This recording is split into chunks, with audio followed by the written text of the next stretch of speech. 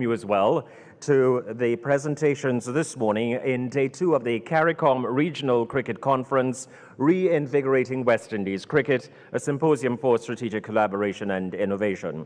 Permit me to establish the protocols this morning for the convenience of keeping the program moving later on during the day. Dr. the Honorable Keith Rowley, Prime Minister of the Republic of Trinidad and Tobago and Chair of the CARICOM Prime Ministerial Subcommittee on Cricket. We acknowledge that the Honorable Mia Motley, Prime Minister of Barbados, will be joining us shortly. We acknowledge this morning the Honorable Charles S. Ramson, Minister for Culture, Youth and Sport, representing the President of the Cooperative Republic of Guyana, as well as Ambassador Earl Huntley, representing the Prime Minister of St. Lucia, Dr. the Right Honorable Keith Mitchell, former Prime Minister of Grenada. The Senator, the Honorable Randall Mitchell, will also be with us at some point, Minister of Tourism, Culture and the Arts, and Acting Minister of Sport and Community Development for Trinidad and Tobago.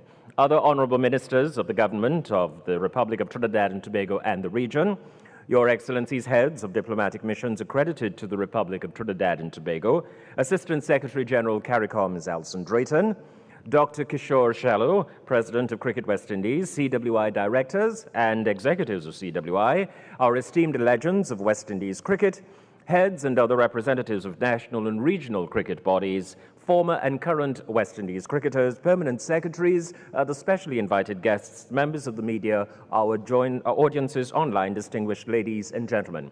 Good morning and welcome once again. As we get the program underway, there are quite a number of presentations and engagements that are to be facilitated in the morning period.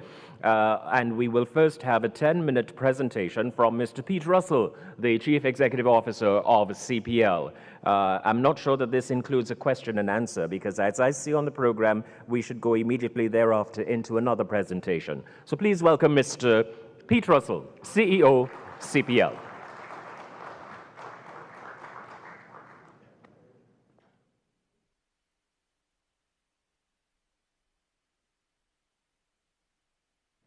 Good morning. With all protocols observed, many thanks to Prime Minister Rowley for the invitation from CARICOM to come and speak with you today. I've seen the headlines, and so please excuse me, I have a bottle of vodka with me, just to numb the pain. But listen, clearly a lot was said about CPL yesterday. So I very much appreciate the platform today to explain CPL's financials in detail. I'll give you chapter and verse. But I'll also talk to you about our commercial strategy, the way we work with Cricket West Indies, and what we want to achieve with Cricket West Indies in the future. In sharing all the financials, I just want to make it clear that CWI are also a shareholder of CPL, and as such, they are privy to all our financial statements. So everything I say to you today is of record in terms of the CWI board. But firstly, let me start with a few positives. Amazingly, this year will be CPL's 12th. And what is encouraging is that the performance of the tournament gets better every year. The league is increasingly becoming sustainable. We have 6 stable franchises, and we have a fantastic fan base, both here in the Caribbean and around the globe. The fan metrics are strong. Across our 5 venues in 2023, 240,000 fans turned up to watch the games live. 850 million fans watched the tournament around the world, with India again dominating our international viewership. CPL is very much seen as a tournament of integrity and high quality amongst its peers, which I believe reflects very well on Cricket West Indies and the region as a whole. The WCPL also came of age in 2023 and will get its own playing window this year, off the back of delivering some very strong audience numbers last year. So that's the good stuff. So let me take you through the financials. Over the past 11 years, cumulative losses across both the league and franchises stands at close to $40 million US. Dennis O'Brien and Digicel have been the principal investors, not only investing in the league from day one, but they also spent money on sponsorship and media rights. The franchises have also pumped in significant money that helps pay players and coaches, as well as investing in local businesses around the region that help make the games happen. All the franchises have made losses. So on the positive side, Cricket West Indies have been paid close to $17 million in sanction fees. So over the past 12 years, CPL would be one of CWI's largest domestic commercial partners. Caribbean players have taken home $27.7 million in player salaries since the tournament's inception, all paid for by the franchises. Each year, it takes $25 million to run this tournament over 5 weeks. CPL and the franchises bear all these costs. There is no financial burden on CWI or the territorial boards, so the risk is 100% ours. So that is our starting point each and every year. So as you can imagine, the commercial challenges are considerable just to break even. What is interesting is that other leagues around the world are following the lead of CWI. They're also looking for third-party investors to help fund their leagues. The English Cricket Board are in the process of selling the 100. The Australian Cricket Board are courting outside investors for the Big Bash. Cricket South Africa sold all their rights to host broadcaster SuperSport. And the new American league, Major League Cricket, is 100% privately owned. In time, only the IPL will end up being 100% owned by its domestic board, and that is simply because they can afford to do so. So trust me when I say ownership isn't everything, and smart stewardship and partnership can yield better results. But of course, we're always happy to listen to any suggestions on how we can improve things. Over the past 11 years, the financial model has pivoted, and the commercial landscape we operate in today is very different to the one we faced when we first started. In our launch year in 2013, there were only 3 leagues. There was the IPL, there was the Big Bash, and there was us. There wasn't the same pressure on tournament windows or player availability. In 2024, there will be 16 leagues, all trying to find space in an already crowded window. And whilst our tournament budget of $25 million is a lot in our world, it's a drop in the bucket to a number of these other leagues, especially with increasing player salaries, allowing them to attract the top talent. CPL has the lowest salary cap of all the major leagues, simply because it is uneconomical to look to compete. IPL salary cap per year is $12 million per team. The new ILT20 is $3 million per team. CPL is $900,000 per team. You can see the huge differential. Of course, we're very fortunate that we have a dedicated window, which as of now has not been breached. However, that probably won't last forever, though we are lucky that CWI carve out a specific window so no other domestic cricket is played during CPL, which in theory is also a tournament that can be played at any time of year, unlike other leagues. Whilst the increase in leagues is obviously not good for CPL, it's very good for the players, who have more choice, and for CWI, of course, who benefit from increased release fees. What is 100% guaranteed is that not all these leagues will survive, and it is only a matter of time before 1 or 2 of them fail. Only leagues that are commercially viable will end up and make it, and that will always be CPL's challenge. Commercially, CPL has a distinct disadvantage to the other top leagues, based on traditional sport league models. The biggest revenue generator of any league will be its TV revenues, and principally its TV domestic monies. The local Caribbean market just doesn't value cricket in the same way as international products, such as football, whether that be the Premiership or La Liga. Even though in 2023, CPL's audience share here in Trinidad on TV6 was a record-breaking 42%. That's higher than the Olympics, and that's higher than the FIFA World Cup. So that shows the commercial value of cricket in the region. To put that into financial context, IPL earns $1.2 billion every year from its domestic TV rights. The ECB earns $47 million for the 100. The new ILT20 league earns $14 million per year. CPL is valued at under $2 million per year by the local market. And believe me, it's a struggle to even get to that level. So what is obvious is that we have to be even more creative and innovative than other leagues about how we drive revenues, both domestically and internationally. And this is the exact same challenge that faces our friends at CWI. CPL or any other cricket event will never be able to move the needle commercially unless it spends time on its number one asset. And in our case, our number one asset is our fans, as without them, we have absolutely nothing. Having 240,000 people come and watch our games live and to have millions tuned in around the world doesn't happen by chance. To us, the fans are the most important element, and they are the ones that drive the commercial value as everything cascades from having engaged fans. You can put the best 22 players in the world on the pitch, but without fans or narrative, there is no commercial value. So we will always put the fan at the center of everything we do. In the early years, we came under significant pressure to play all our games at 10 a.m. But unlike many other leagues, we resisted the temptation to play exclusively for an Indian audience. We are a Caribbean product. We are part of the CWI family, and therefore the world needed to see and be entertained by the unique nature of fans we have across the region. We wanted to be accessible to fans. It wasn't just about ticket prices, which we've always kept low. It was also about encouraging fans to turn up and express themselves. We wanted to create an occasion. It's never just about the cricket on the pitch. It is about everything that goes on around it. And we've invested in that.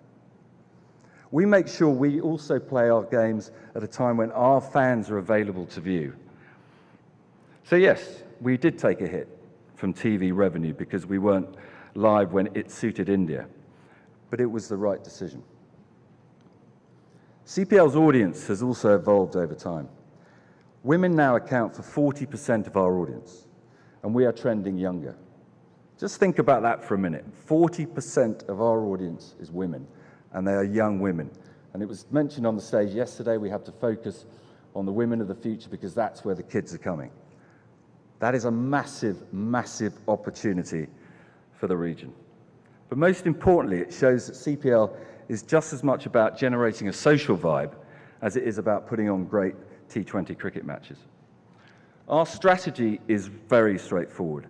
Wherever we play, we look to amplify the tournament. Our positioning of the biggest party in sport might, in some people's eyes, be a bit of an overreach. But we always wanted to be seen as the hottest ticket in town and create demand through fan FOMO. And once we have the fans in the stadium, we want to give them the time of their lives. And of course, it's not just in the stadiums where we want to create the FOMO. We want every person watching on TV to want to be at our games, no matter where they're watching in the world. And this is where our partnerships with regional governments have become so important. It was by design that the tournament window was selected to take advantage of a traditionally low tourism period, rather than cannibalizing high season. We always looked at August and September as an opportunity to create a new window for tourist demand, and in turn build an economic opportunity for our host countries. Sports tourism is now worth billions and billions of dollars around the world, and as you'll see from the World Cup this year, cricket will drive huge economic value for the region.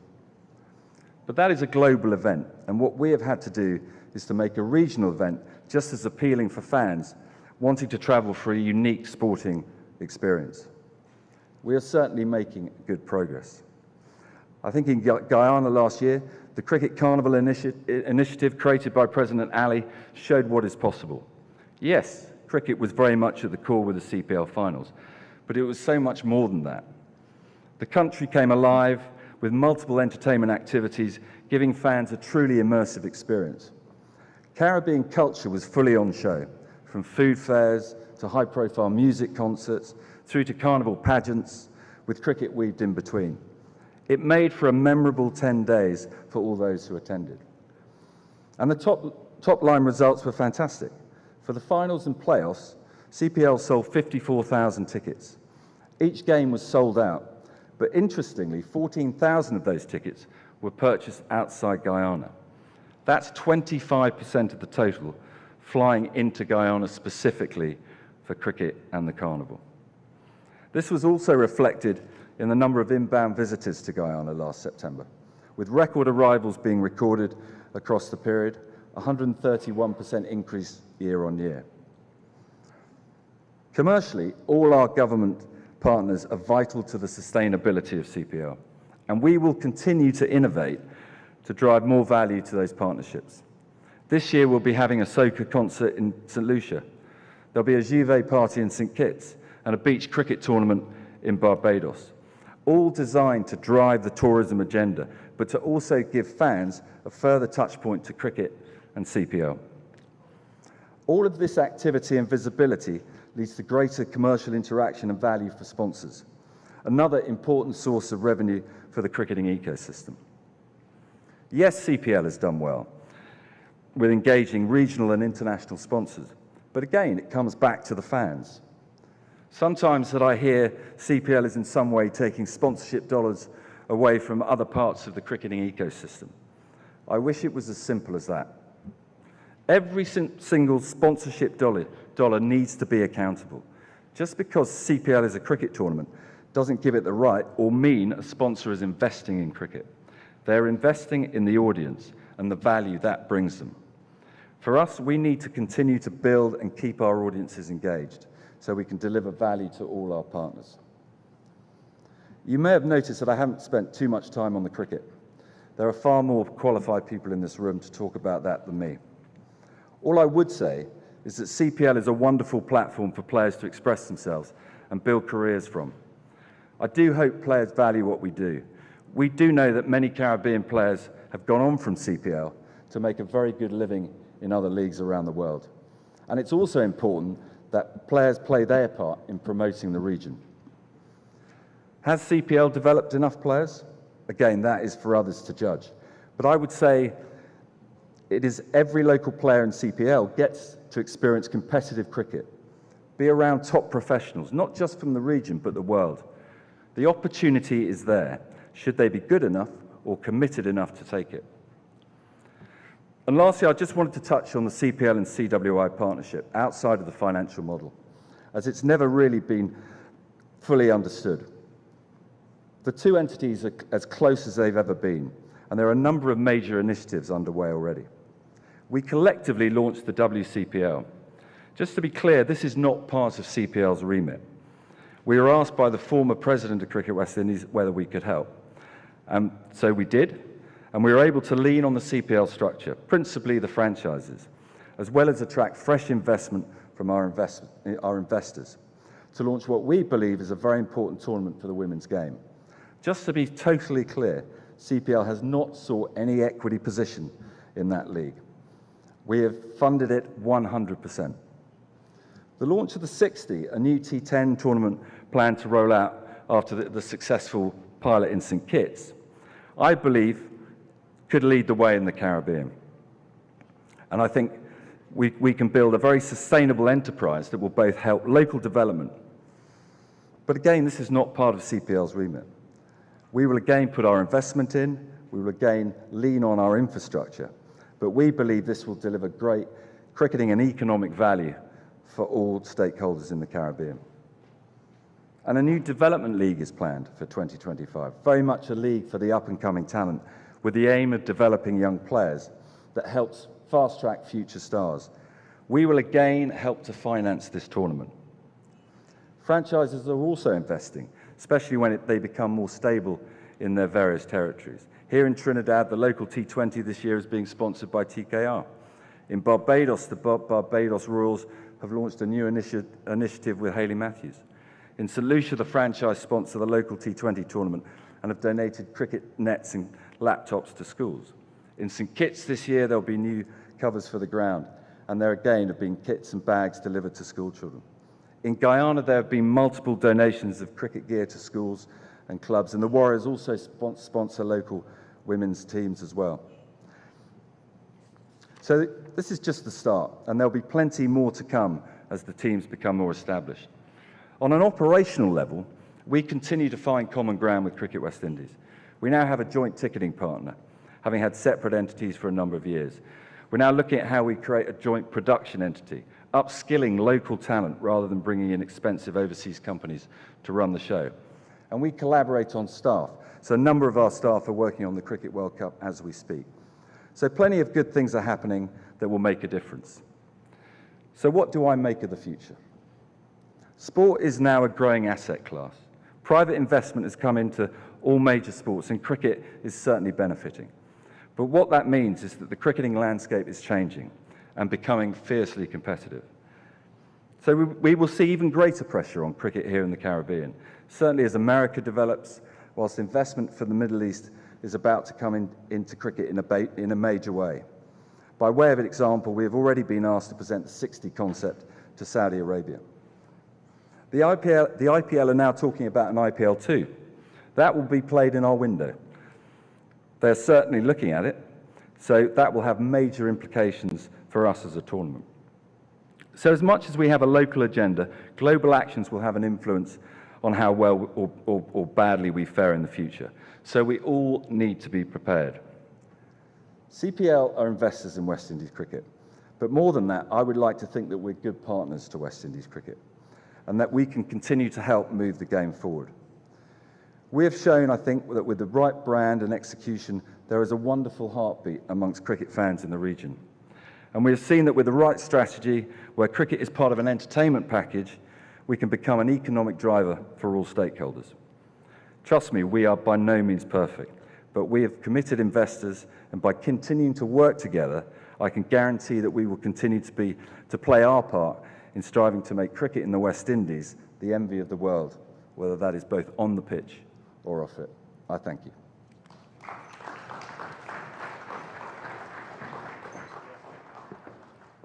Pete.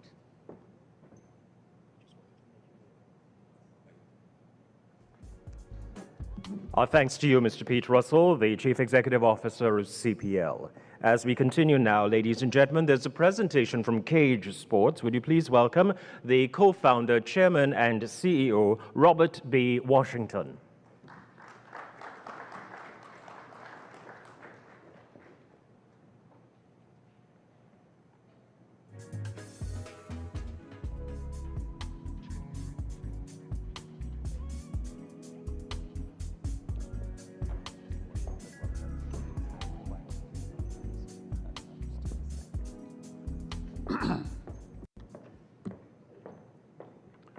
Honorable Prime Minister Ali, Prime Minister Modley, former Prime Minister Mitchell, members of government, legends of cricket, Dr. Shallow, ladies and gentlemen, good morning.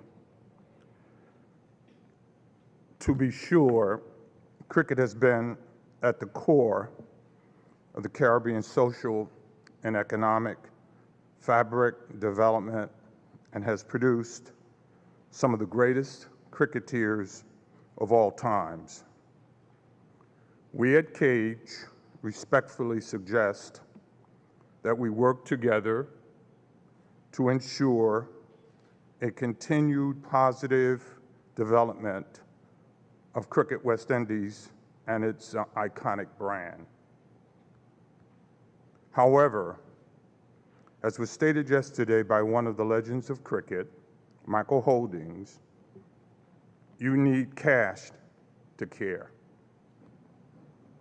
I do not think it can be either doubted or gainsaid that one of the key elements to the ultimate success of Cricket West Indies, is its direct access to a predictable source of recurring annual revenue to support cricket development and have available cash to pay cricket players competitive wages, or we stand the risk of losing these great players to others who can afford to pay higher contract amounts. Members of the board of CWI and Cage informally have been engaged in ongoing informal discussions and conversations since 2007 with respect to implementing regional games to generate recurring revenue to support regional cricket development and the federations. We have again proposed to Cricket West Indies a plan for the creation of an annual, sustainable, and recurring source of predictable revenue for Cricket West Indies and its federations based on a set of regional games tied to a common and regional operating system, games, and brands. Ladies and gentlemen, this statement is not aspirational. This is not a dream. This is not a wish list. It can become operational during the first quarter of 2025. We at Cage and our predecessor company, Lilco, have a long history of generating recurring revenue for cricket and other sports in the Caribbean community. We started our operations in the Caribbean many, many years ago with the formation of a very small lottery, the Antigua Lottery, in 1994. We then formed the Leeward Island Lotteries in 1998-99.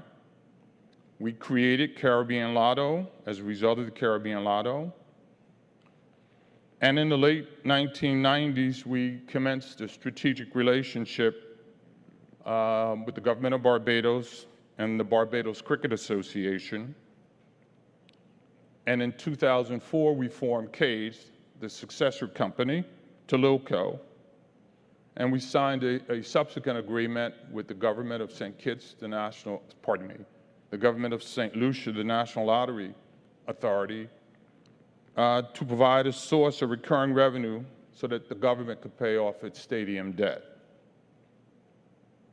Ladies and gentlemen, it's very important to appreciate that in our discussions with Cricket West Indies, we have advanced yet another proposal, plan, strategy to generate over $94 million US over the first 10-year period for Cricket West Indies and the federations based on the member states participating in the regional games and providing their continuing support to CWI.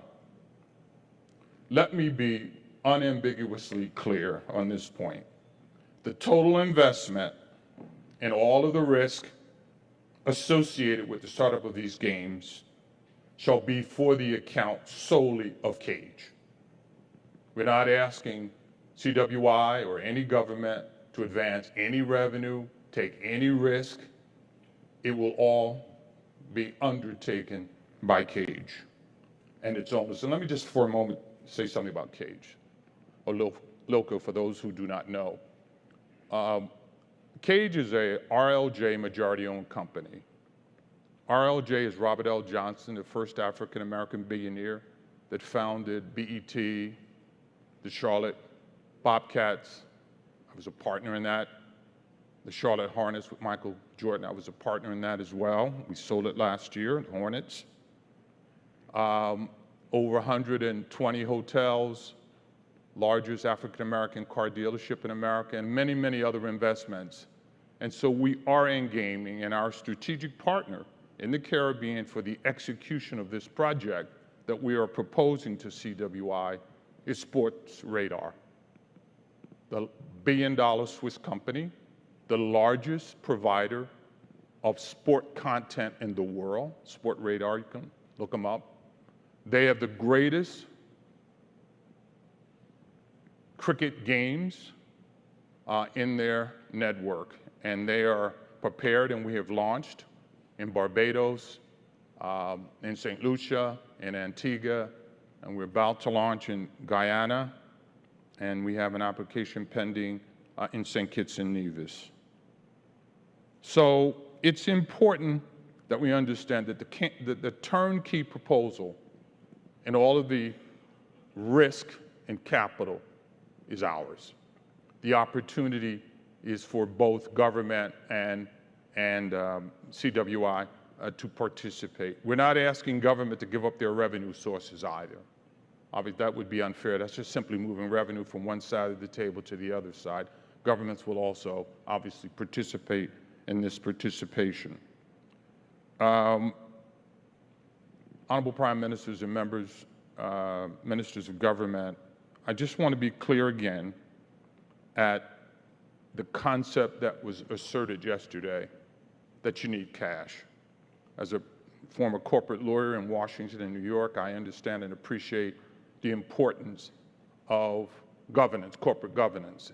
It's indispensable, but you also have to have a source of revenue.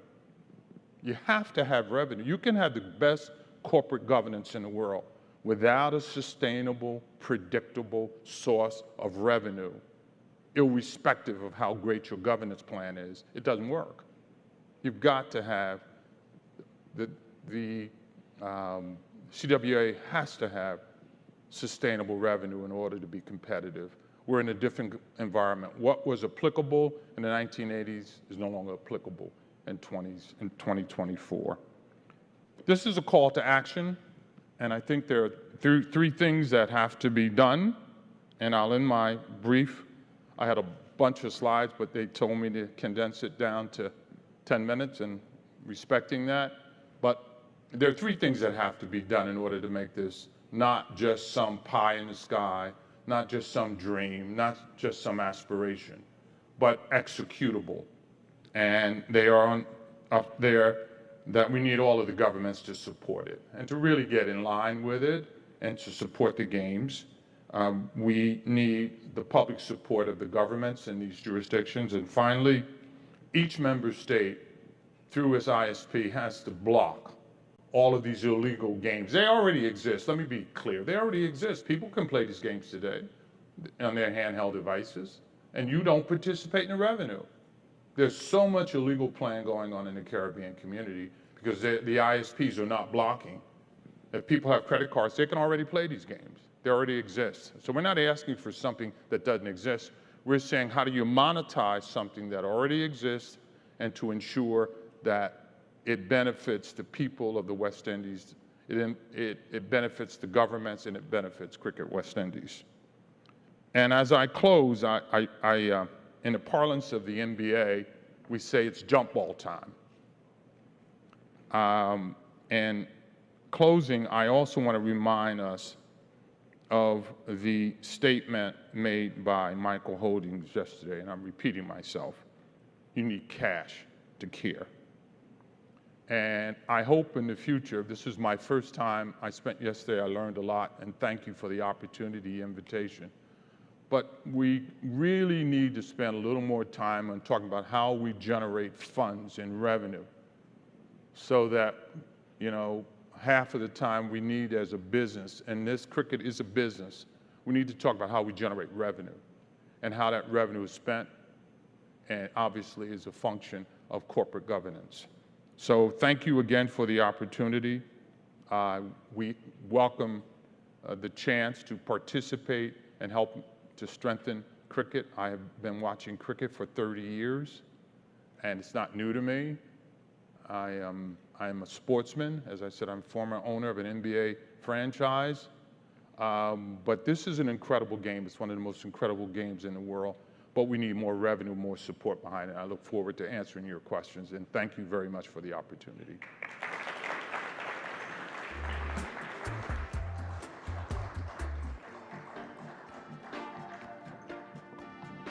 Thank you very much to Mr. Robert B. Washington, co-founder, chair, and CEO, Cage Sports. Pete Russell is joining Mr. Washington on stage. I'd like to invite our moderator for a brief question and answer with these two gentlemen, Mr. Dario Bartley, the CEO of BMP Sports for Caribbean and the Americas. Dario, good morning, and well, the podium is yours. Permit me, though, unfortunately, I will be the Grim Reaper this morning. Once you see me at this podium, time's up. No problem. Thanks for your cooperation in advance. The floor is all yours. Good morning, all. Please allow me to accept all protocols previously observed. I know that there are probably some burning questions in the room for the two gentlemen to the left and right of me, so without much further ado, I'd like to open up the floor. I'm seeing a question from Dr. Keith Mitchell at table 2. We get a microphone there, please. Just want to ask my brother Lee,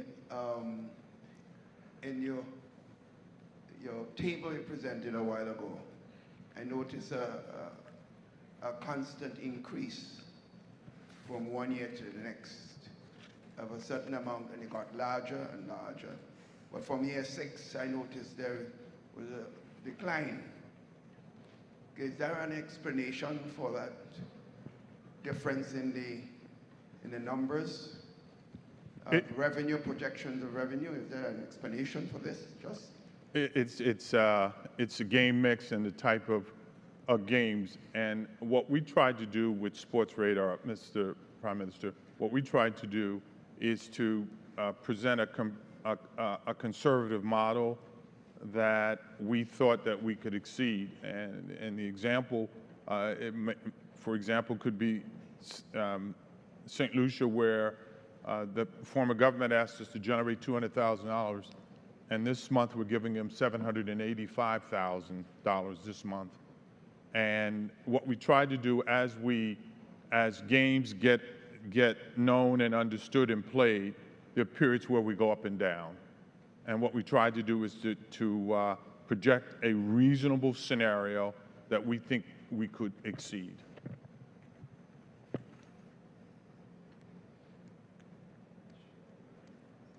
I'm seeing a question at table 13, but just to open up the CPL side of things, I'm going to take a question that I had from the audience. How many shares does Cricket West Indies actually They have own? 5%. 5% of the CPL. Andrew Batiste question for Pete Russell. So Russell, you mentioned that Digicel was an owner or is an owner still, one. And if Digicel is an owner, is it that CPL is a subsidiary of Digicel? And if they are a subsidiary, does that mean they are listed and we can see the accounts, not only CWI, but the rest of the Caribbean? And there's one more question. And you mentioned CWI got 17 million over 12 years. If I do the math, it's about 1.4 million US. That doesn't sound like a lot.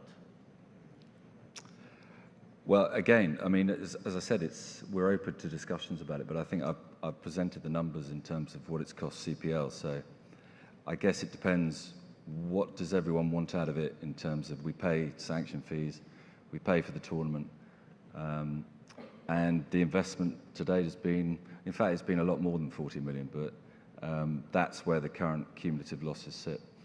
To your Digicel question, yeah, they're a shareholder of CPL. We're not a subsidiary of Digicel, so I don't know whether they share their accounts. But as I said, we're very transparent with Cricket West Indies in terms of where our accounts sit. And again, you know, what Digicel are going through an interesting time right now. So whether Digicel what they'll do with the league, who knows? But for now, they're very much a shareholder.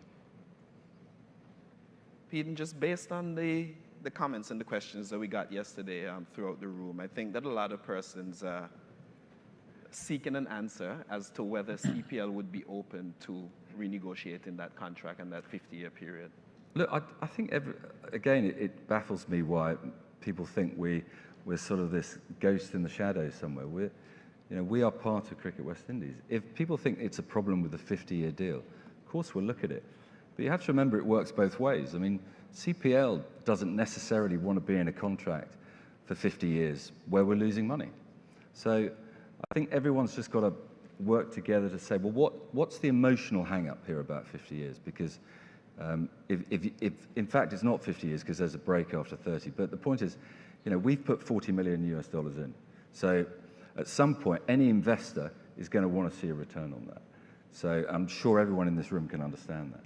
Now, if people want to come forward and say, look, CPL's not doing it properly, there's another investor who we want to bring to the party, we'll have the conversation. But I don't know what everyone wants from the 50-year agreement. So without me understanding it, it's very difficult for me to respond to it. Question at table 4. Good morning, Gregory Nichols from Barbados. I have a comment and a question for both of you gentlemen.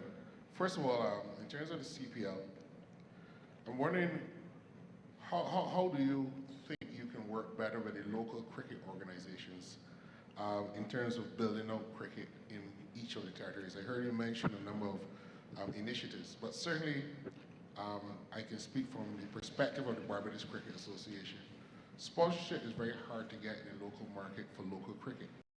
The CPL comes in, the franchise, and swoops up all of the sponsors. So Corporate Barbados goes with Barbados Royals, for example, and CPL. And to what extent can we work to partner to build out the platform for commercial support for local cricket? Because without the local cricket being developed, you're not going to engage fans for the Royals in Barbados and so forth. And for Mr. Washington, I want to place on the record for everyone here, without the support of CAGE and the government of Barbados, we have settled an arrangement which CAGE has come into the Barbados cricket since World Cup 2007. But for a long time, there has been a dispute between CAGE, BCA, and government. And we have settled that arrangement about 5 years ago, and that has brought a lot of resources and revenue into Barbados cricket.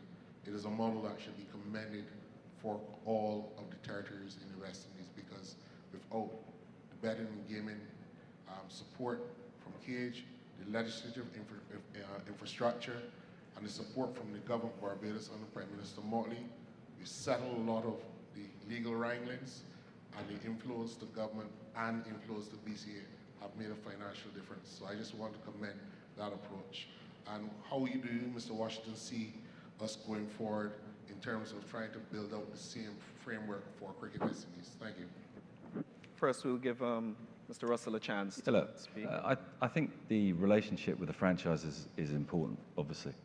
The Royals are recent, that they're new entrants. And you also have to remember that they've obviously investing in a new area of territory for the first time. I think what we're doing here with TKR sponsoring the local T20, reasonably significant sum. So that's the sort of model that I think I need to impress upon all the franchises that they need to adopt. So there's precedent in terms of what we can do with the franchises.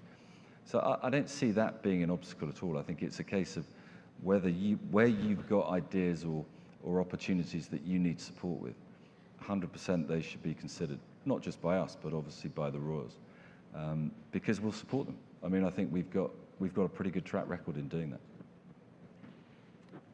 So Washington, it was more of a comment, but I'll give you a chance just to respond to that. Thank you very much, Gregory. We believe, after having studied the opportunity, that this is a mechanism, a strategy that works in the U.S. and other parts of the world, where you can generate a predictable source of recurring revenue. Just remember, on one Sunday on Super Bowl, sports betting alone, $23.2 billion was spent in the U.S. And because we have Sports Radar, and we're bringing Sports Radar, the large Swiss company, which has the European cricket and most of the cricket around the world, we think players will be able to play on their handheld devices, and we'll be able to get a lot of the younger people, and we comply in all material respects with anti-money laundering, KYC. We restrict anonymous bets, very limited anonymous bets, because we have to meet, obviously, as U.S. owners and companies in the Caribbean, we have to meet U.S. standards on KYC, Bank Secrecy Act. All the requirements are there for governance and control, but a predictable source of significant recurring revenue with no investment on the part of Cricket West Indies or the governments in order to get this up. And with the iconic brand, and there is a significant revenue source. We think we'll do better than those numbers, but it depends on how governments participate. And if we have that enthusiastic support of the governments behind the cricket brand and behind this revenue that's going to cricket, it will outperform the projections. Another question from table 4. One of the burning issues as regards to CPL has been the development aspect of the players. You mentioned that there will be a development league, I take it from next year, and also that you will also sponsor T20 in the local territories. Can you give us some more explanation on this? Well, I think the Development League was very much a CWI initiative. I think born out of Darren Sammy obviously making the case. And it's right, of course, because there has to be a league where young players feel that they can obviously perform under a spotlight and then have the opportunity to play in franchise cricket, whether it's CPL or anywhere else. So, we commit a development fee, as you all know, to Cricket West Indies every year, outside of our sanction fee. And so we're going to use that money and top it up to make sure that this league happens, because I think it's very important for the region. I think in terms of the development that we can do, we have 5 weeks a year when we're in play. We obviously have development players that come into the teams, and there's a clear structure as to how those players are selected. It's not great, it's not ideal, but I think it's, in the context of a competitive league like ours, I think it works. But yeah, we want to support, obviously, development leagues wherever they are, whatever age group, because that's important. That helps us, obviously, as well as the whole cricketing ecosystem. Sure, so something I want to ask is, in support of the local T20 leagues, with the directors obviously in the building and majority of the countries having some type of T20 league being ran, is it possible that we could receive like a framework of how that sponsorship works, what areas we need to satisfy in order for CPL to support T20 cricket in the region? I think it's for you to tell us how you see it. I mean, we're working with the cricket board here, and effectively we've said, listen, we will support it. You just tell us how you want us to support it. We're not going to ask for ridiculous requests, whether that's branding requests or anything else. We just want these leagues to happen because they're obviously important locally, and we want to be seen to support it. I mean, what's clear to me is obviously there's a huge amount of angst about CPL, and I think there's a lot of misunderstanding about CPL. So, my job, our job, is to make sure we're front and center and we're seen to be giving back as much as anything else.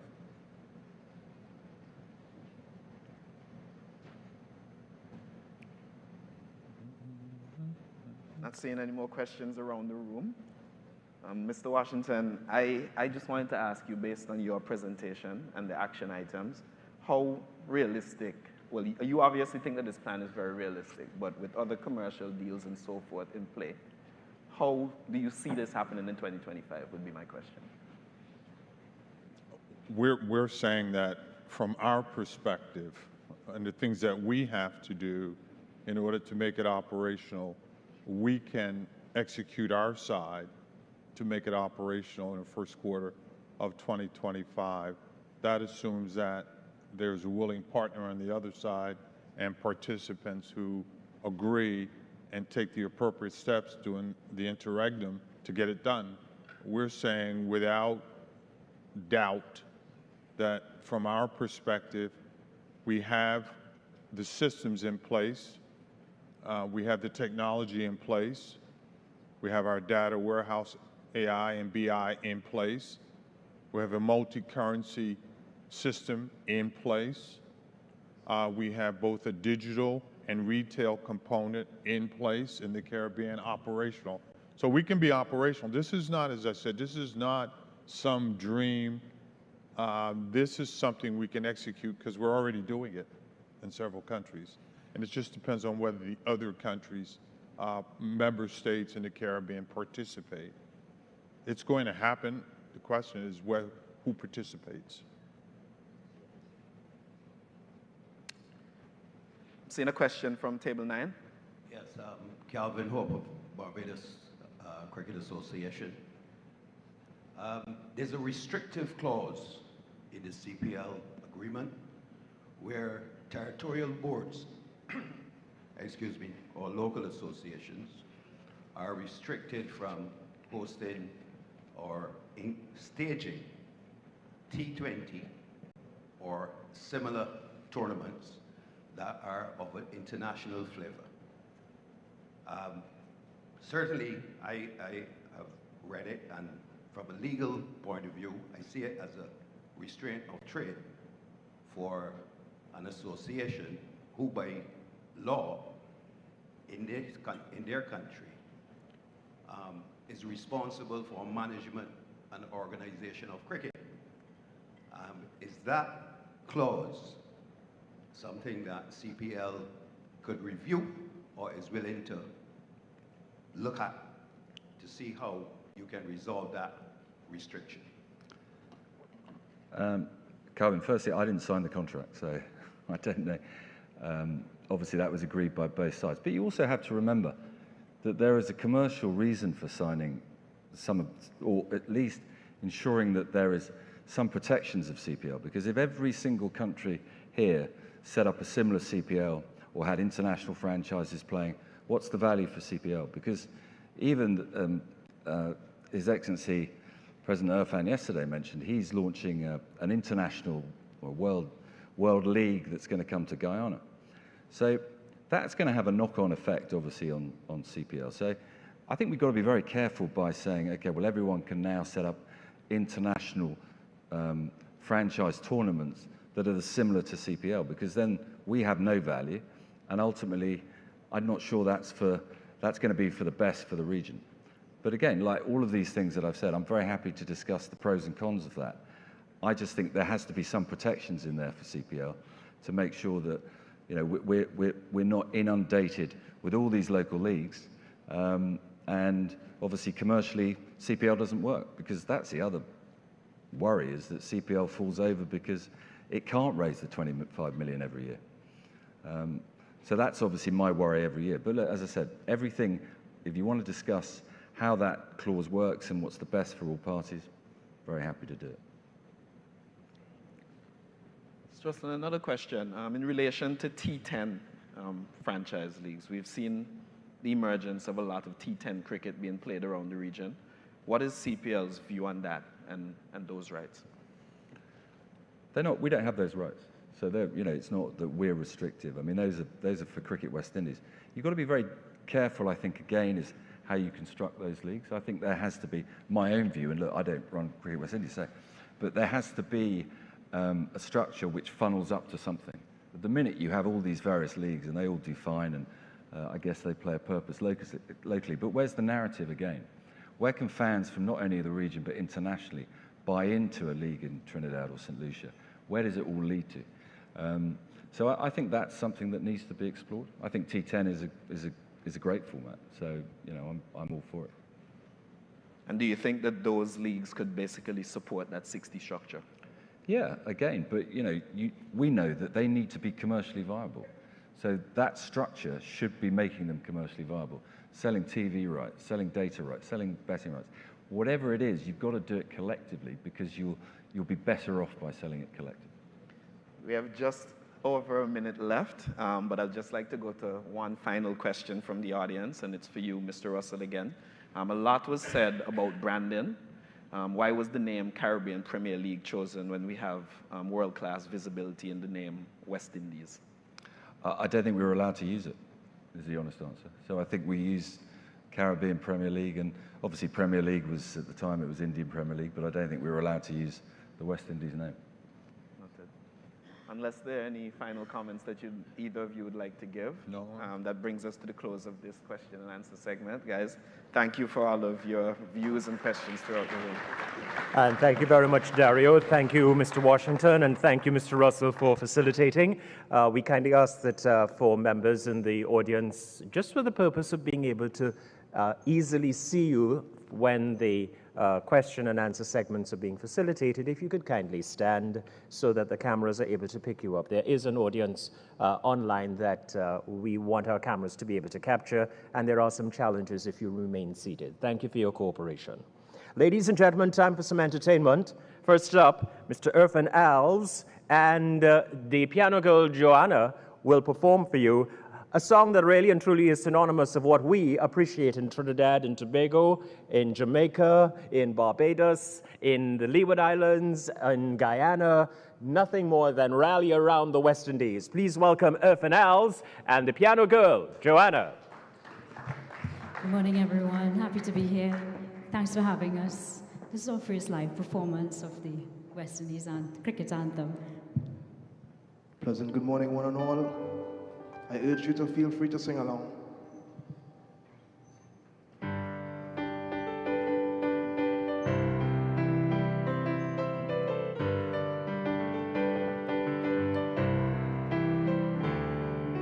No noble thoughts brought us here to this region, but through it all, we have risen above. Through our flying nights, flashing their willow and leather, these keepers of the flame should feel all night long. This Caribbean nation is rising fast, a sunbeam cutting through a clouded past. A passion fills the world like a raging fire. As the sun shines, we know we can take it higher. Let every voice be raised. Everybody give praise.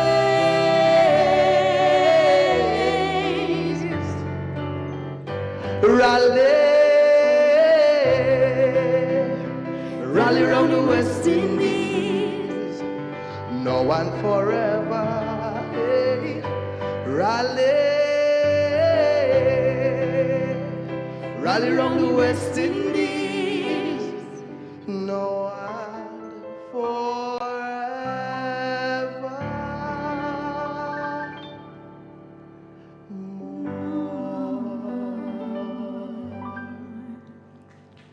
Thank you.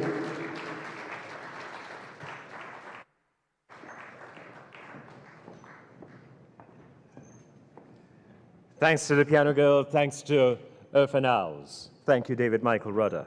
Ladies and gentlemen, Brian Charles Lara is a former captain of the Trinidad and Tobago and the West Indies cricket teams. He is widely acknowledged as one of the greatest batsmen of all times to grace the cricket fields.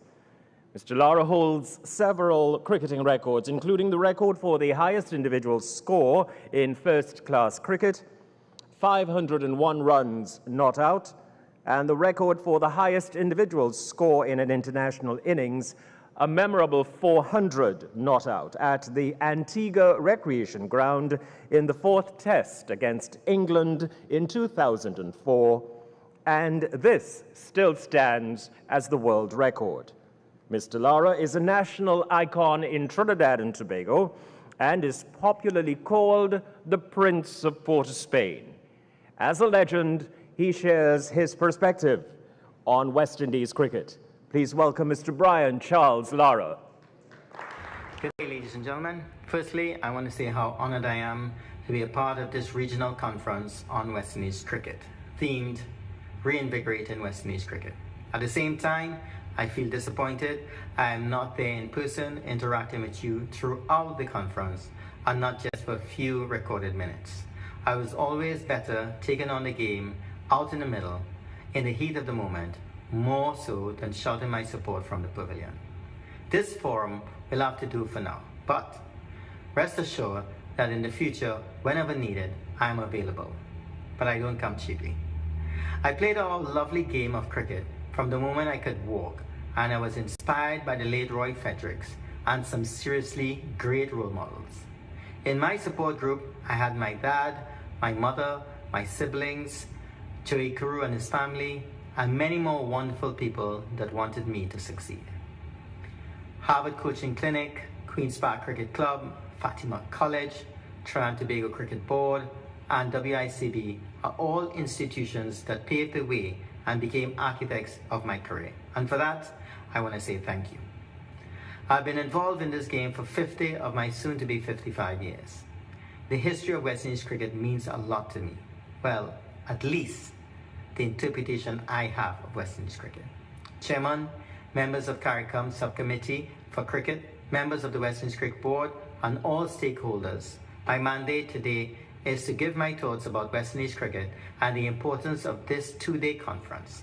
Well, to answer your first request, you would have to give me every minute of these 2 days and more to complete my talk. to complete my thoughts. But I will try.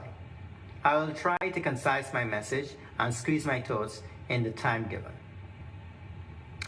I want to spend my few minutes establishing where we came from, the battles we had to confront throughout our 96-year journey to appreciate the acute dilemma we face. I will identify a few points I feel best describes our history in chronological order. I'll just go back a little bit before the 96 years of acceptance.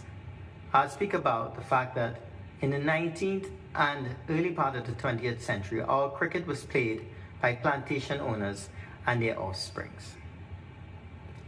In 1928, the Imperial Cricket Council granted us test status. And for a few years, till World War II, our fight moved internally. The fight was now for fairness and equality in selection when it came to West Indies teams.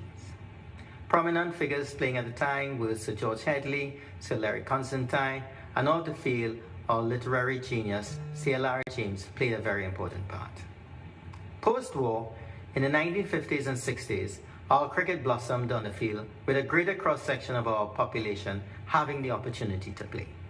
This evolvement in our game made conversations about gaining our independence from our colonial masters that much stronger. In the 70s, and for the next 20 years, our motivation in the game of cricket changed. We were ticking all the boxes but one.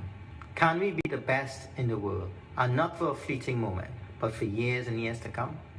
Enter Clive Lloyd and his band of warriors, who swept away every opposing team, and yes, we became the unofficial world champions of Test cricket and double world champions in a limited over version of the game. For 15 years, and one will argue for even more, if it wasn't for an aberration in New Zealand in 1980, where the West Indies were beaten, but we dominated pre and post that period. Moving on to the 1990s, all good things come to an end, and all sporting teams go through a cycle, ups and downs, great periods followed by barren periods, and this wasn't going to miss the once invincible West Indies team. 1995 was our first series loss in 15 years, and it signaled the end of our dominance. We never, ever returned to the top of World Test cricket standings ever again. The 21st century saw the advent of another version of our game, the T20 phenomenon, and more importantly, the opening of the market to a new breed, cricket team ownership through the franchise system. With the points above, I believe that I've covered our cricketing landscape in a nutshell. I've given this much thought, and we all know why we are here today. It is simple. We are proud people and want cricket, and what cricket means to us and the identity it has given us worldwide is slowly being erased. We were so good. We were the best in the world. What happened? What went wrong? Even today, the best players we have are reluctant to play for us. Is there any significance in looking back at the past to find the answers? Well, in my opinion, the problem and the answers are rooted in our history. They are just dressed up differently. Back in the days, going back before 1928, slavery and colonialism, the indigenous Caribbean people were not able to play the game. They were toiling away and had no time for recreation. Today, is the game of cricket an all-inclusive affair in the Caribbean, or is it being played less and less by our youngsters and only played by kids that are driven to play the sport by their parents that love the game? Can we fix this? Yes, we can. Make a concerted effort to have the game available and played by all ages and all walks of life. Whilst we are proud of the relentless efforts by the likes of Headley, Constantine and Sir Lara James, which helped pave the way for other players of colour to have an equal chance today, we must look into the mirror and ask ourselves, are we sending the right message that will encourage all West Indians to want to play the game with a future in mind? Where are the great-great-grandkids, male or female, of Jerry Alexander, Jerry Gomez, Jeffrey Stolmeyer, Dennis Atkinson, John Goddard? and many more. Can we not encourage them to play the game, broaden our pool, or is it too late?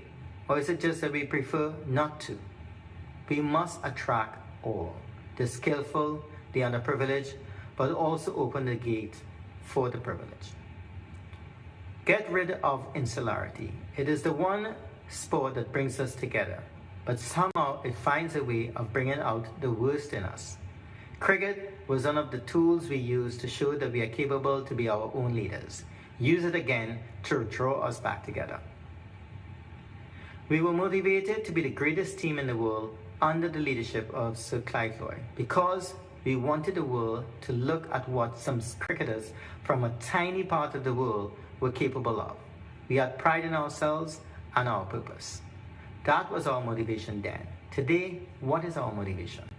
As players, and if I was playing today, my thinking would be no different in the climate I would have found myself in.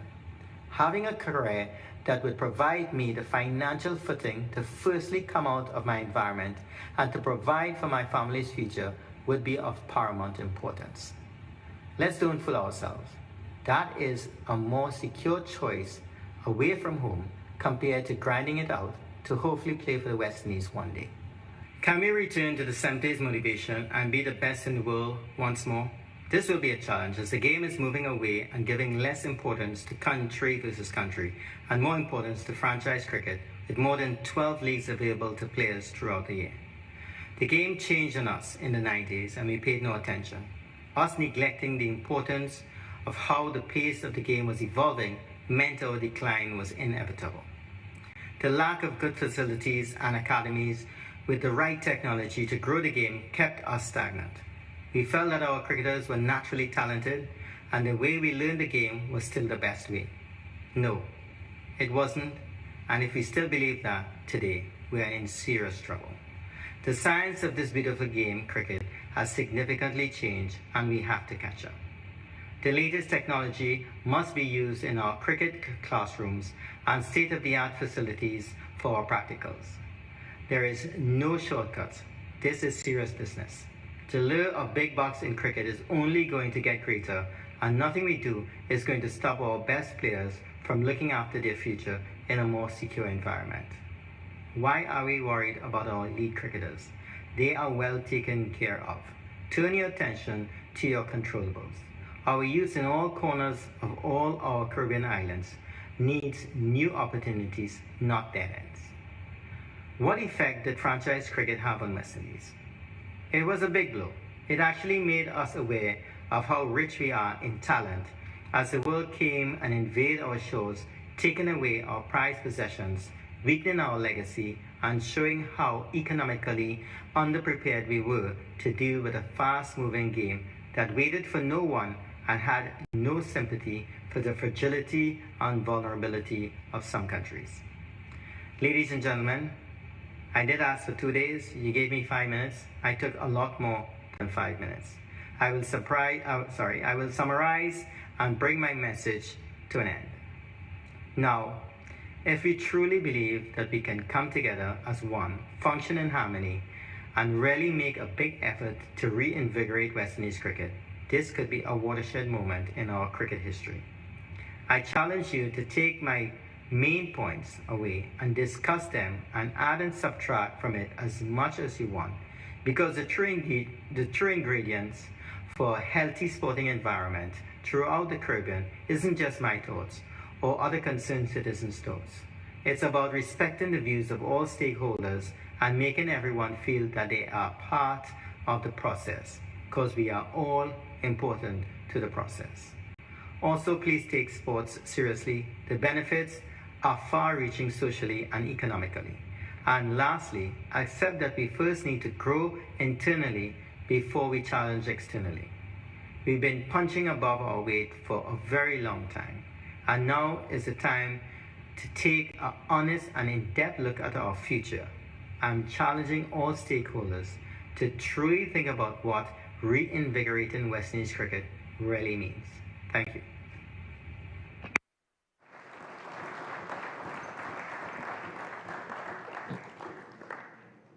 Our thanks to Trinidad and Tobago and West Indies cricket legend, Brian Charles Lara.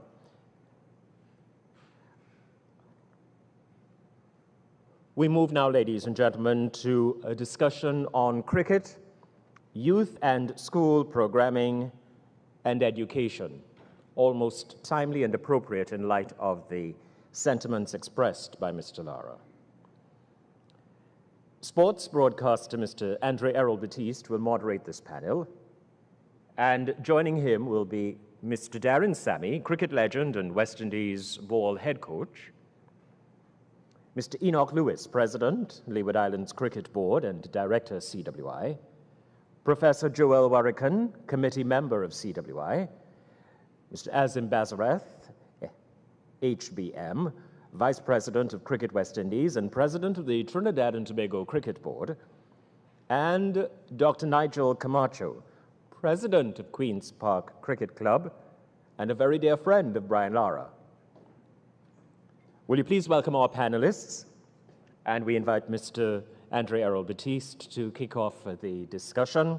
Cricket, youth and school programming and education.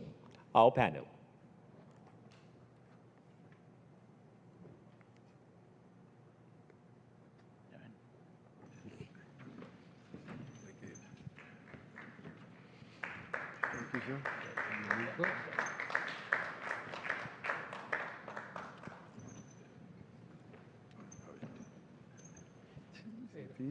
How are you? Good.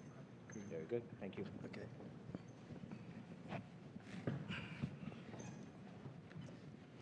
Thank you very much. We have a mixed set of persons here from all the islands, Leeward Islands, Windward Islands, two from Trinidad and Tobago. But a lot of this discussion has been really about the board, and I really don't want to talk about the board. So I want to talk about the players. So I want to start with Darren Sammy. So Sammy, the obvious question would be, can the West Indies win the World Cup? But we know the answer is yes, so I'm not going to ask you, not putting you under no pressure. Instead, I'm going to ask you an easier question, which is, Brian Lara mentioned the development of youth in cricket. Are we doing enough for that? Pleasant good morning to all. There's always more that could be done. Like Brian, I grew up in a time where I had heroes. You know, when you see something being done for the first time, it's easier to do it over and over again. So growing up, you know, I saw my name, Darren Sammy Legend. I'm sitting next to Desmond Haynes, and I'm wondering, why is that? But we had heroes, and I wanted to be like Brian. I wanted to come out and meet Curtly Ambrose. At this present moment, to inspire the young generation, what are they seeing? Who are the heroes? When was the last time you heard a young West Indian saying, I want to be like this person? You hear the Virat Kohlis, you hear all of this. But because of the lack of heroes they see on TV, the sport now is kind of dying. And that's why the school system, the club, is very important. You know, finding an avenue where the parents are at work, the children are at school. When they come from school, the parents are tired, you put them in a club structure. They're practicing, they're harnessing their skills, and most of all, they're having fun. They're developing a passion for the game. Because when we start as a kid, none of us want to make money. It's for the fun. That's the fun and the passion that drives you then. Somebody sees that you are talented. So we, in the leadership position, have to create that opportunity. So the question was, have we done enough? Are you seeing enough being done? No, that's why I'm saying. Because of all those things there, we've not done enough. And we is who? Everybody, the leaders, I talk about it in St. Lucia all the time. The ministry are responsible for sports, the PE teachers, the principals, the club owners. We all have to get together and get it done. But you realistically think that could happen? Of course. If you have a process in how you do things, you know, you put it together, and then they have people there to execute it. And I really, truly believe it was done before, because look at how we dominated for 15 years. Yeah, it has been done. Oh, okay. It has been done. Is it happening now? No, because I turn up and I would see Central Castries playing versus Miku, for instance. And back in the day when I passed by Sado's gas station, club cricket, the whole community was there. So why is it not being done? Because the structure is not there. There are right, avenues. I hear you, but you are involved in the process now. Yeah, but so can you change it? That's what we're working towards. How long we have?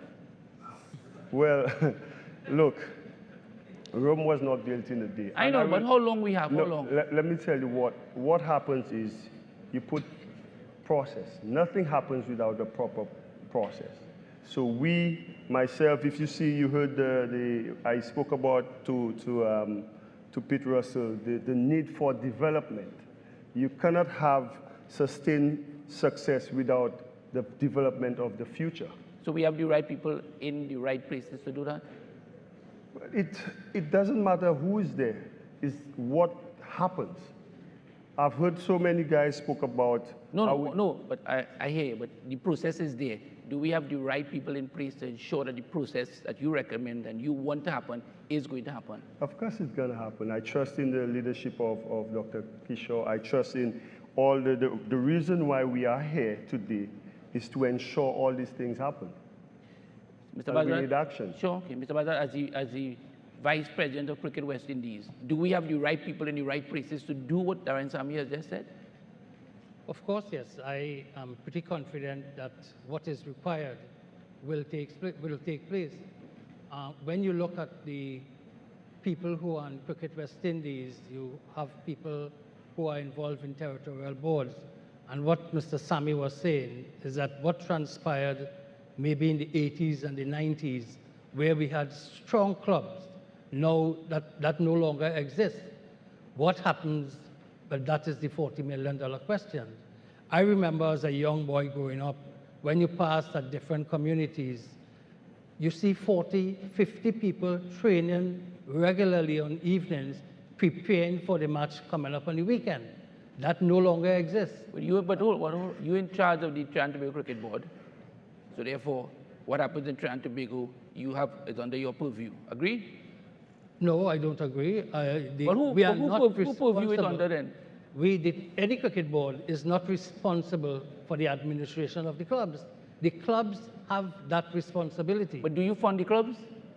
No, we don't fund the clubs. So the clubs have to go and get their own sponsorship? Of course, yes. Is that how it should be? Well, yes, because in Trinidad and Tobago, I'm speaking from a Trinidad and Tobago perspective. In Trinidad and Tobago, you have some people who say they are the owners of the club. If you are the owner of the club, that is your own, what I understand from it is that is your own personal item. So you now have to go and get your sponsorship or what is required to run your own business. That is not my responsibility or any territorial board responsibility. Okay, but even if, by what you've just said, even if that means that youth development is not going to take place, because I presume that Dr. Shallow and his team gives all the boards monies to invest in youth. The only way you could invest in youth is through the clubs. Of course, you could invest through the schools, but eventually they have to go to clubs. So what you're saying is that you're not going to support the clubs because the clubs have an owner. I'm not saying we're not going to support the clubs. What I'm saying, and not necessarily, you have development programs coming through the clubs. From a Trinidad and Tobago Cricket Board perspective, when we had the grassroots programs were administered through the zones. And the zones will appoint coaches at the different venues, not necessarily at the primary school or secondary school, at different venues throughout the country.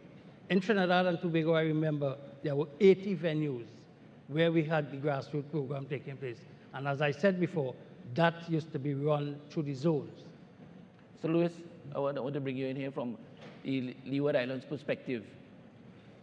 In terms of club system, in terms of the youth system, how is that working in the Leeward Islands? Is it working like how it's working in Trinidad and Tobago? Good morning to all. Let me just say that club structure, I believe, right across the Caribbean and life support. That is the truth, right? And just allow me to say that, you know, right across the Caribbean, I've heard cries as to what Cricket West Indies is doing or not doing. Not enough is being said is what's being done at the production level. Cricket West Indies doesn't produce players. Players are produced at the territorial level, and that's where the support is needed. And I go particularly, I believe if this conference, if you could walk away from this conference with one thing, it would be for me that you fix both school or youth development and club structure. If you fix that foundation, those cracks you see at the top in terms of the walls are going to get fixed. The problem we're having is that we see the cracks there, and we're fixing the cracks, but we're not dealing with the foundation. So what are your recommendations? Well, the way I see it, you know, it's like one evening I was home and I was just relaxing. And the thought came to mind as to exactly what needs to happen to address this situation that we have.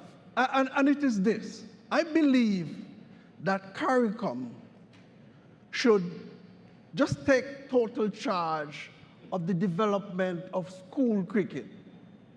And what I mean by that is I believe CARICOM should appoint, take it on their payroll, appoint 1, 2, or 3 ambassadors. Connect with Cricket West Indies, you get a program that will be disseminated by these ambassadors. The role of the different islands would be to provide development officers. So the ambassadors go into each island, they work with the DOs who are going to go into the school to ensure that we have a system. We have a cricket system, not just an individual territory played cricket, but a system that will form the foundation to the development of West Indies cricket. If we address that, if we get that right, that will evolve into better clubs. So you're saying you want CARICOM to fund it, basically? Yeah, because let me tell you, I know Cricket West Indies don't have the resources to deal with it. And if you look historically at what has happened in West Indies cricket, is that schools, government has always taken charge of the school development. It is. Back in our day, it was probably not formalized because cricket was probably the only, or the main sport that was given the attention. But now we need to be intentional in terms of dealing with it. And that's why I'm saying, and those ambassadors need to report to CARICOM to say, where are we? What are our objectives? When are we going to get this done? Because I feel that if we collectively get this done, right, West Indies cricket is going to grow and rise back to the level that we were back in the 1980s or 1970s. So you're basically taking away the responsibility from Cricket West Indies? No, I don't think Cricket West Indies has ever had the responsibility of producing players. That's my point. The production factory is in the territories. I know, but I hear you, but the territories are funded from Cricket West Indies, so you understand? It's like a top-down approach. Shouldn't it not be that way? Where is the territories going to get the money from? Sponsorship? Where are the territories going to get the money for support? Sponsorship, or do they normally get it from Cricket West Indies, who gets their funding from the ICC? No, look, my point is this. My point is this. I want to fix the foundation, right? I know. Foundation. We all want to do that. Right. Which I believe evolve upwards to the clubs. As it is right now, support, and initially the support that the communities get, come from forming clubs and from the corporate entities within that particular territory. That's where they normally come from. And I don't have a problem with Cricket West Indies providing support at that level, because if you get it right, you don't have the challenge we're now having. Let me just make this final point. You see, what I'm seeing is that we have players at age 15 or 16 who are now learning, right, skills that was common at age 7, 5. All right, no, and that's okay. So that leads me straight Right. to Doc at Queens, Dr. Nigel Camacho, right? It leads me to Queens Park Cricket Club has been very successful in terms of its youth program.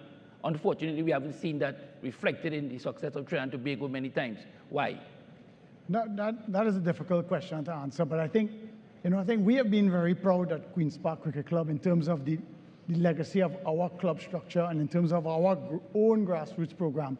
Ably started, our program is a very mature program in terms of grassroots program, started by some of the founders of the club, including our cricket captain's father, Noel Gillen, and Mr. Brian Davis, who's here, a legend of West Indies cricket and of Queen's Park cricket as well.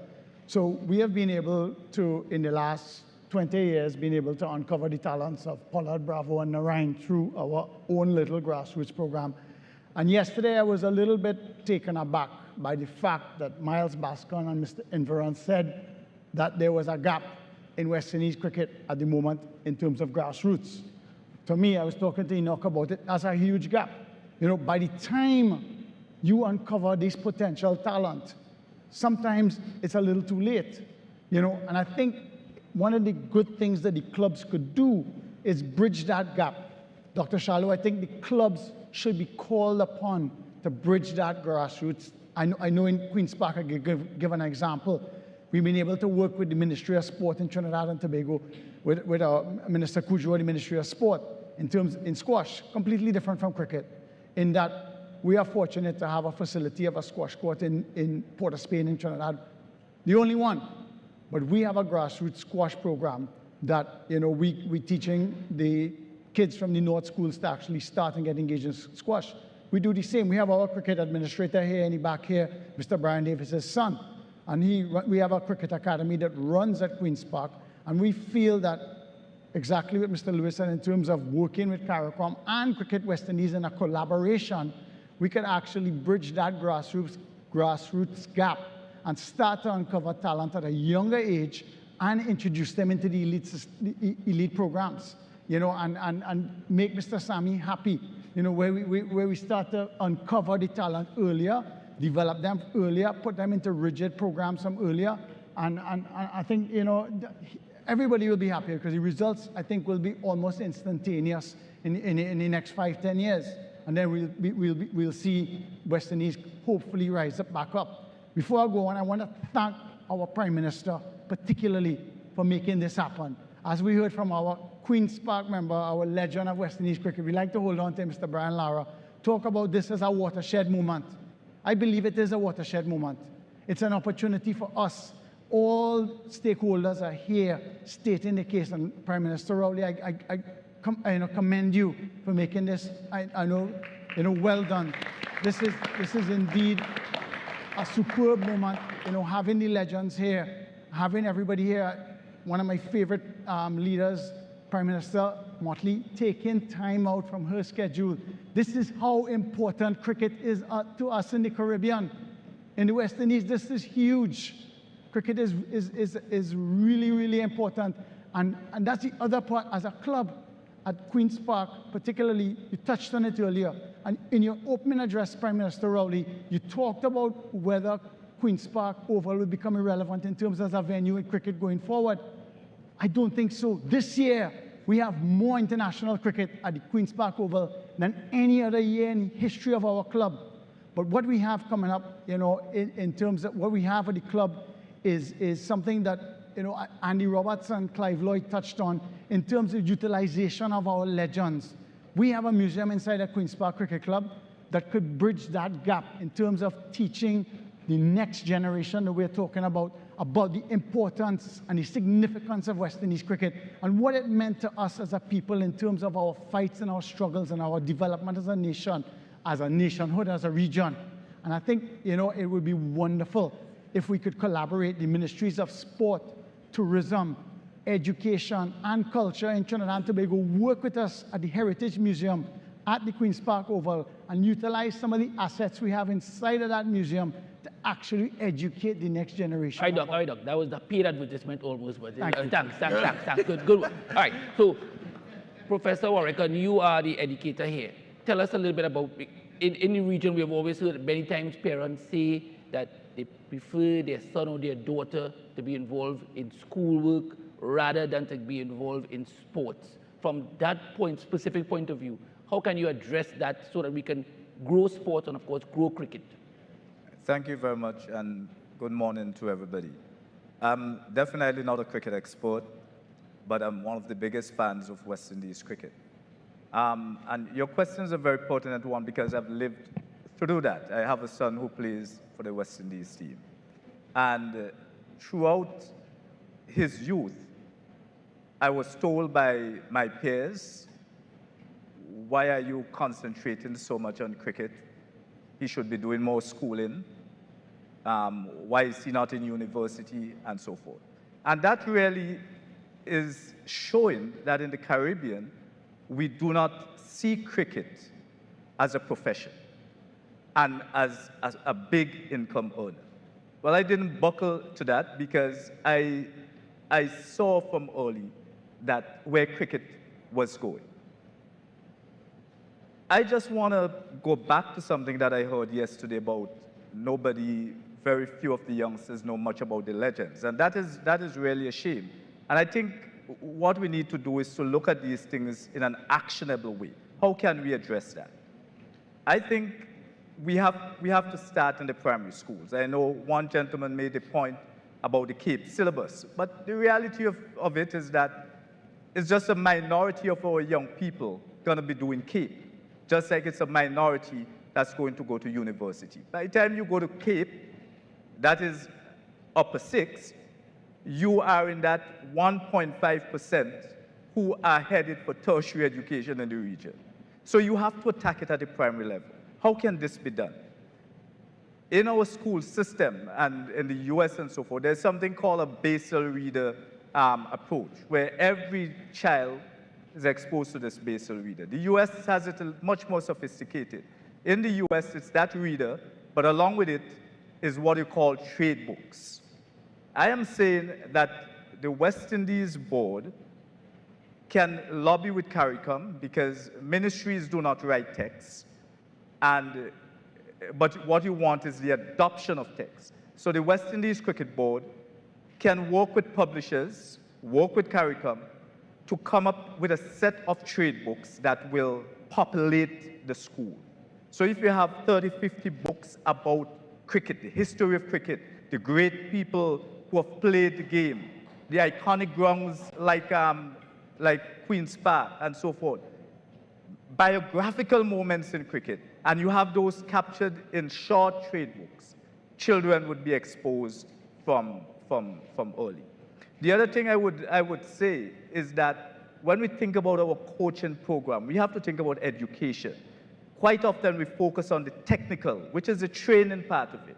But the education, we saw Mr. Bascom present the strategic plan. And in it, it has the core values and so forth. Every coach that is exposed to a coaching program should have an understanding of what the West Indies board, what Cricket West Indies is trying to achieve. What are the core values? What are the competencies? What do you want to see cricketers do? Communication skills, leadership skills. You want them to understand financial literacy, because these guys and girls are going to earn lots of money, but how do they invest? So it has to start with the coaches. When you have your meetings with young players, they should be asking them to communicate, as we heard Mike Finley spoke about yesterday. Identify what those core values are. And in terms of education, Cricket West Indies and the local boards themselves have to place prominence on education. And by education, I'm not talking about the traditional academic education. That is important. It is very important. You have to focus on that also, but you have to focus on the holistic person. What do you want to see of our youngsters? And for example, placing value, showing that education is important, could simply come from when we send a team out to the World Cup. do we think about these 17-year-olds and 18-year education? Well, we have the man who we could ask. Do we send the tutor with them? Darren Sammy, in terms of the World Cup, obviously, and in terms of the future of West Indies cricket as the coach, are you getting the support that is required? You believe all along so that the West Indies team, not only this team, but the teams going forward, can improve? Yeah, just to echo what he just said, when I took on the job, my first thing I spoke with President Shallow, what is the vision of West Indies cricket? Chairman Desmond Hayes is there understanding what he's looking to do with my vision. So understanding what is required, that's how I operate. First understand what is required, then put the processes. PM Motley said yesterday, if we don't invest in the personal development of our players, we cannot invest in the collective success. So my job has always been, what is the process and what is important? And so far we've been going about doing things, the communication with the players. You heard Brian spoke about it, having players available. I think all of last year, myself and Miles sat down and we planned the future tours. In doing so, I know all the leagues that's going to happen. I'm speaking to my players as to where they're going to go, because we can't restrict trade. That is one thing we cannot do. So effective communication, putting proper plans in place. And that myself, Andre Coley is also there. We are trying to change how things have been done before and putting proper structures to ensure that when we put something out there, it's because we fought long and hard about it. What can be done to encourage the youth? And I ask that, for instance, let's use an example. An athlete in track and field knows that if they make this time, they will be selected for the Olympic Games. Whereas in cricket, it's judgmental in terms of selection. In fact, that's a good question. Which one easier for you? A former player, being a coach, or a part of the selection team? Which one is easier? No, everything brings its challenges. My job is understanding, again, what's required of me, what's required from the position that I am, and start looking for solutions to make it work. So in my selection process, there's a couple things. There's obviously performance, there's attitude, there's work ethic. There are so many things that come into it. And you look at from what we want to achieve, where we want to take the team, the goals that we have to set, then you find out which individuals, whether from performance, from attitude, from talent, from what they've been doing, and then you select according to suit. We have a plan for different formats. Coley would have his, I would have mine. Ever since something popped up on my phone earlier this morning about when I took the job, what will allow me to give me the best chance of winning the 2024 World Cup. I said to Miles this morning, it started from way back in June, when PM Motley spoke so much about the data. And me being a coach now, I have understood the importance of the data. And we know you're going to win the World Cup. I don't want to talk about that. No, but I'm not talking about that. Okay. I'm talking about the structures as to the planning and what is required for us to be successful. Data becomes very important. Facilities, having proper facilities. If we're asking our players to perform at a different level, the avenue for them to perform, the facilities, the pitches, have to encourage that type of stroke play. I heard the PM from Guyana spoke about our brand. What is our brand? We've always entertained throughout. We are loved still in West around the world because of what Sir Gary and Sir Clive Lloyd and all these guys did before. And we have to continue that brand. How are we going to do that? And that's the discussions we are having to put out a brand of cricket. Firstly, that's entertaining. Firstly, entertainment brings sponsors. The brand is good. Sponsors want to associate with something that's great. And again, is putting the measures in place. And that's all I'm concerned about. All right, hold on. As you mentioned sponsors automatically. Mr. Bazarat, I know recently you mentioned lack of sponsorship. How is that going to affect Trinidad and Tobago cricket? And you mentioned there are reasons, obviously, for that. what is being done by Trinidad and Tobago Cricket Board so that sponsorship could resume? Well, you will have heard this morning that Mr. Russell indicated that TKR is sponsoring our T20 club tournament, which starts this evening, 3 o'clock at the Queen's Park Oval. In anything, sponsorship is very important, and we feel that if we do the right thing, sponsors are going to come on board, and we just have to continue sending proposals, meeting with people, and letting sponsors know the benefits of supporting the initiatives of the board. But right now, how can you get around all the problems that you have in the cricket board? Well, we just have to be open and transparent with whatever we do, and not only the cricket board, but any entity. So long as you could stand the scrutiny, I think we're going to get sponsors. I want to come back to you, Mr. Sammy, before I go to Doc. One of the things about being involved in sport as a young man or a young girl is many of them look for what is in place when they retire. Are you happy with that in terms of what has been put in place for players? Because we talk about youth, but they will want to look at their future. That's the best question you've asked today, actually. Especially now that I'm retired, there should have a succession plan. You know, you see England do it, you see Australia do it. I remember speaking to some of the guys, you see from one retiring straight they venture in. It's because 2 years in, when you know somebody's going down the hill, the Players Association have these conversations. What are you looking to venture in? What are your interests? And then they start preparing. For us, and that also contributes in our game today, because if you look at all the leagues in the world, it's only our top players that we have developed. But if you look at in the coaching system, West Indies have no representation. So how is it they are using all the other leagues to further develop the players? An Australian will not pick, let's say, use an example, a Romario Shepherd ahead of Estonia's. It will not happen. And again, if we had a proper plan for all these great players we have here, you hear they're not around, but if we had a structure in which that could invite them back into the system, then I'm pretty sure all the great players we have, they'll be coaching all around the world. This now creates other opportunities for our young players, our fringe players in the Caribbean. Oh, I'm coaching over in Sussex. I could bring on Romario Shepherd to come across. So, and that's not only in the continuation of the game, but I learned to eat with a knife and fork right here in Trinidad on a development course, on a development program held by the WICB.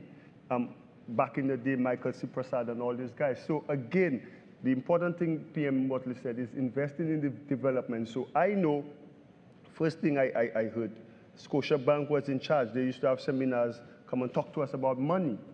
Because one day you hear struggling to get food, and then another day, like for instance, Shamar Joseph, where he came from, now he's taken the world by storm. We need to have proper structures in place to help further develop that, you know, and I believe conversations with the Players Association and the board could put something in place to help players transitioning after retirement. Doc, I know that there is a West Indies Players Retired Association. This one is a big one for me. Itching, Andre, you know, this one is a huge one. I think Johnny Grave knows, Dr. Shallow knows. In 2013, the West Indies Retired Players Foundation was created as a subset of the WIPA. And the intention of the West Indies Retired Players Foundation was to be an autonomous group with accountability and oversight by the board and by WIPA in terms of meeting the needs of these legends. The BCCI gifted the formation of the West Indies Retired Players Foundation $500,000 US, right? The money came across into the accounts of the then WICB, and with the incredible debt that it had was servicing, the money disappeared. We have struggled. We struggled since 2013. I want to report Thank you, Dr. Shallow. Thank you, Mr. Grave, that this month, the money finally arrived in the account of the Retired Players Foundation under Chairman Patterson Thompson and the board of the Retired Players Foundation. After what Prime Minister Motley said, Andy Roberts and Clive Lloyd talked about a sustainable mentorship program. Everything you just touched on in terms of a sustainable mentorship program to encourage the youths. I think coaching can be done in conjunction with the Retired Players Foundation, with the board, and with people. So my little message to you is that finally we have a Retired Players Foundation that hopefully is for the players, for the retired players, to help the retired players after their playing days, and then they could run it as their own, as an autonomous, with oversight and help from Cricket West Indies. But I know the players could take care of themselves, given the legacy of our magnificent team of the 70s and 80s. I look forward to the future. Thank you. So you got all the money? We got all the money. A huge chunk of it, 200,000, was taken up in tax by the Indian government. Yeah, okay. But we got the rest of the money in the account. So now we're ready to start working. Professor Warwick, and when you look at this in terms of developing the youth and having things in place for the youth as part of the education, what else can we do to encourage the youth? Right. One of the things that we as Caribbean people like to do is to tick boxes. So we say we have done this. And we talk about academies. So everybody likes to say they have an academy or a center of excellence. But quite often, it's really not that. What really is an academy? Again, I go back to the term holistic. It's an holistic environment where you're focusing on cricket, where you're focusing on the youngsters' education, where you're focusing on their financial health, their leadership, and so forth. So I think we need to put in place in the region academies that start as early as the primary school into secondary, going forward. One of the groups that I am worried about in the Caribbean, it's those who leave secondary school and go into college before they're at university. We know we have a team called the CCC, and the way in which you select that team, to me, is not really the best way, because you don't see like an interregional collegiate competition. You select that team based on what somebody says, this is a good youngster from the college. In fact, there are cases where people enroll just for a short period, just to be part of that team. I think one of the things that we can think about seriously doing is having a regional intercollegiate tournament. And the last thing that maybe I should focus on is the whole notion of mentorship. Our young people need to be mentored. And again, this is where the legends come in, and other persons who can be mentors. But I have to hasten to say that mentorship is a serious thing, especially with these youngsters who quite often cannot connect. Just think about your families. You have children in your house who quite often believe they already know more than you. So it's not easy to connect with them. So that I always say, if you're going to implement a mentorship program, that it is important to train the mentors. Otherwise, you're going to get youngsters who just pretty much harden their ears and do not pay much attention. So yes, we need to have a mentorship program that include those persons who have played the game, who have been great at the game, and others, because mentors do not only need to come from that group, but please put the training program in place to make sure that they can do what we ask of them. Mr. Lewis, as we come to the end here, from your perspective, I remember you were telling us that at the under 10 level and the under 15 level, and we heard from Mr. Bascom that West Indies Cricket West Indies Cricket has no program in place for that. How critical is that? Well, it's critical. Like I mentioned in my opening comment, because it's foundational, and so that's very critical. But it's rebuildable. We know what has gone wrong. We have seen the consequences of not having it, and so it's up to us as the leaders, as a collective group, to ensure that we do something about it. But do we have the will to do that? Oh, that's it. I believe that there's a will, And as the saying goes, the adage goes, where there's a will, there's a way. We need to lead because we're leaders, right? We can't sit back and expect the youths to all of a sudden assume these positions without guidance from us. And that's what we need to put. We need to put facilities, we need to put systems, we need to put processes in place that will facilitate their growth in terms of getting to where we want them to be. And so I believe that with the will and with the support, this conference is an indication that there is the will. And so I'm expecting that coming out of this, that we need to spread the message to those young people that there is a will. And not only spread the message, but demonstrate in a tangible way that there is a will and there's a process to get into where you want to get to. All right, there'll be no question and answers for this segment, I've been told. So as we go, I'm going to leave you with the final word, Darren Sammy, in terms of what do you tell the people in Trinidad and Tobago, the Honorable Minister of Sport and Community Development. We have I Choose Sport, which is going out to all of everybody in Trinidad and Tobago, all these schools. What do you tell the people of Trinidad and Tobago and the people listening as we look ahead to the World Cup? Well, it's an event that's it's of the grandest of stage, and we are, as the Caribbean people, it's an opportunity both for us as a cricketing nation on what happens on the field, and also for the economic benefit for our Caribbean. My job, more or less, is to make sure my team is prepared well, which I think with the circumstances in front of us, we've done that. We have an A-team tour in Nepal right now. But it's an opportunity for us to showcase. And with this symposium here, followed by the World Cup, the way West Indies will play, it could be a nice vehicle galvanizing for us to enforce all these changes by the success of West Indies cricket team. And less talking, more action. That's what I think everybody wants. And that's what my job is about, and that's what I'm going to try to get my guys to do. More action, less talking. Thank you very much, Dr. Keith Christopher Growley, for inviting all of us here, and thank all of you as well. Thank you. Thank you, Andre, and thank you to the panel. If you make your way off to your left, they will facilitate the removal of your microphones.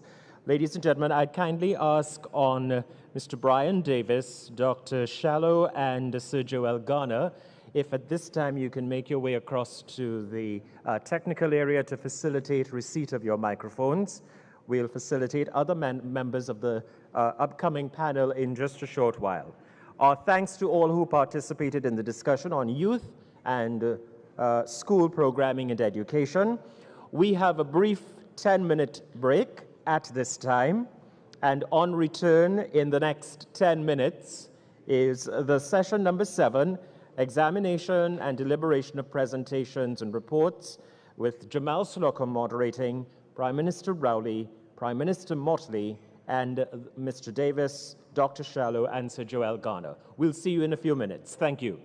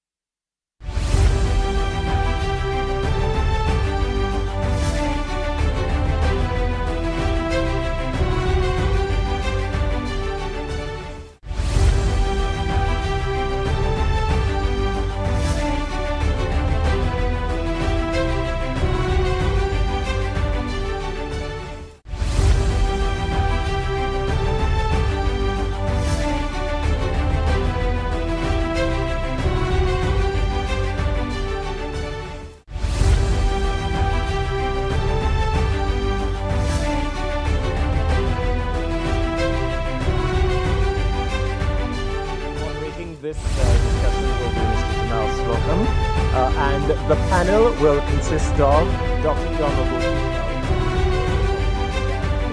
and Chair of the CARICOM Prime Ministerial Subcommittee on Cricket, the Honourable Mia Motley, Prime Minister of Barbados, Mr. Brian Davis, cricket legend, Dr. Kishore Shallow, President of CWI, and Sir Joel Garner, cricket...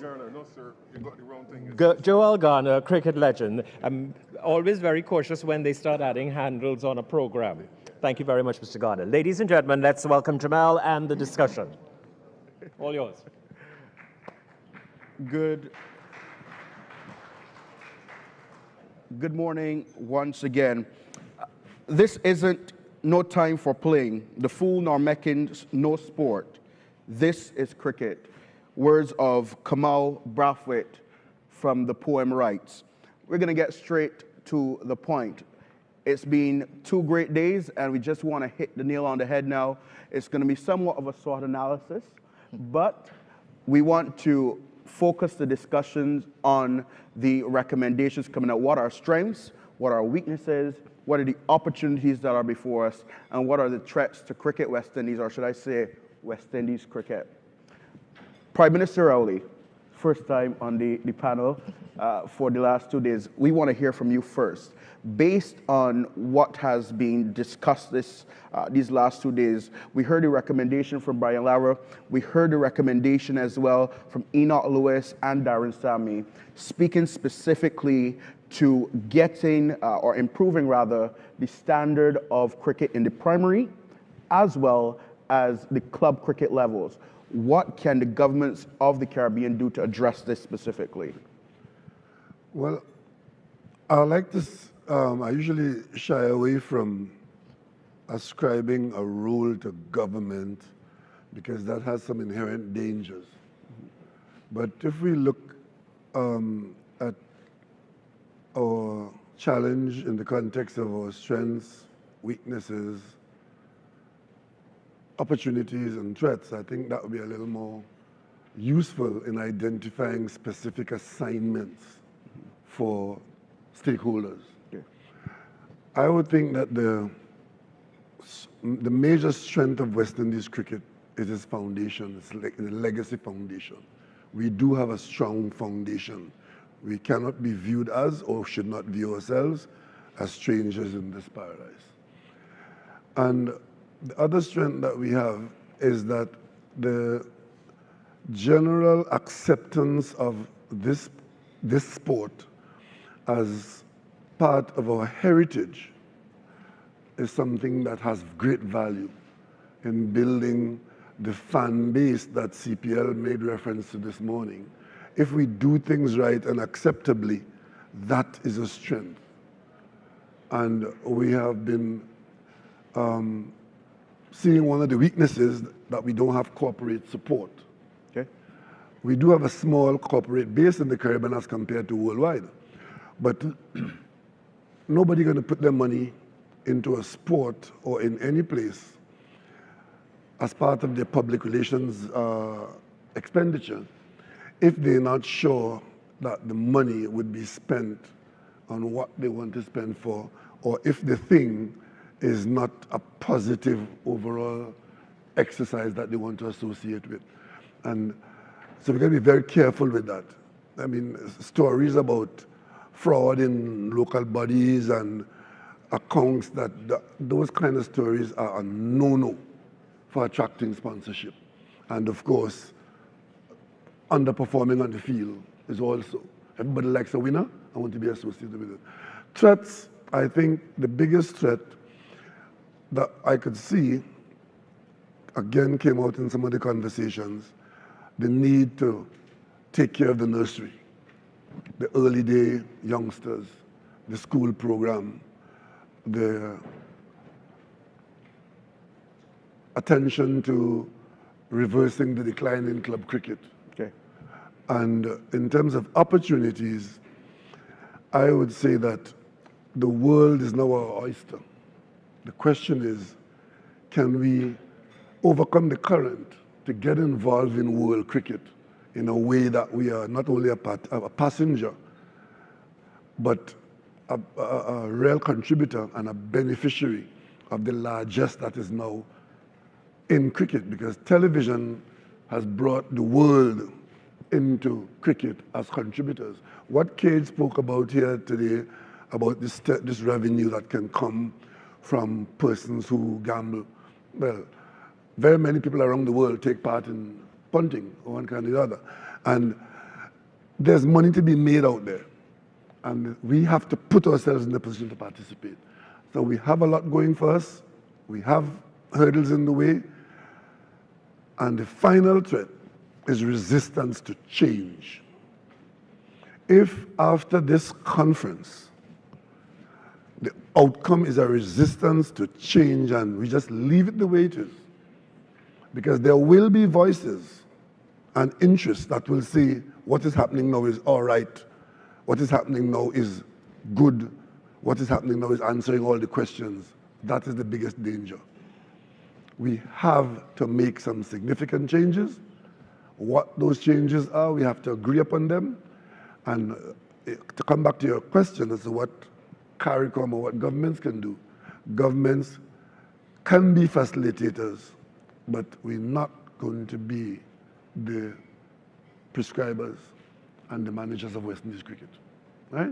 Sure. Hope I didn't confuse you. No, certainly you haven't. Certainly you haven't. But based on your comment of the threat, we recognize that at the nursery level, the stage where we traditionally incubate the talent from the primary level and at the club level, I want to come across to you, Mr. Garner, specifically to speak about the role of the legends. We recognize that there is the West Indies Retired Players Foundation.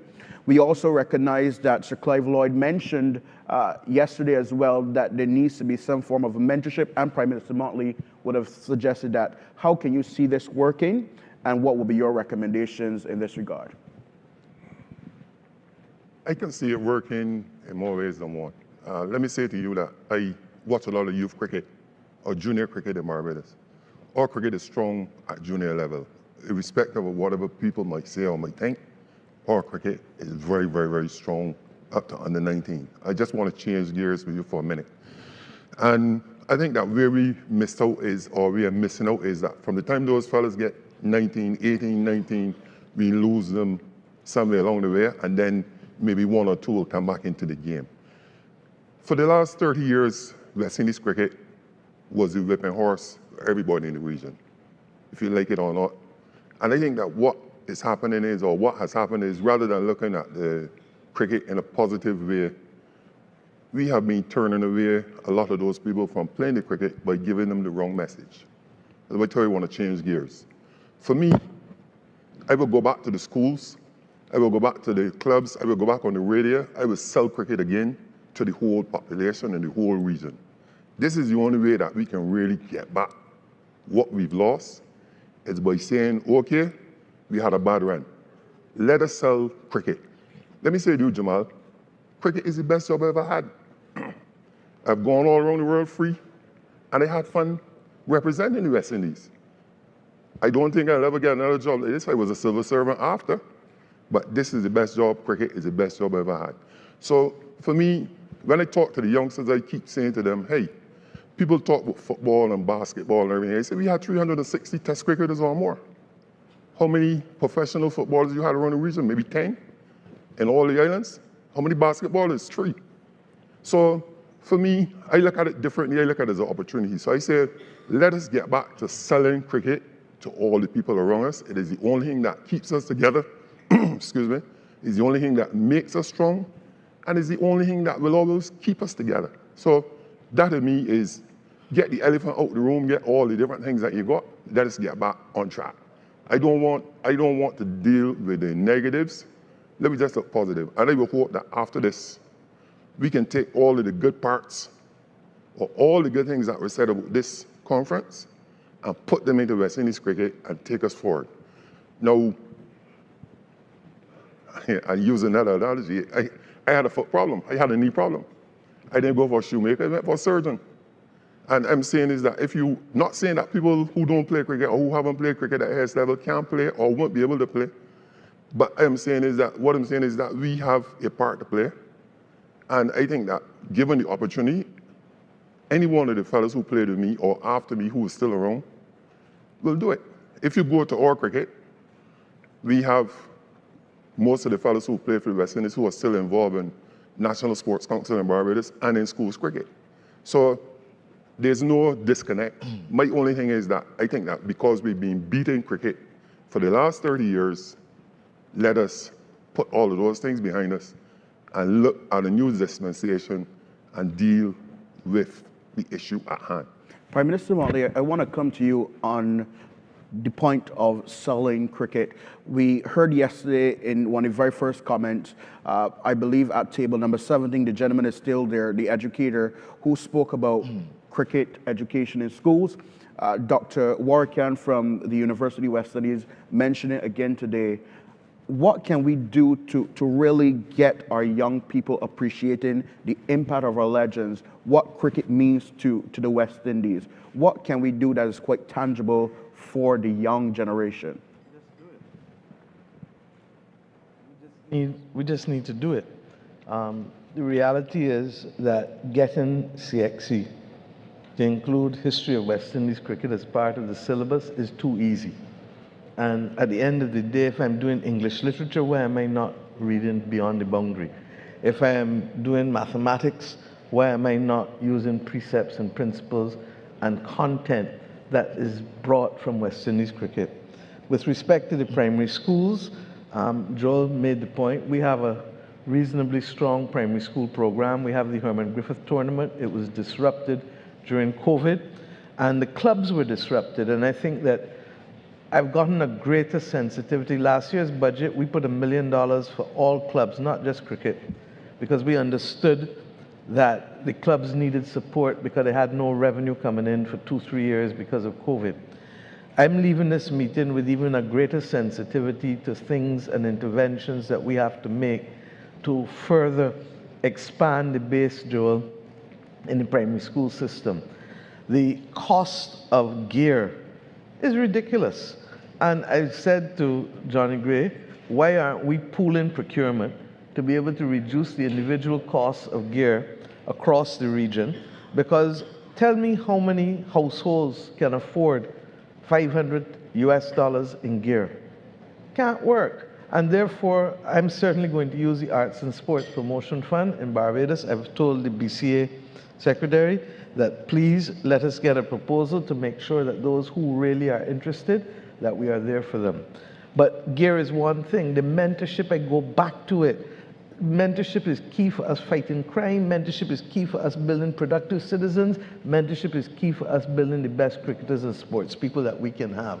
And therefore, I feel that we have to have a more structured relationship. And if the governments have to work with the different associations to make that happen, let us make it happen. When I saw Michael Holden yesterday's presentation, it went to my core. And I really believe that you can't have what we have, which is a legacy that is as tremendous as we have, and not build on it as one of the primary development tools of the region.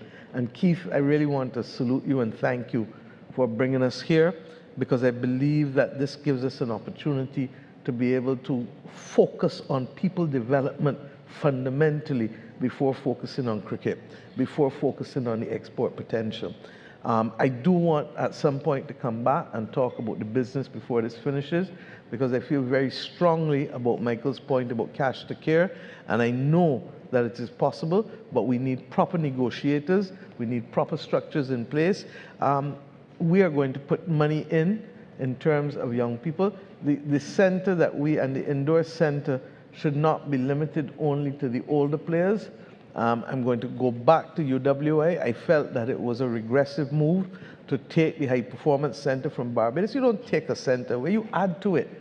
And that is what we need to be doing rather than taking it. But the government will do what we have to do to be able to support it. And the last point I want to make, look at Jamaica, look at Barbados. Owen Arthur used to make this point all the time, and God bless his soul, I'm going to make it for him.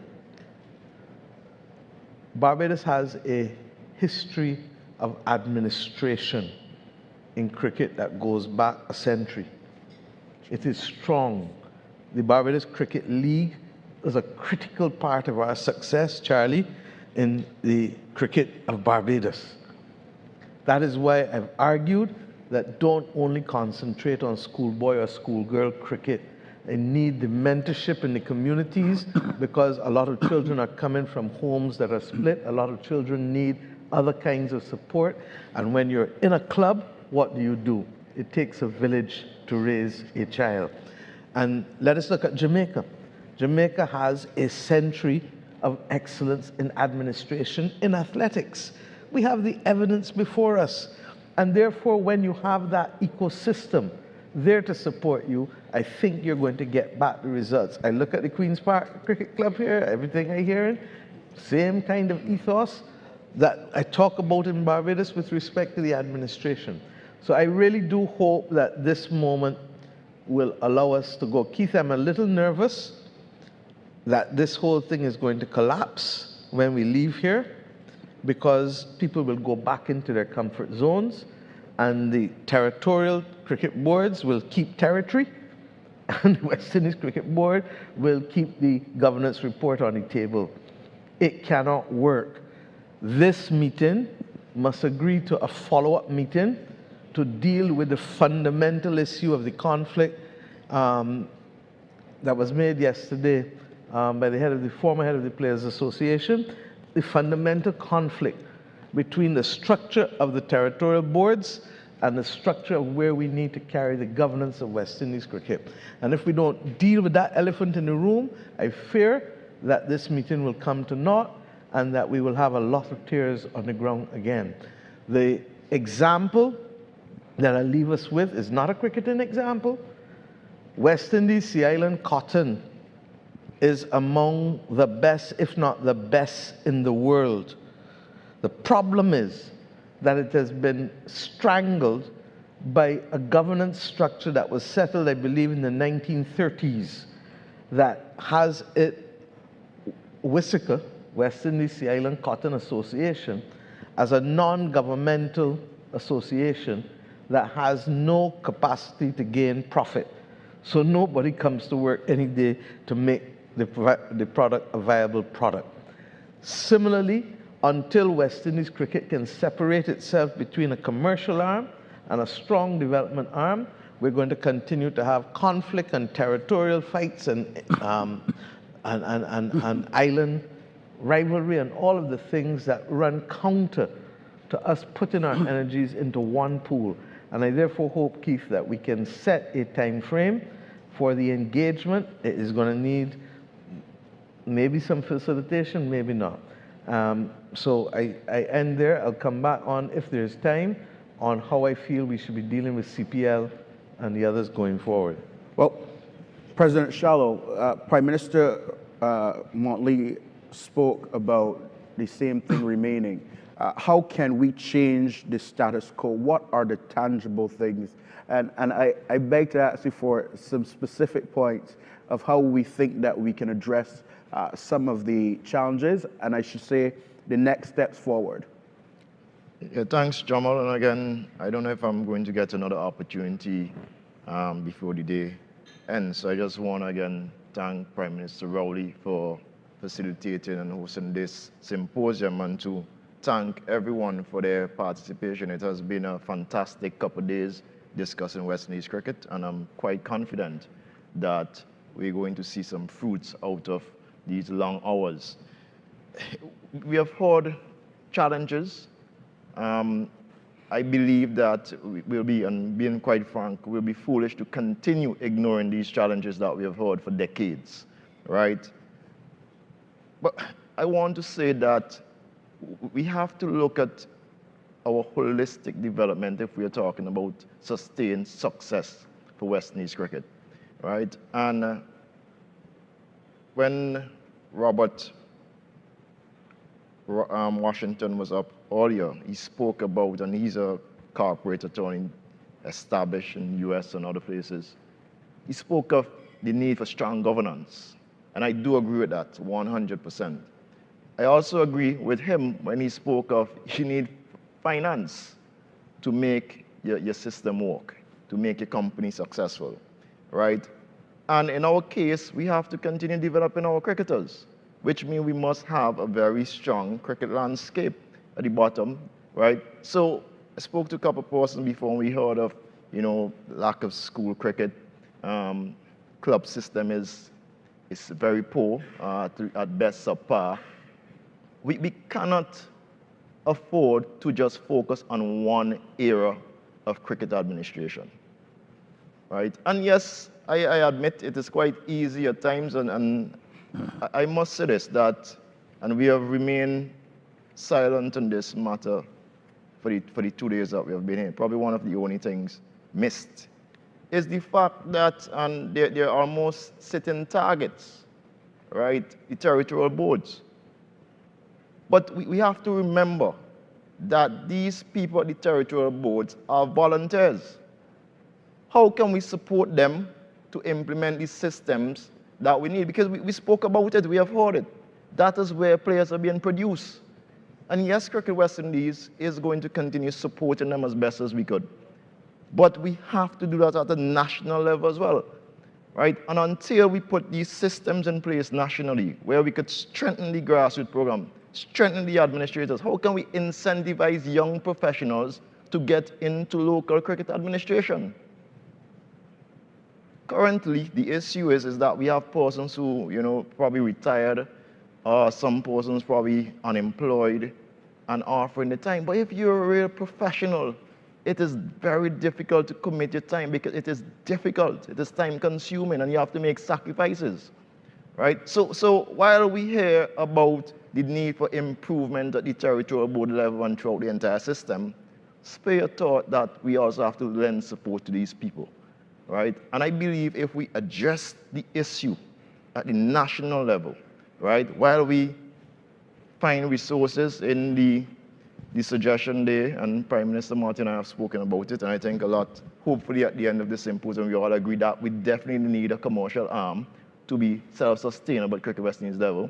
So if we improve that, we improve our cricket system through Miles and his team and so on, and then we accept that we need to look at ways of improving our governance. President Shallow, on that point, governance. It has been the discussion from time immemorial. What can happen coming from this meeting, this conference, specifically on governance? What can we do? What should be the next steps? Well, when I said that there's an appetite, right, the raw facts are there that we address, and we have consulted with experts in the area of corporate governance who have said to us that we have countless reports over the years. And you have to be sensitive, right, about these different factors. And what we will advise is to adapt these changes in an incremental way, right? You start by picking the low-hanging fruits, right? And then you over a period of time, you implement them. They all eventually have to be implemented, and there must be a time frame, one that is responsible and sensitive to, all involved, all stakeholders. And I think it is a case now where we have had, and some cases where the entire board has voted for changes, and there are a couple who still have their reservations. We have to sensitize them, and I'm very confident that leaving here, some of them are in this room who had reservations, that they would have heard from PM Motley, they would have heard from PM Rowley, President Ali and others, that we need to embrace change, and it's as simple as that. So we expect coming out of this forum, right, I would suggest a meeting sooner than later with the Prime Ministerial Subcommittee for Cricket, PM Rowley as chair, with maybe the regional presidents, and we agree to embrace and adopt these changes, right? And there are a few other suggestions that I have, but I don't want to, I see the clock ticking. That's fine. Jamal. So, but we have to embrace everything that persons have said in this forum, right? And adopt these changes swiftly and hold each other accountable. Prime Minister Rowley, you want to make a comment? Thank you. Let me just say something here, because this event didn't come about accidentally. And I'm very happy to hear what this president is saying, and I intend to hold him to it. I went out of my way to make sure that former Prime Minister Keith Mitchell is here, because I had the experience before of being on this committee while Prime Minister Keith Mitchell was the chairman. And many of the issues that were aggregated here in the last 48 hours were in front of us at a meeting with Cricket West Indies. And the approach of Cricket West Indies, that institution, was, we are Cricket West Indies, Inc. OLIA, meaning the political directorate of the region, job is to make sure that school cricket produce cricketers, and when they get to the level of being utilized in the professional realm, we will then use them as Cricket West Indies, Inc. thinks. That has been the approach. I was so offended by the arrogance and the dismissive behavior of Cricket West Indies that I started to research this matter. And I spent the last 4 years being able to come here as Prime Minister of Trinidad and Tobago, representing CARICOM's Committee on Cricket, to bring this about. And be under no illusion that when we leave here, nothing ain't gonna happen. Something is going to happen. Excellent.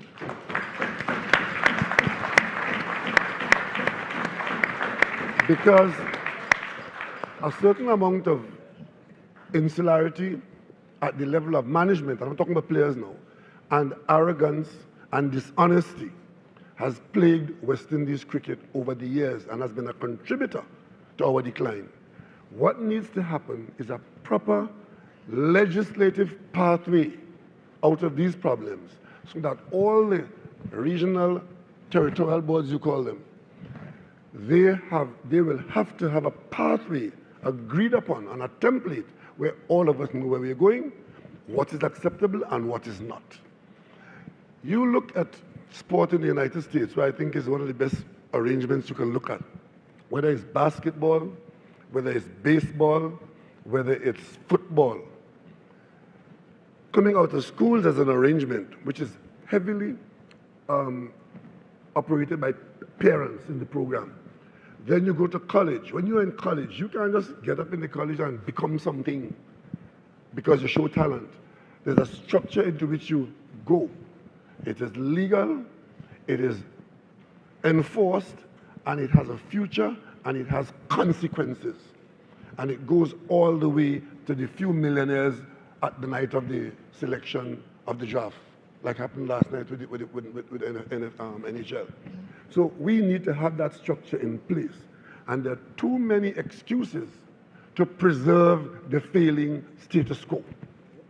And you've been inviting CARICOM and the governments to do this and to do that. The one thing the governments can do, in fact, there are two things the government can do. One is to use the legislative arm of government to legislate a structure, which we all have to agree upon, cooperate and agree upon that. That is where the governance change can come. And secondly, it appears as though the bulk of the structures, the infrastructure in the region for the game are under state control. And that gives the government and the state input some presence at the table. And I intend to report back to CARICOM what has happened here, what we have done, and the heads of government will decide then what the next step of CARICOM is. And I trust that there'll be an engagement between CARICOM and Cricket West Indies towards bringing about this change, and the appetite that you speak about, that appetite has to be reflected in a willingness to bring about the modernization of a governance structure for cricket in the Caribbean. That's what I think. Thank you. Prime Minister Rowley, I just want to note as well, just for the avoidance of doubt, that Prime Minister Keith Mitchell, former Prime Minister Keith Mitchell, has been retained. He's actually the chair of the stakeholder at West Indies. I want to go to you, Mr. Davis. Can you tell us very shortly, and I know this is your first opportunity to address the conference, can you tell us from your perspective as a cricket luminary as well, not only a legend, what are some of the opportunities that can come out of this conference? Where do you think we need to go from here? First of all, good day, everyone. I am very privileged to be in the presence of Prime Minister Rowley and Prime Minister Motley. Thank you for having me here. Yes, I think that we have a lot of unhappiness in cricket in the West Indies, which everyone knows, and that's why we are gathered here. And how do we make youngsters happy? The first thing we have to concentrate on now is our West Indies team that's going to play in this World Cup. We have to start at the top. We have to start there, we have to perform well, we have to get youngsters interested and happy to see their team performing and performing well. We have to move that way. Eventually, we have to get a system, a structure. This is the word bandied about right through this conference. But we need to get that structure where we start with teachers at schools, or the selection of particular teachers or people who love the game of cricket. And then every school, which even at lunchtime, they play some cricket, a bat and ball or whatever it is. I remember at Belmont Intermediate when I was a boy, they had a school match every lunchtime. They played there. When you went to college later on, you went out and you went to the grounds and you played in the afternoon. And this thing about university education and go on and so on, we have Derek Murray here who went to Cambridge and so on while he was playing for the West Indies. You know, and I've had people come to me for advice about their sons and asking me about their sons. One of them right now is playing for the West Indies. And asked me, he said, he's 20 years old. He wants to play cricket. This is parents. But we feel that he should be going to university.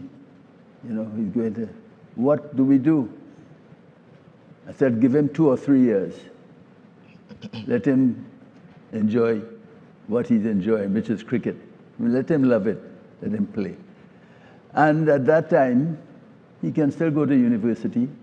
Afterwards, we feel, boy, that is too tough. I can't make that. But he made it in the West Indies team.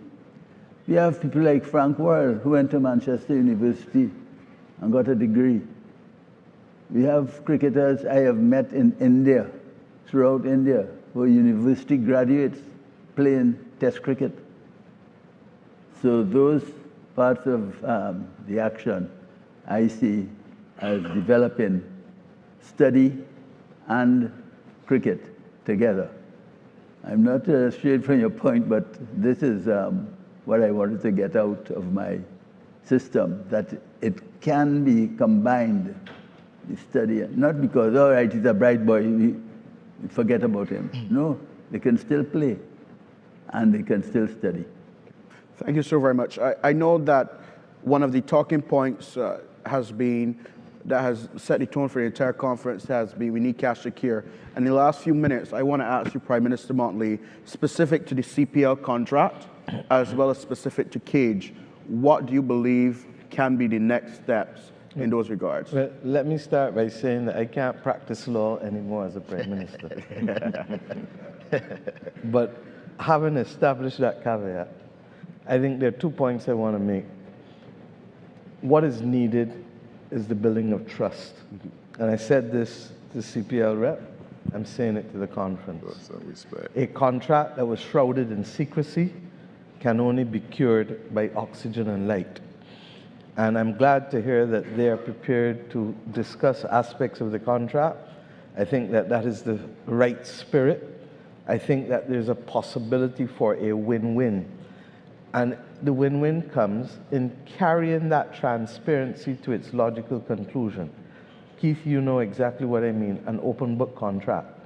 And you can have a formula that leaves the amounts that are there, but you also add or X% of revenue. Now, if it is going to be revenue, it is obviously going to be a lesser percentage of what it would be of profit. And you can add to that whichever is higher, so that they know that in a worst case scenario, what is the status quo remains, but equally, the West Indies cricket is in a position to get the upside of the contract if there is revenue coming. And I say so because one of the things that appalled me with the contract as well is the stated amounts when we have no concept of knowing the inflationary value of what is going to happen with inflation over the 40-year period. To say that we will get 5 million between 2053 and 2062, when we don't even know what 5 million US is going to be worth then, or we don't even know if the US dollar is going to be the reserve currency of the world. Let's get real. We live in a world with serious geopolitical instability. And as a lawyer, lawyers know how to craft formulae that can give everybody a win-win. And I hope that coming out of this conference, therefore, given the willingness expressed by CPL to speak, and given the need for trust to be built, the quickest way to trust, open the books, agree on the rate of return, let's go, win-win for everybody. And have the formula allowing the existing amounts to remain as the base, because they're happy with that base. And we have that base as a matter of obligation. Secondly, it relates to T20 men's cricket. If you want to also discuss other things, that is in the context of the discussions, Kishore, that you all can carry out with them. Thirdly, Keith, you keep talking and everybody keeps talking about television rights. You're absolutely correct. Part of the difficulty that we have is that we don't have a sufficiently large base, but we have a huge diaspora. What do we do to excite the diaspora to follow West Indies cricket? And if you take control of Canada and the US, you take control of Latin America, you take control of Africa. But for that to happen, people have to come to work every day. And it just means outsourcing it rather than believing that everything has to be done internal to Cricket West Indies. And that's why I feel that the commercial arm must be in the business also of mobilizing the umpires, mobilizing the groundsmen, mobilizing the players, not just at national level, but helping to place all of these people as part and parcel of a commercial construct for a percentage of what they are capable of earning when we put West Indies brand to open doors for them in Canada, US, South America, and Africa. And then gaming. Gaming is bigger than TV. We were just talking, was it Joel who said that you can't even get sometimes your children to listen to you and how you deal with them? You ever watch what children into now? Everybody come up here and complain that the children in this. It is the biggest money earner. Video games, all kinds of games, gaming electronically, and for us not to get ahead of the curve will be to lose it. Now, if we have a proposal, I've said to Mr. Washington, it looks interesting. The only thing is that I'd perhaps like to see a flattening of the revenue, because when does the West Indies most need the revenue? Now, not 10 years from now. So that in order to be able to have the kind of development that we need, because to get the output of the development will take a few years. And therefore you need the investment now, as Michael said yesterday. So I would strongly support it. Not just this, but every way of leveraging and monetizing West Indies cricket. Gordon and Desmond, when I was Minister of Education, you all came to see me. That was in the year 2000. I said to you in that conference room in Constitution Road that you have what nobody can ever take from you, the world's best opening pair. I felt then, with the legends of cricket, and I said then that if you should have been producing coaching videos for little boys and little girls. Girls weren't as much in West Indies cricket at the time, but they are now. So that every parent looking for a birthday gift, looking for a Christmas gift, will say, look, take this and watch it. Because how many West Indies cricket players can tell you that people, when they were children, or how many children in the Caribbean sit and play cricket, go and play cricket and emulate? I am Desmond Haynes, I am Gordon Greenidge, I am Brian Lara, I am Gary Sobers, I am Joel Garner. Children dream to be what you are. And if we can create that environment through gaming, through animation, through all other kinds of things, then the leveraging of that brings money to the legends, but it should bring money to the West Indies Cricket Board as well. And the final one relates to tourism. I'm tired talking, and I'm going to say it again. How the hell do we have the tourism that we have and don't have an integrated approach with cricket? Cruise ships. and I've just put it to the Florida Cruise Ship Association, and will have talked to the BCA about it. There should be a T10 game, whether at Kensington Oval, or if not Kensington Oval, at Yorkshire Ground in my constituency, wherever. The point is that cruise ship people should be able to come off and be able to play a game knowing that you have at least 10 of the players out of the 2 teams, 5 and 5, who are former players or young players, for that matter, but usually former, because they want to know, especially with the home porting with the British, they want to know that they're playing with a Desmond Haynes. Desmond, you could run about for a little bit still. Or whoever. Similarly, we need to have a brand, and it should be a regional public company, and I have the exact place for it opposite Kensington Oval. We'll move government procurement department right on the water, but there should be a hotel. I've been saying it, waiting for investors. Legends of the Caribbean.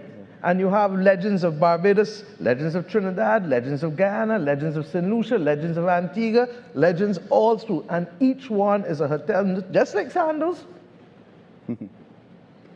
Everything in the hotel is themed in cricket, from the menus. Look at how you've done a wonderful job theming on these tables here. This region commands 40% of the cruise tourism market. This region has tourism as a mature economic sector. This region will celebrate 100 years in Test cricket in 4 years' time. It is about time that we leverage it in every possible way with an income stream back to both the retired players and legends and also to West Indies cricket players. And for the current ones, the gaming and the other things. If we can do that, brethren, then I believe we can start to turn the corner. And as I said, I'm doing it not just for the love of cricket, but I feel that we need to do it because this is our development path to being global citizens with Caribbean roots. I have never seen anybody ask a sportsman or an artist who is at the top of their game for a work permit. They tell you, come. Thanks, Prime Minister Motley. Well, we do have some solid recommendations. I'm going to ask the Grim Reaper, as he titled himself, to, because it is the final opportunity for President Shallow to address the conference. I know Prime Minister Rowley has closing remarks. I'll ask 90 seconds for his wrap-up. President Shallow. Thanks, Jamal. Again, grateful to everyone for their participation in this symposium. I'm hoping this is the first of many. I heard PM Rowley committing to at least every other year, so you could put that in your schedule, I hope. But, you know, what we have identified over the last, day and a half or so are certainly opportunities for improvement, right? And again, it's first accepting those deficiencies we have. We have heard solutions, and I think that we need to be responsible, act in the spirit of true West Indian, wanting to collaborate, but this brand is certainly too great. It means too much to too many persons, not only in the Caribbean, not only West Indians, but globally, for us to let this continue to suffer the way it has suffered for the last 3 decades or so. And I think we have identified that the only way possible of achieving anything close to our potential is by working together. So again, thanks to everyone for their contributions, and I could guarantee you they have not fallen on deaf ears. Thank you so very much, everyone. Over to you. Thank you very much. Are we on? Thank you. Thank you very much to Mr. Jamal Slocum and to the panel. Ladies and gentlemen, we kindly ask all on the panel that you'll be making your way to stage left. Prime Ministers Rowley and Motley, please note that you will be escorted immediately after your mics have been removed to the media conference that follows right after this announcement. So stage left, and we will facilitate your movement of your microphones. Ladies and gentlemen, our thanks to the panel once again, please. And as you have heard, for all participants, conference participants here, you remain in this ballroom because we are facilitating, for the purpose of the media, their media conference will take place at this time. And so joining the media conference will be Prime Minister Rowley, the Honourable Mia Motley, Dr. Kishore Shallow, and the Honourable Charles Ramson of Guyana. So we will facilitate your movements across. And once the heads have positioned themselves in the conference room for the media conference, we will bring that feed across here. And once that is concluded, then we'll be preparing for the lunch period before the afternoon session resumes. So that's just to give you an idea of your timing and the manner in which we will conduct our affairs. So in just a short while, we'll be across in the conference room for the media conference. Thank you.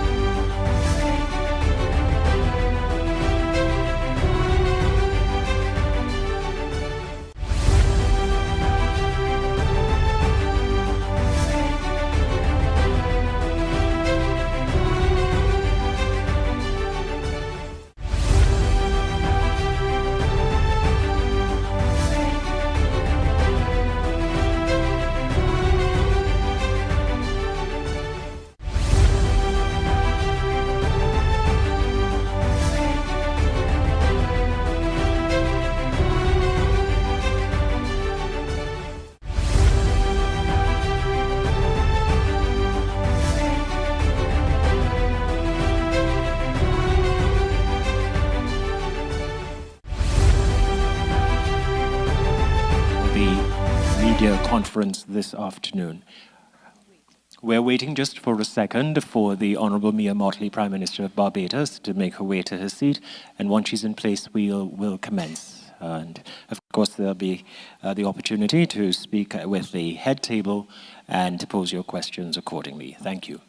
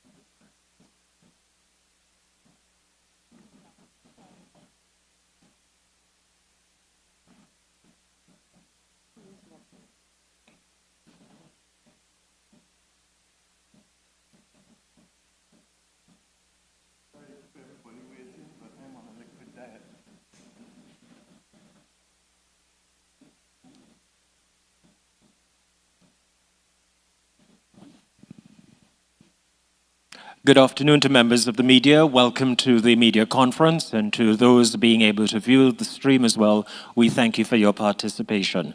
At the head table, center is, of course, the chair of this conference and the chair of the CARICOM subcommittee with responsibility for cricket, the Prime Minister of the Republic of Trinidad and Tobago, Dr. the Honourable Keith Rowley, the Prime Minister of Barbados, the Honourable Mia Mottley, the Minister of Culture, Youth and Sport of the Cooperative Republic of Guyana, the Honorable Charles Ramson, and the President of Cricket West Indies, CWI, Dr. Kishore Shallow.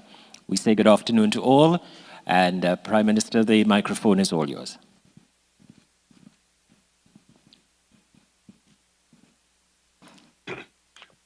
Thank you very much, Wendell.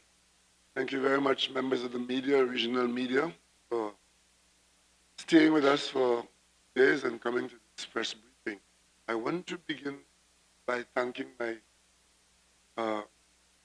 CARICOM colleague, of the Republic of Barbados, for spending so much time with us, and all other participants, particularly President Kishore Shallow, and representing the Cooperative Republic of Guyana.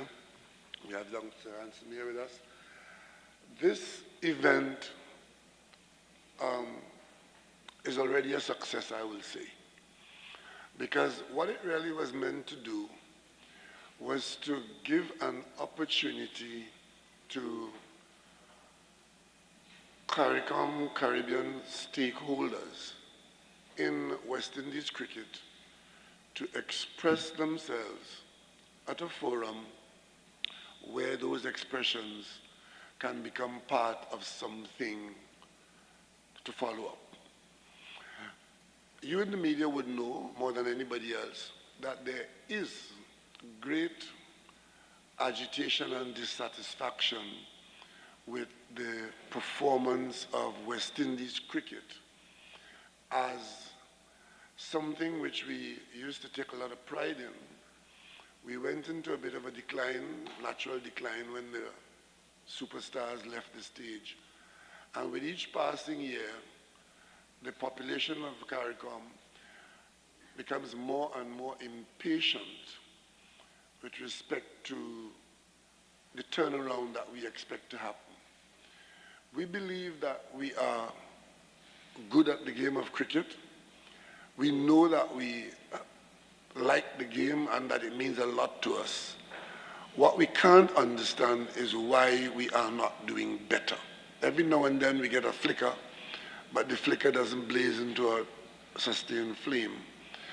And what we did here is to recognize, not just today, but quite some time, the very fact that there's a subcommittee on cricket on the CARICOM agenda should let you know that at the level of the management of the region, where we manage trade, we manage national security, we manage health, we manage education, we also take on board cricket, not just sport, but specifically cricket. And it's on the agenda, and a number of CARICOM heads have been chairing it. Prime Minister Mitchell was chair for a while, quite some time actually. When I became a Prime Minister, I met that committee functioning, and Prime Minister Mitchell was there working with the various committees and the various reports. And subsequently, Prime Minister Gonsalves took over, and then I've been offered the opportunity after Prime Minister Gonsalves. But for the last few years, at CARICOM, the heads of government were feeling this pressure of wanting to do something about this super delayed turnaround in West Indies cricket. And we've come to the conclusion that we need to confront the elephant in the room. And I think that is what this conference was meant to do. Bring all the stakeholders together so that their facets and their vantage points could be expressed to everybody else. So I think today, after what happened yesterday and what happened today, all stakeholders would know what other people are thinking, what recommendations are coming from what other quarters, how secure or how useful, how facilitatory your area is. And the common thread that pulls it now is that no one facet, no one aspect of this legacy can save itself. We need to have some severe cooperative action to bring about the necessary change. And a lot of the conversation in the last 48 hours had to do with a governance structure which obviously does not appear to be the best for the delivery that we anticipate. We expect that the response to that in some quarters will be, well, change it elsewhere, but don't change it by me. Have someone else do it, but I won't be doing it. That is not going to get us anywhere. So I would want to say to the media, I'm sure you're going to ask what is going to happen after today. What I expect to happen is that we will collate all the ideas and recommendations that came up here. And the subcommittee of CARICOM will meet. We're meeting in Grenada in June. The next meeting of CARICOM is scheduled for June. We are almost into May, so we can say next month. So the next meeting of CARICOM in Grenada will receive a comprehensive report on the state of West Indies cricket with recommendations. I can take the liberty to speak for my colleague here because we have addressed this matter and talk about it all the time. And I will recruit her to work with me on this. Are you on the subcommittee? Well, you're on now. we will work together to produce for the heads of government meeting in June, the outcome of this gathering and collate the recommendations. And then we will seek to have a work program in conjunction with Cricket West Indies to come up with a smaller group of recommendations and can-do and time frames. From where I sit, I believe that it is possible to engage people with contracts and convince them that there are win-wins to be had and that fairness and transparency are requirements. There's tremendous suspicion around the operations of Cricket West Indies cricket, territorial board operations. You have various levels of complaints, various levels of accusation. What we're hoping to get out of all of these efforts is a situation where the vast majority of people who are involved can say, okay, we are all clear what is to happen. We are all clear what our individual roles are. I am clear what my role and responsibilities are. And we go out and do the job in the name of the next generation or the other generations to come, starting with the children who are today in the lowest level of primary school. And of course, those at the top, whether it is the executive of the new governance structure, and for the moment I say Cricket West Indies, or CPL executive or whoever, that they are comfortable, that they are in a world program, and that they are fit for purpose. So basically that's what we're after. Thank you very much, Keith. I think that you captured it well. This meeting, first and foremost, was to give people the opportunity to speak, to share, and to see where we can find common purpose, and to see where we can build trust, not only among the board and territorial boards and Cricket West Indies, among the former players, the current players, among those in the business community, among the fans, and indeed among the relationships at a business level that Cricket West Indies has developed over the years, and the opportunity for future relationships. I believe that we can leave here comforted that there is not just the will to do it, but we have the makings, as you've just heard from Prime Minister Rowley, of a framework that allows us to be able to see progress. I think the Wavy report was 2020, and by any stretch of the imagination, for a company not to have acted on a report, or a government not to have acted on a report that came in 4 years ago, even if it is to reject everything, we need to put it to bed one way or the other, whether it is to accept all, to modify, or to reject all. I believe that there's merit in a lot of it, and the precepts which it honors are precepts that are sacred to all forms of governance. And we therefore should not find ourselves trapped in a 20th century model at a time when this whole structure of the game and the competing forces have changed from traditional test cricket to being able to manage all of the other aspects of the game, particularly T20 and its shortened format to meet the needs of the broadcasting entities. As I said earlier, for me, yes, it is great that this is about cricket, but fundamentally this is about national and regional development. This is about the development of our people at the very time when our youngsters are being threatened with all other kinds of distractions, some wholesome, some not wholesome. And we therefore need to put the structures and the investment in place as a matter of urgency. I don't believe that you can cross a chasm in small steps. And therefore, it means that we need to have that sense of urgency. Why? Because in any event, what we put in needs time to sprout what comes out. And therefore, I hope that from the development end of it, that we can settle on that before the end of the year. I believe that, as you said, the recommendations will come to heads, but I do feel that Cricket West Indies and the territorial boards can start the conversation so that by the time we reach heads, there is clarity as to what they are united upon and what they're still divided upon with respect to the governance aspects. Prime Minister Rowley, you made the point of the importance of governments have very limited roles in these matters. We have the power of legislation, we have the power of development support for infrastructure and programs, and we have the capacity to be able to mentor, but also to be able to facilitate and bring people together, particularly where there are difficulties and obstacles. And we commit to continuing to do that. We commit, however, to equally telling the people of the region, and my dear friend Joel Garner said it best this morning, we have to sell cricket and we have to allow the environment within which our people can win. Winning is the best salesman. I know defeat and I know victory. And victory, not only is it sweeter, but the reality is victory breeds an environment where people want to come and join. Joel said it well this morning. How many Caribbean footballers you know globally? How many Caribbean basketballers you know globally?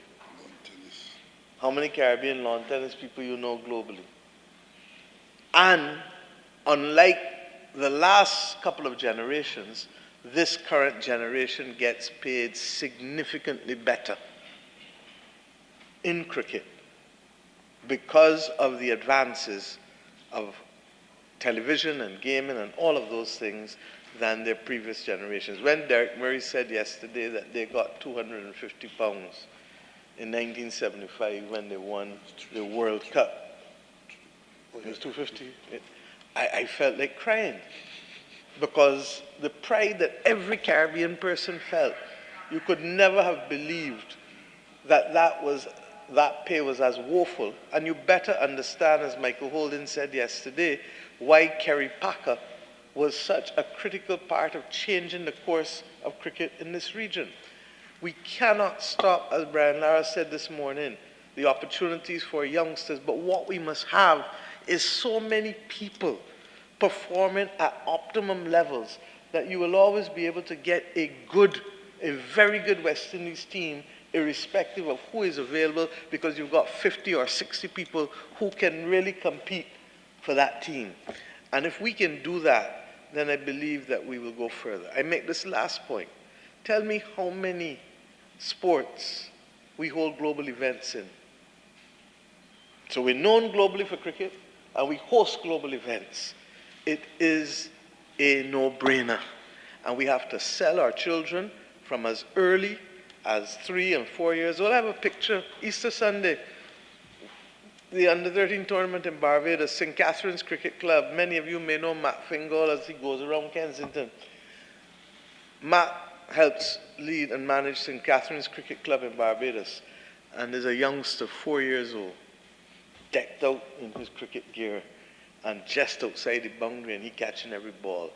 He is only but one of hundreds still across the region. How do we keep and support the passion of that young 4-year-old to continue to be the best that he can be? and to become a global citizen. As I said just now, and I'll end on this, I do not know of any sportsman or any artist who has reached the top of their craft that is not a global citizen. They are allowed to travel almost everywhere, and people don't humbug them with the thing of work permits. They facilitate them. Even if they have to get a work permit, it is done for them. So we in this region are one of the smallest regions in the world, but we know global excellence. And it is for us now to ensure that, having known it, that we can regain it and sustain it. And that is why we are here today, and we've spent a day and a half of our lives away from other business in order to be able to put the foundation in place. And Prime Minister Rowley, I really want to thank you for being as strident as you have been. I want to thank former Prime Minister Keith Mitchell too, who laid the foundation for a lot of this. I'm sorry that Prime Minister Gonzalez is not here, because he too has a way of contextualizing all of these things. And President Ali sent a 31-minute presentation that truly reflects where the possibilities are for this game to grow. Africa, the Gulf states, North America, and South America, the Caribbean's brand is capable of holding much more of them in those areas. Thank you very much. Thank you, Prime Minister. Now, as someone with a great understanding and appreciation for all the global issues, to have regional leaders taking the time to come to a symposium, one, to initiate the symposium, and then to find the time and dedicate it to discussing issues, that in itself is testament of how critical West Indies cricket means to them. And as the president of Cricket West Indies now, I feel very privileged to have regional leaders so committed to improving West Indies cricket. And certainly, I mean, there's no option than to optimize the support that I've received, and I'm sure will continue to receive from the Prime Ministers. There are tremendous opportunities there for us to improve, and this is not 5-10 years down the line. I believe that we could have instant improvement of West Indies cricket by adopting some of the solutions offered to us over the last, day and a half. Governance, I believe, is sensitive, but I believe that we could advance this as swiftly as possible. As Prime Minister wanted to say, it is urgent. And I am hoping that within 6 weeks, between now and World Cup, at least the end of World Cup, that the Prime Ministerial Subcommittee for Cricket, under your chairmanship, Prime Minister Rowley, that the presidents of the territorial board could be engaged in how we could swiftly adopt these recommendations by the Webby report. And we have had several other reports over the years, but the great thing about the Webby report is that it has reviewed those reports and suggested to us in recent time what is most relevant currently. And I think that the time is now. And again, because I am quite aware of the genuine support from the current leaders, then I have no doubt that we are going to get that over the line. Also, there are other opportunities, because while we fix the governance, as I alluded to earlier, there are other areas for improvement that we cannot delay any further. Our financial situation is fluctuated over a period of time. And in order for us to continue to be a relevant brand globally, because don't be fooled, this brand, as strong as it has been over the years, if we do not take care of it, if we don't address these matters that we have now, that we have failed to address over the last 3 decades or so, it could be far worse than the current state. And so we have to ensure, put a mechanism in place where we are financially sustainable. And the great thing about it is that I'm confident, quite confident, that this could be done without relying too heavily on the resources of the already strapped governments, right? Because we understand there are limited resources. There are limited resources and there are other priorities that governments must address. So Cricket West Indies has to commit and identify those ways of being self-sustainable. We invited Cage, and we have seen their presentation. I think that is a good option to consider. But there are other opportunities. Establishing a commercial arm is one of those. I believe that it is absolutely critical in order for us to optimize the opportunities. And that is something that, in fact, that is something that the board has already approved, and it is just a matter of procuring the expertise. And as Prime Minister Rowley rightly said, sometimes it doesn't have to be management, it doesn't have to be even within the Caribbean, but identify the best, whether consultants or company, that would give us value for our money and ensure that the return on such investment is great and will be beneficial to Cricket West Indies going forward. So we'll definitely embark on accelerate on establishing that commercial arm. We have heard about the need to engage and involve our legends. They are aging, and so we cannot afford to miss the opportunity. And that when all our legends are gone, we realize that we should have really documented and capitalized on their value. And whether it is using them as ambassadors, mentorship, mentors for those mentorship programs in our academies and so on, we have to create a program that even beyond their existence, physical existence or not, that we benefit. So the young boys and girls in the future could benefit from them and be inspired by them. And so that is something that I'm hoping at CWI next board meeting we'll be able to establish that. One of the things that registered with me, and I had great insight of this deficiency previously, of course, having been a cricket administrator nationally, is the weak club structure that we do have. We spend a lot of time talking about schools cricket, but the club structure that we have is not conducive to producing world-class cricketers. And if we don't address that urgently, we are going to continue to lag behind and fall behind our competitors globally. And I believe we have to find a way to strengthen our club structure. We have to find ways of incentivizing people for wanting to be involved in club structure. Prime Minister Motley, I don't know if you mind me sharing this idea that you presented to me yesterday about having a regional club championship. I think that is viable, and the intention is to establish a task group immediately to explore how Cricket West Indies could support a club championship, determine the format and all of that. But that is something that I suspect could bear fruit in terms of improving our cricketers and creating that interest at the national level to have more persons playing club cricket again. And I would end by saying that this symposium may be late, but I certainly believe it is timely in that we have these esteemed leaders now who are in full support of helping to advance cricket through collaboration, right? And they have echoed over and over that they are not here to take over West Indies cricket, but to lend support in any way possible.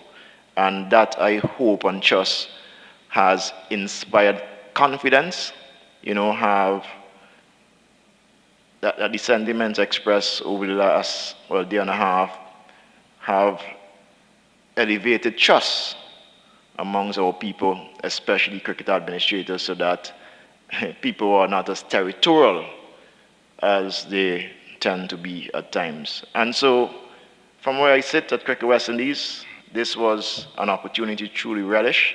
And again, my profound gratitude to you, Prime Minister Rowley, for initiating and hosting this symposium, and for Prime Minister Motley, again, for taking the time to be here. Thanks. Thank you very much. And I also want to join in, Charles Ramson, Minister of Culture, Youth and Sport from Guyana.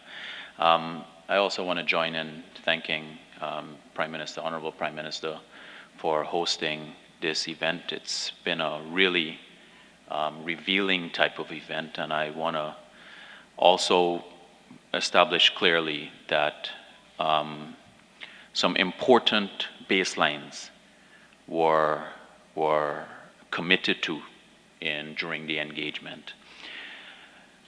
First of all, cricket is more important than we can even ever imagine to the West Indies, and we heard that established from all of the stakeholders.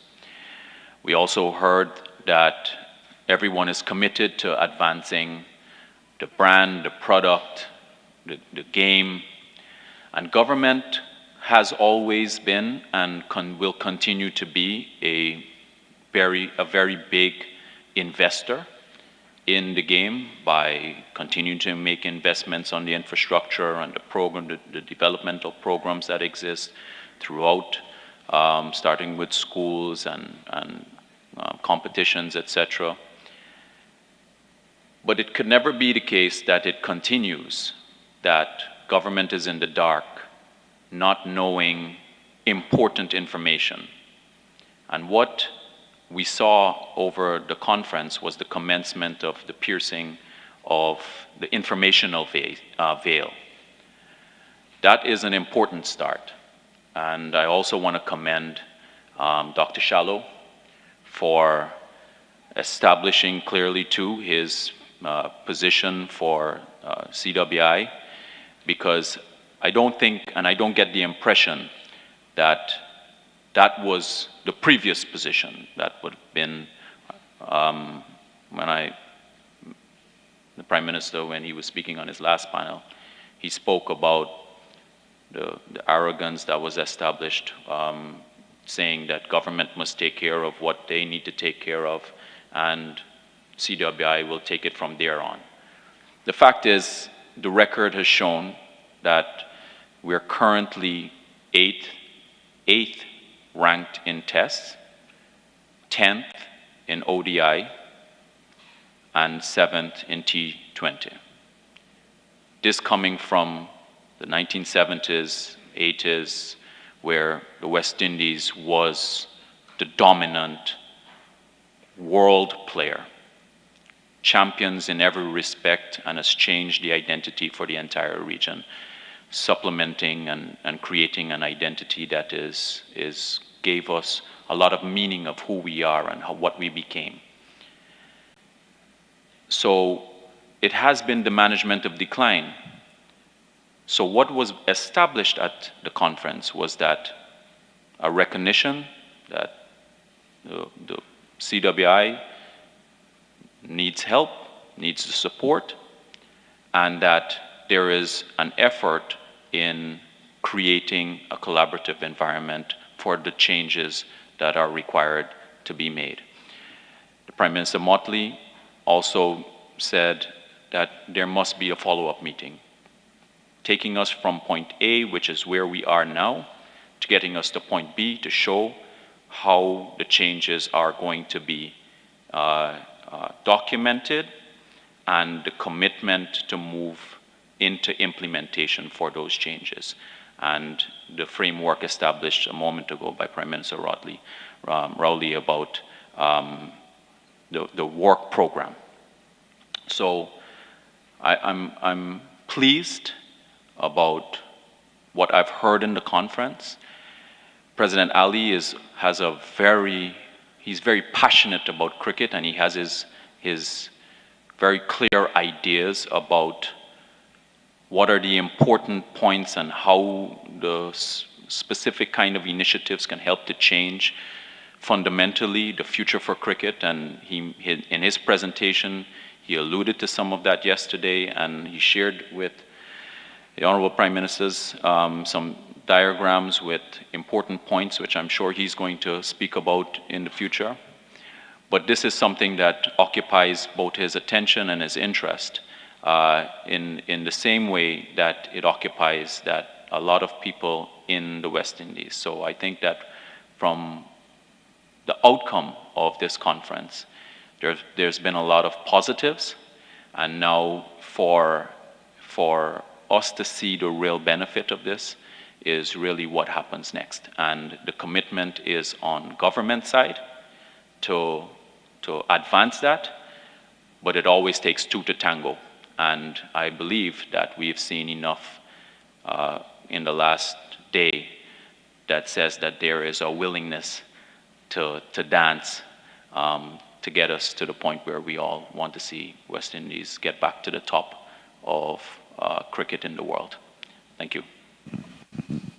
Thank you very much, Minister. We will be able to establish some milestones and yardsticks, because the purpose of all of this, first and foremost, is to have the game nurtured, encouraged, supported, but that must reflect itself by you being able to see the game in the Caribbean, in CARICOM, West Indies cricket, the management, the governance structure, the operations, being able, as far as we can reasonably expect, to have the best team on the pitch in all the various categories of the game, including the ladies' game. And if we are successful in what we are setting out to do here, that is where we'll begin to see that. If you're not seeing that, it would mean that we would have changed nothing. But to do that, certain far-reaching changes will have to enter the operations, because we produce people at various age levels, as age groups. And then when they get to the top, they appear to be disconnected from the base and from the regional authorities. That has to be improved. There has to be some common understanding there, so that the progress that we intend to see from primary school to secondary school to under 23 to West Indies cricket professionals and West Indies cricket, there has to be symbiosis along the way. I wouldn't say much more on that. Now we open the floor for some questions, and let's see if you have anything to ask any of us. You might be able to answer. Members of the media, the microphones are on the left and the right. Please identify yourself as you put your question. Thank you. Good afternoon, Priya Bihari, AZBnews.com. The Prime Minister spoke, Prime Minister Motley spoke about the Whibley report, but there was also the Pybus report, which was 10 years ago. You have one that is 4 years ago, and West Indies cricket is still in the doldrums. That's why we had this symposium. My question, therefore, is, and Prime Minister Rowley, he's adamant that something's going to happen, something's going to take place. But the public has seen this before, West Indies public has heard this before. What makes this one different? The prize, obviously, you never played the game. Oh, of course I have. Because there's a saying in cricket, something had to happen for something to happen, right? Well, something has happened here, and something is going to happen. Because if the president of Cricket West Indies is saying that he's prepared to lead a collaborative and cooperative effort towards managing the game, and the governments of the region saying the same thing, then if that doesn't work, I don't know what will. And my colleague and I here, Prime Minister Motley, and my colleague here from Guyana, what we would hope is that all other stakeholders should be willing. That comment about not being able to cross a chasm in short steps, that's what it is. We've got to make some giant leaps. And to do that, you need tabula rasa in some instances, right? You need a clean sheet of paper. And disruption. It's disruption. What is it going to be? and devise a map, right, based on new data, new vision, and new attitude. So we are hoping that enough people have seen that if we don't do that with the best will in the world, we will not progress from the direction that we're going. We have been going downhill steadily, and let me tell you a personal affair of mine right now. Given the explosion of cricket in the world in the last 10 years, and the franchising of cricket that's taking place now, it is not far-fetched to think that the authorities in cricket, and we know who they are, could very soon create, let's say, two categories of cricketing nations, a Premier League and a Division II, as the case might be. And where do you think West Indies is going to fall? We're going to be outside of the Premier League. And if we don't fix our business at home, we'll be just going down in that second division league too.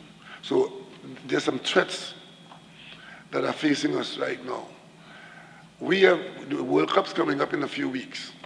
We are sharing the World Cup with the United States.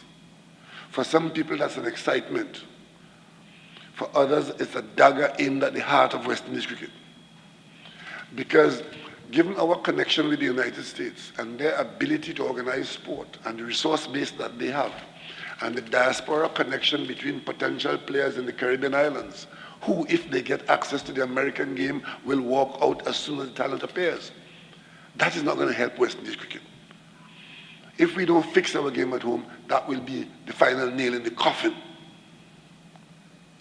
So these are the threats that we're facing, and therefore, something has to happen for something good to happen. If I can add to that, Keith, there is a good old song by Jimmy Cliff that captures what happens with all the great battles of life. You can get it if you really want, but you must try and try. You'll succeed at last. There is no great battle that has been won without effort. And part of the difficulty is that we're living in a world with instantaneous expectations. This cannot be. And I think that, look, we are building the blocks to allow for progress. And I want the public of the region to give us the space at all levels, but also to give us their support. Joel Garner said it best, let us also put a positive on the potential of this to the region, to the people, and to the world because of our contribution to the world. On the issue of the North American dominance, I am afraid we got enough capital to go in there. There's already a Guyanese who owns the stadium in Florida. Why are we not having our investors invest across North America and build the institutions that are also going to be necessary? Because it's going to be impossible to stop the spread of the game. But we need to make sure that we are not only playing the game in the Caribbean and controlling it in the Caribbean, but that we are creating the structures to help control it in other parts of the world where it is not yet fully developed. And we have as much right to do it as England had to do it across the colonial empire. How do we fill the gaps between CARICOM, CWI, and the players? Because what happens here has to be realistic to the players. In other words, make them able to do what you want them to do. You be champions again. How do we fill that gap? Those gaps. People and institutions have to talk. We just have to get together. We have to talk. For example, after what has happened here in Trinidad in the last yesterday and yesterday, what I anticipate the next move to be is that the regional entities that run the game should pay attention to what has happened here and engage it. Isn't that reasonable?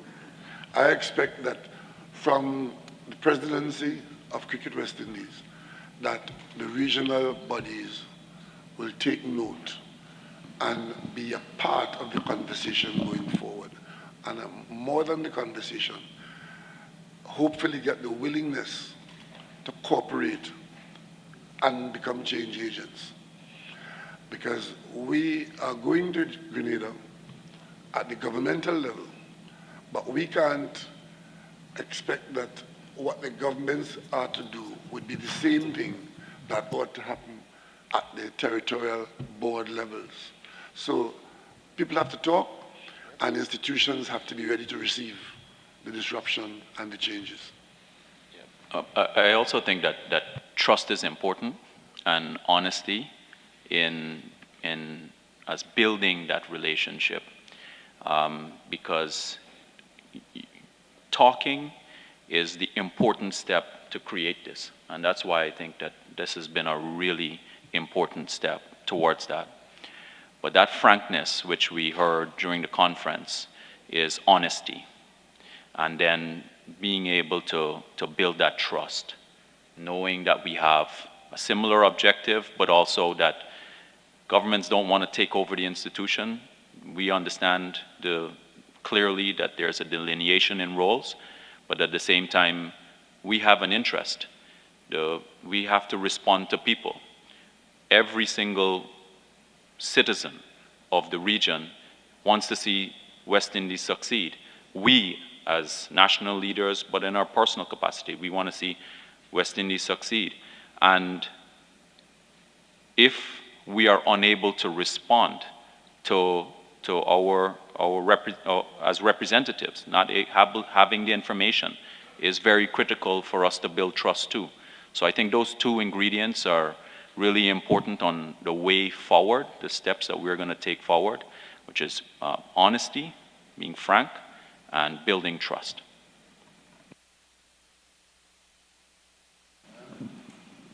Good afternoon, members of the head table, Prime Minister Motley. I am very interested in the future. We need to identify where you're from, please. Media. Kirk Behader from Little Fire Pictures. I make documentary films. And in 2018, I made a film on Joey Carew, the talented Mr. Carew, half-an-hour film, and I couldn't find any footage of him. And when we asked the BBC if there was footage, they said, yes, it's £100 a second. So you can imagine we didn't have anything in the budget for that. So I'm trying to find out what are the plans for the legacy of West Indies cricket, because it's very difficult to find the material. What are we going to do that all the cricket that was played over the years, how can we archive it so that people could produce the stuff that the children will see and not see just all the footballers and all the basketballers. You know, we could see our own cricketers. We talk about it all the time, but you don't see anything on television. I don't know if you all have any plans for that.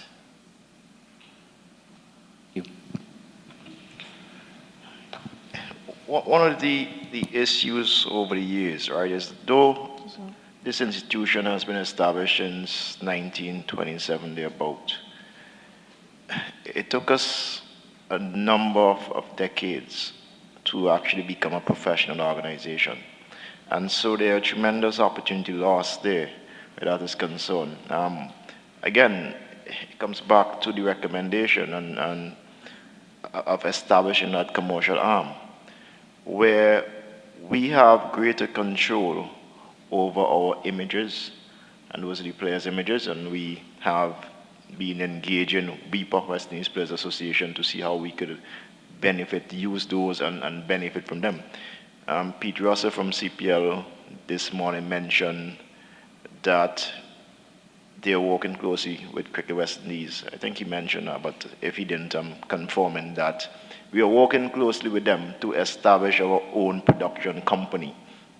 What that does is make these sort of ventures for small businesses and others in the region to get greater access, affordable access to the images of our players. And I believe there stands to be so many benefits across for different stakeholders, including the players.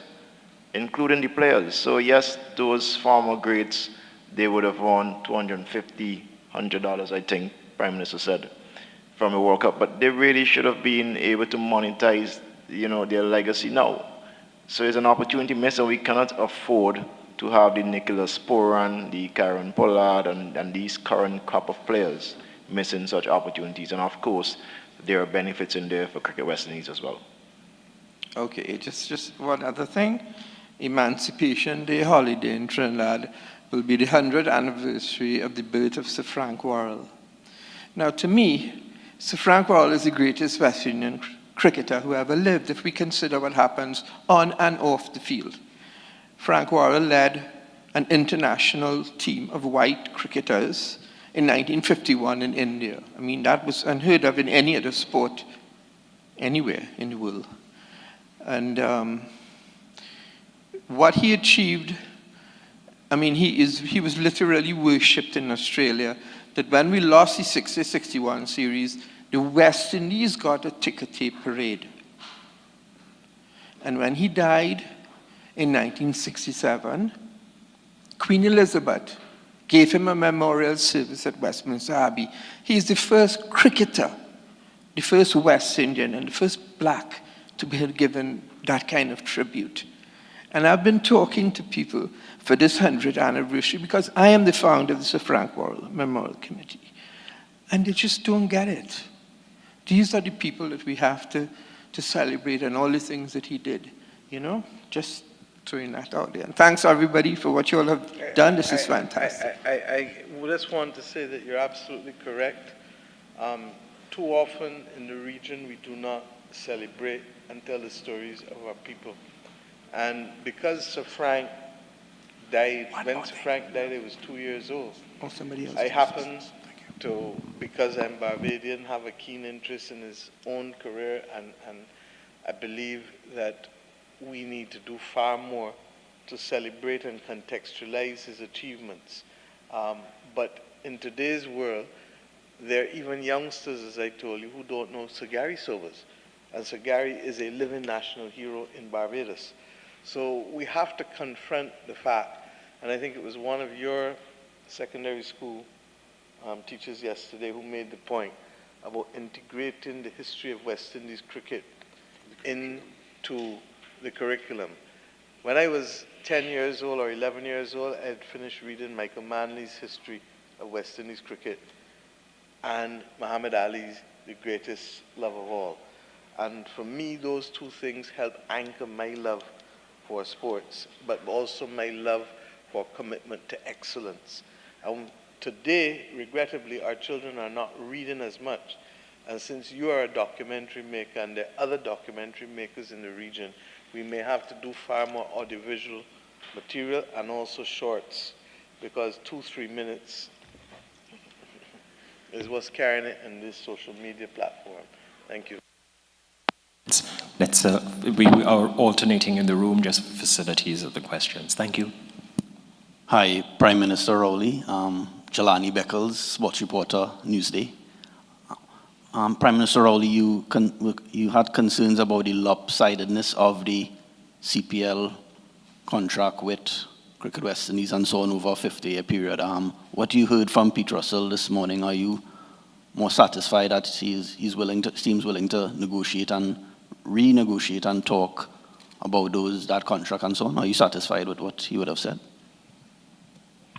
I'm satisfied that the issue is on the table and on the front burner, and that the contract is a little more visible, because one of the problems that we've had, which has been fueling the discomfort over and above the underperformance on the field, is the absence of transparency in the operations of West Indies cricket. And the players say that, and the public say that.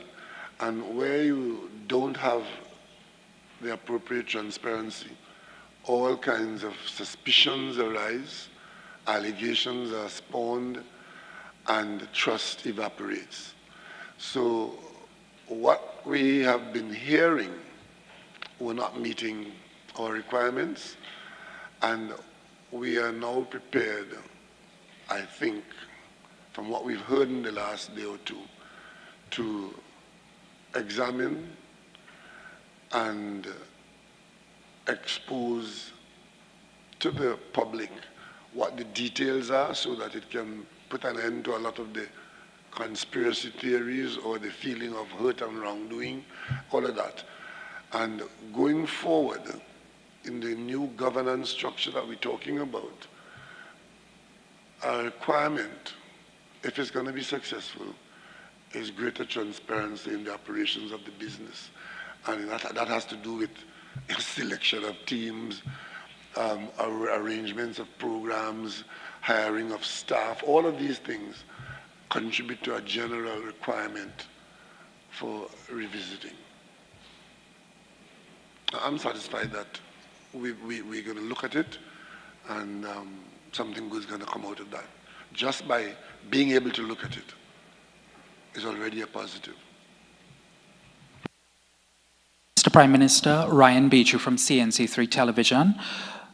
Just to have both CARICOM and Cricket West Indies sit down for this conference is a major leap given the recent history of the board and sometimes players and other stakeholders. I just wonder though, given that these things last in cycles.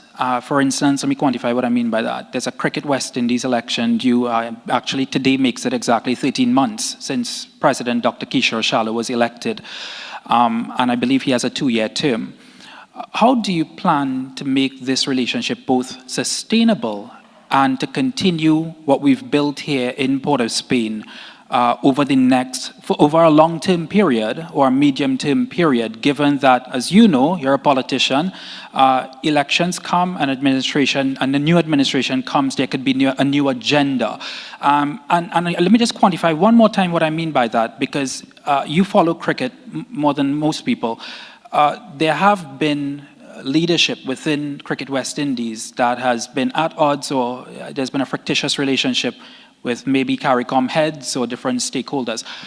If the leadership is to perhaps change in 9 months or 11 months, how confident are you that the relationship forged between Dr. Shallow and CARICOM heads could continue, especially given that these territorial boards have been the center of conversation here and their unwillingness to change the governance structure that you're talking about? Thank you.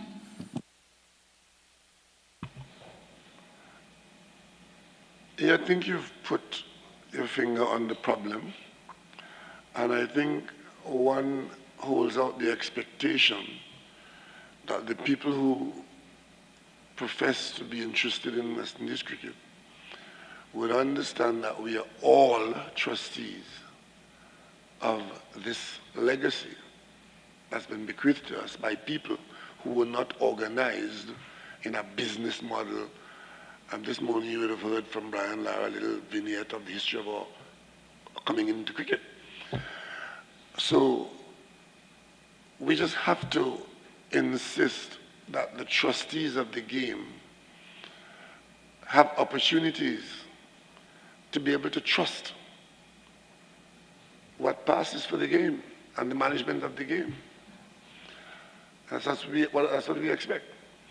And the structure that exists now is responsible for some of the moribund outcome. And therefore, if we have a common goal, and if we accept that there's a common goal, that goal being the reinvigoration of the game for its survival in the region, then I'm an optimist that eventually good sense will prevail and allow the new model to be spawned, to generate, to evolve, and to bring about the outcome that we want. Otherwise, we would be confining our legacy to the dustbin. Question for Dr. Shallow. Ken Fuentes, TTT Sports. over the history of West Indies cricket, one of the problems has been getting the territorial boards to agree to help push the sport forward. Do you see CARICOM playing a role in this venture now? Or how important a role do you see CARICOM playing a role in this venture? I guess it's a continuation from what Ryan asked there. What has happened in the past, right? And this is my humble opinion on observation, and I somewhat believe shared by Prime Minister Rowley and maybe a couple other regional leaders, is that there have been individuals who have assumed the position that I am in and believe that they are solely the decision makers of West Indies cricket. In other words, in very simple words, West Indies cricket is about them. We cannot afford to have any individual feel as though they are an authority or the sole authority of West Indies cricket. And the strength of Cricket West Indies is actually at the national level, the territorial boards. And every Prime Minister or President has control over their territorial board or the national board.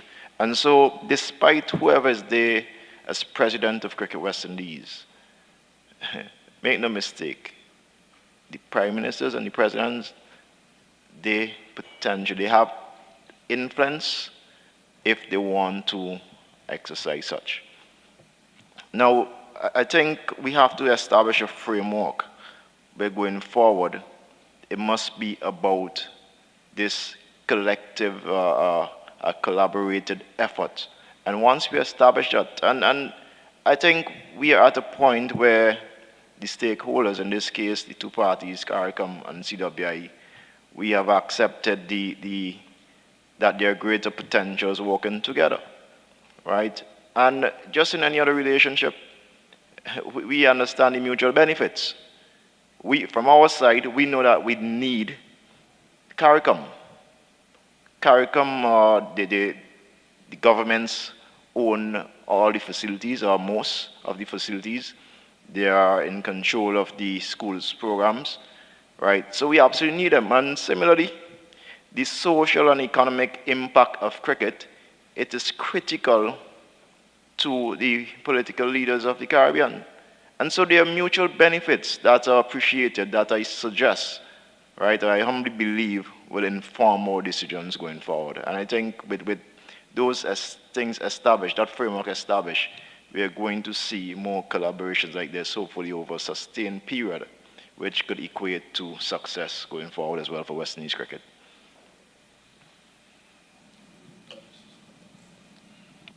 Good afternoon, Prime Ministers. I just want to say that in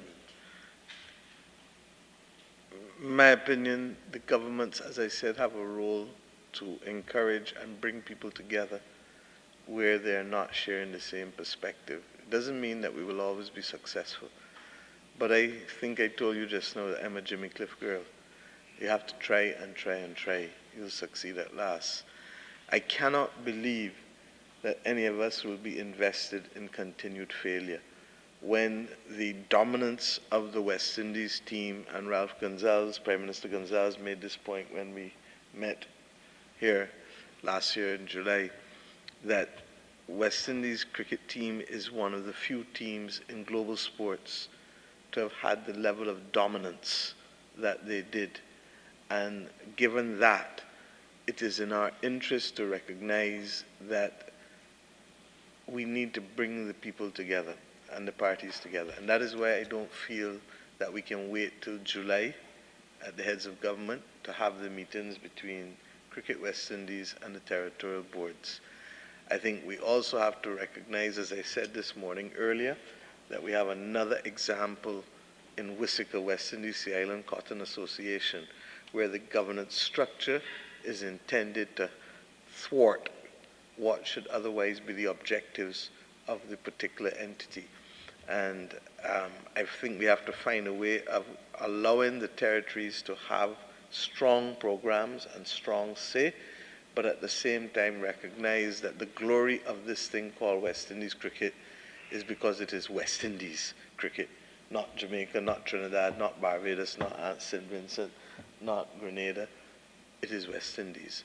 And hopefully we can inspire everyone to find common purpose, and we can do so between now and July such that when we go to heads in Grenada, we're in a position then to take off as a singular entity, heads, territorial boards, Cricket West Indies, cricket fans. Thank you. Prime Ministers, President, CWI President, and of course our Minister from Guyana. Good afternoon to you all. So my question is just really your for the ID, both please. Prime Ministers. Just your ID, please. Urvashi Tiwari Rupnarayan from CCN, that's TV6, and the Express newspaper.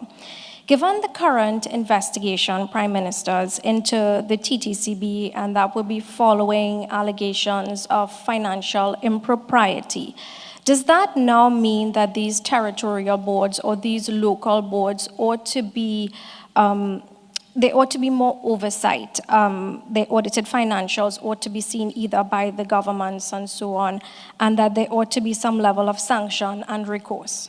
Thank you. One objective of this gathering this weekend, you would have observed we did not accept and delve into any of the many reports, and we did not go embrace the current reports of elements as you have just mentioned. The main reason being that these are outcomes. The outcomes of a malaise, and we sought to deal with the malaise.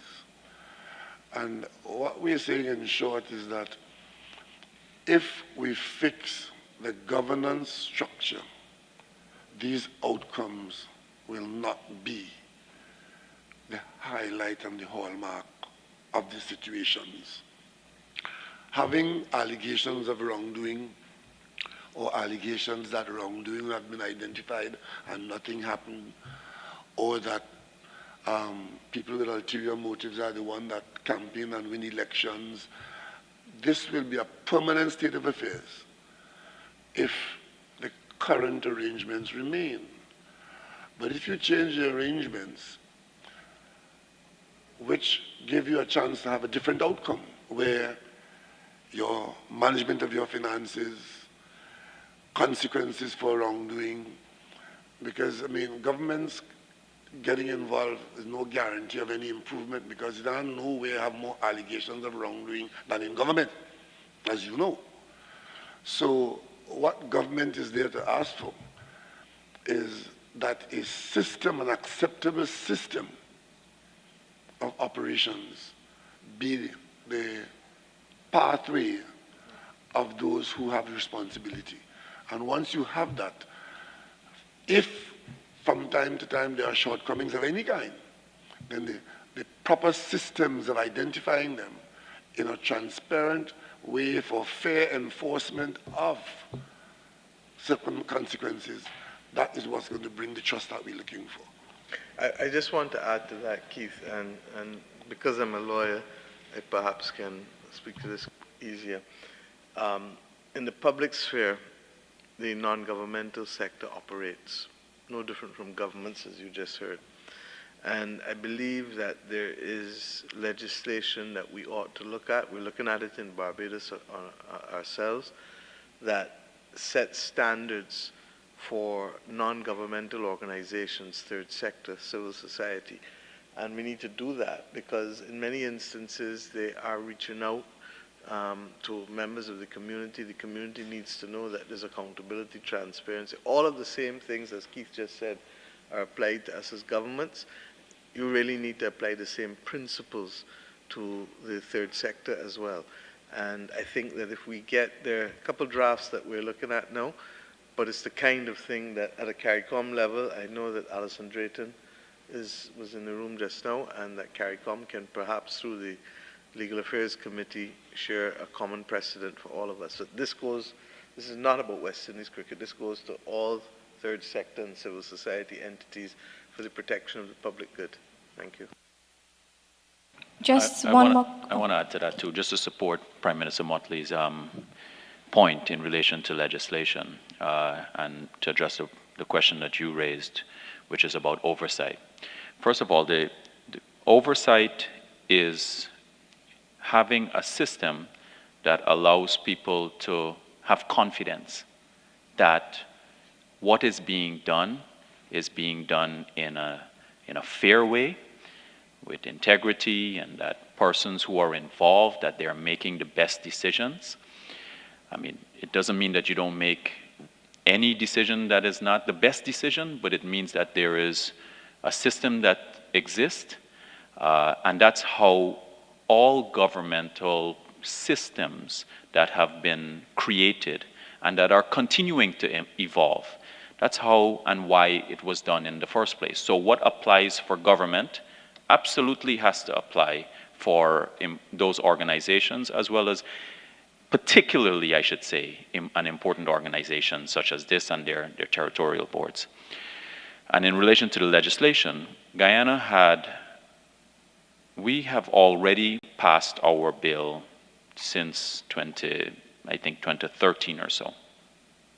But the resistance to having that bill first created and then passed and then enforced was an 11-year window of conflict in Guyana, which was only resolved in 2021 when we had our first election after the government had changed, and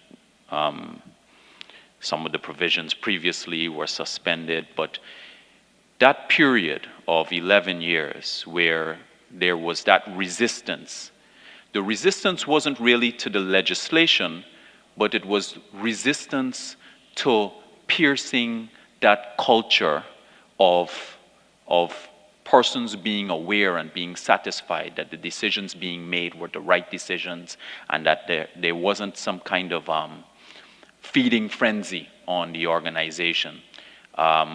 And that's why since then, you've seen a lot of things start to happen in a much more acceptable way and sensible way for us. So I want to support the point that was made, and I think that that is the way to go when it comes to creating a more permanent form of governance arrangement that will stand the test of time beyond the cycles of elections, which is dealing with the previous question too.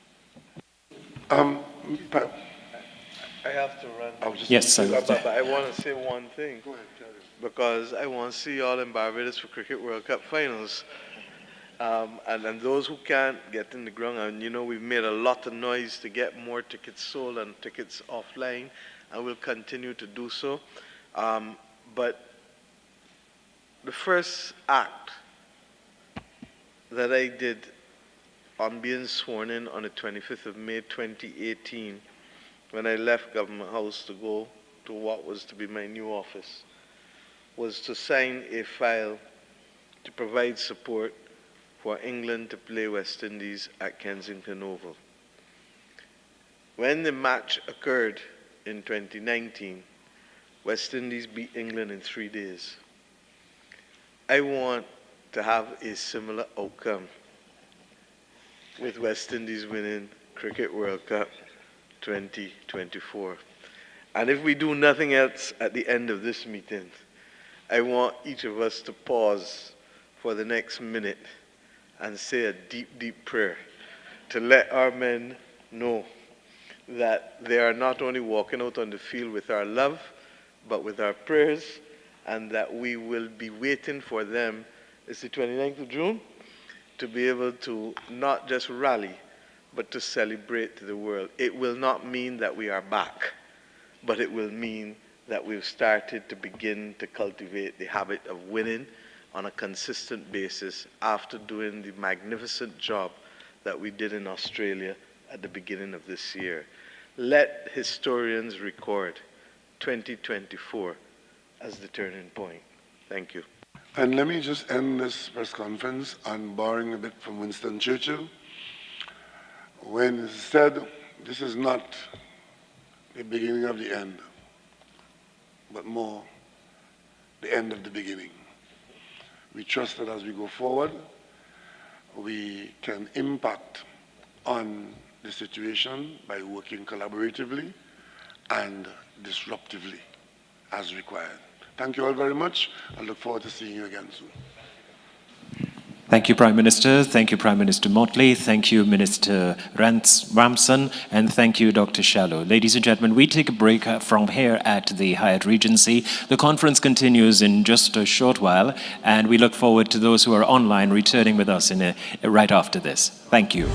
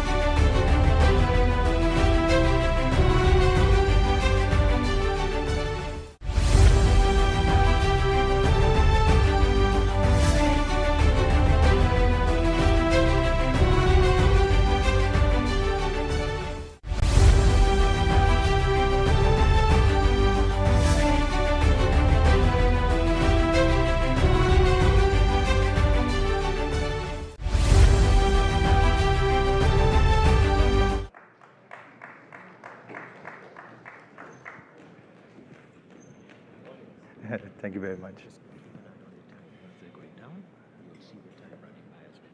Okay, great. Thank you very much.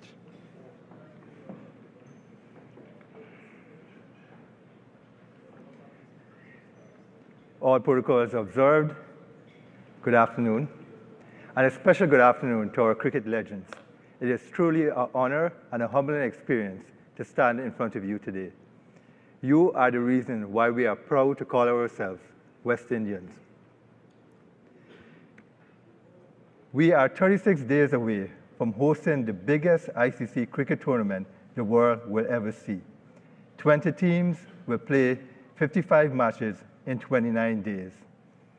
And we expect over 1 billion people to watch our games. This is an excellent opportunity for us to not only show the world that we are capable of delivering world-class events.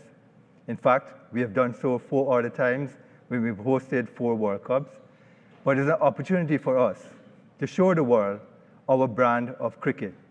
And by the end of this tournament, the world will agree with us that cricket should be only hosted in the West Indies.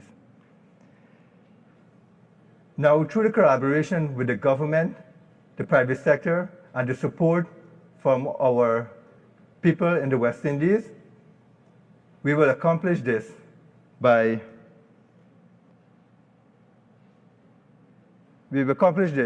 putting out an event that we can be proud of.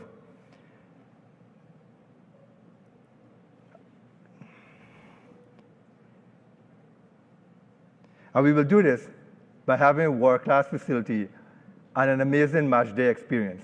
But it's also important for us to understand that beyond the field, we need to entertain our fans and our spectators who will be there watching this tournament in the West Indies. So our non-match day experience is equally important. And through our partnerships with the host countries, we will show the world our diverse and unique Caribbean people, our food, our music, our landmarks, our rainforests, and our beaches. Now, I'm going to take you through what are the match day experience for this World Cup. Now, for the ICC matches, at the beginning of every game, they play the anthem ceremonies for the teams that will be playing the matches. We will have, instead of the anthems being played by a pre-recorded song, we will have our steel plans play the anthem ceremony for each of the teams that will be there on match day. We will have our dancers and our cheerleaders. We will have pyrotechnics, coal sparks, CO2s. For the venues, for venues that have LED towers, such as Barbados, St. Vincent, and St. Lucia, we will put on LED light shows. We will have drone shows. We will have our cultural characters and musical instruments. And we will have, of course, our DJs who will play music throughout the whole tournament in a 360 degrees surround sound immersive experience. And of course, we will have our party stand, which is unique for us in the West Indies. Now, as I said before, what happens on the match day is only one part of the tournament experience. We will look at what's going to happen beyond the boundary, and those are what we're going to plan for the non-match days. Now, to spread the word, we're going to employ some tournament ambassadors, which includes our cricket legends and other legends in the sport, such as Sir Curtly Ambrose, Sir Vivian Richards, Sir Andy Roberts, and even Usain Bolt, who has come on board as the official tournament ambassador for this tournament. We kicked things off by doing a trophy tour, which started in the USA, with our very own Chris Gayle pulling the switch, lighting the towers at the Empire State Building. We moved on to Jamaica, where the trophy was taken to the Bob Marley Museum, and it was featured by Usain Bolt. We moved on to Barbados, where we had a street parades through Bridgetown, then moved on to Antigua and Barbuda, where we had a similar parade through St. John's. The trophy then moved on to St. Lucia, where our own Darren Sarmi took the trophy around the island. And also, part of the experience for the tournament too is making sure that everyone can feel part of any match, regardless of where they are. So matches that are not being played in the country will be shown at fan parks across all the 6 host countries in the West Indies. And at the fan parks, you'll be able to watch all the matches live, experience the food for the West Indies and from from that particular country. We will have children activities, we'll have concerts and shows, games, tournament activation, and we'll have legends and guests make appearances. And this will be in every host country for this tournament.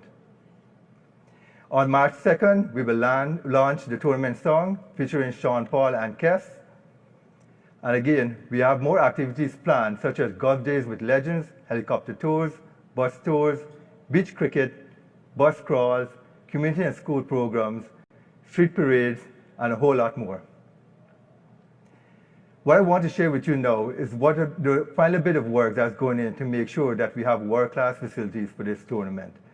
One of the things we focus a lot on is ensuring that the pitch and outfield preparation meet the expectations for this tournament and for the players who will be here.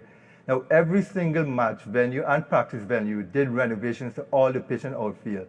And for this tournament, every single one of them will have grass and a playing condition that will meet and surpass the expectations of the players.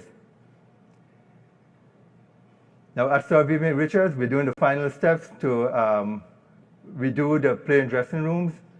At Arnoldsville Stadium, we're putting in the LED towers right now and setting up a new party stand area. There's a lot of work being done at Darusami Cricket Stadium. They're finishing off the roofing, and they have just renovated the pitch and outfield at the practice areas. At the Guyana National Stadium, we're redoing the dressing room right now and doing works in the One Guyana stand. At the Brian Lara Cricket Academy, they've installed 2,000 additional seating. They're doing some renovations to the dressing room, and they're finishing off, putting in the replay screen. At Kensington Oval, we're building a triple-decker hospitality area. We're putting in an additional 3,000 seats, and we're putting in LED lights to replace the old ones. Also in Barbados, we're going to establish for the first time a media hub. Now, with 9 venues being hosted across this tournament, which includes the USA as well, it's difficult for the media to travel to each one of the venues. So we have done it for the first time ever, established a media hub where all the media, well, those who wish to participate, can go to this media facility in Barbados and be part of the match. Through this media hub, they will be able to participate in the post-match presentation and feel like they're connected to the match at any venue across the tournament. Now, so far, I just want to give you an update on ticket sales. We have sold 80,000 tickets in the West Indies, which accounts for about 30% of the ticket sales so far. On May 2nd, we will open box offices in all the host countries. We are making available a minimum of 2,000 tickets for each one of the match venues, and we're guaranteed that every person in each island and each country will be able to purchase tickets for any of the matches. And lastly, I just want to talk about the warm-up matches that will be played in Trinidad and Tobago. While May 1 is the start of the tournament, teams will arrive on May 21st for the first warm-up matches. 9 teams will be here in Trinidad and Tobago, playing 8 matches across the Queen's Park Oval and the Brian Lara Cricket Academy. And lastly, I want to thank the governments of the West Indies for their continued participation and continued support of West Indies cricket. To run this tournament is a mammoth task, and it's not a singular effort that Cricket West Indies can do on its own. And without the partnership of the governments of the region, we will not be able to pull off this tournament. And I also want to say before I close, and I want to continue from what my colleague Shilita Rose said, I want to see everybody here everyone in Guyana on May 2nd when West Indies play the first match. I want us to follow the tournament until May 29th when the West Indies play for the trophy. June 29th, my apologies, when West Indies play for the trophy, and we are declared them champions of the ICC Men's T20 World Cup. Thank you very much.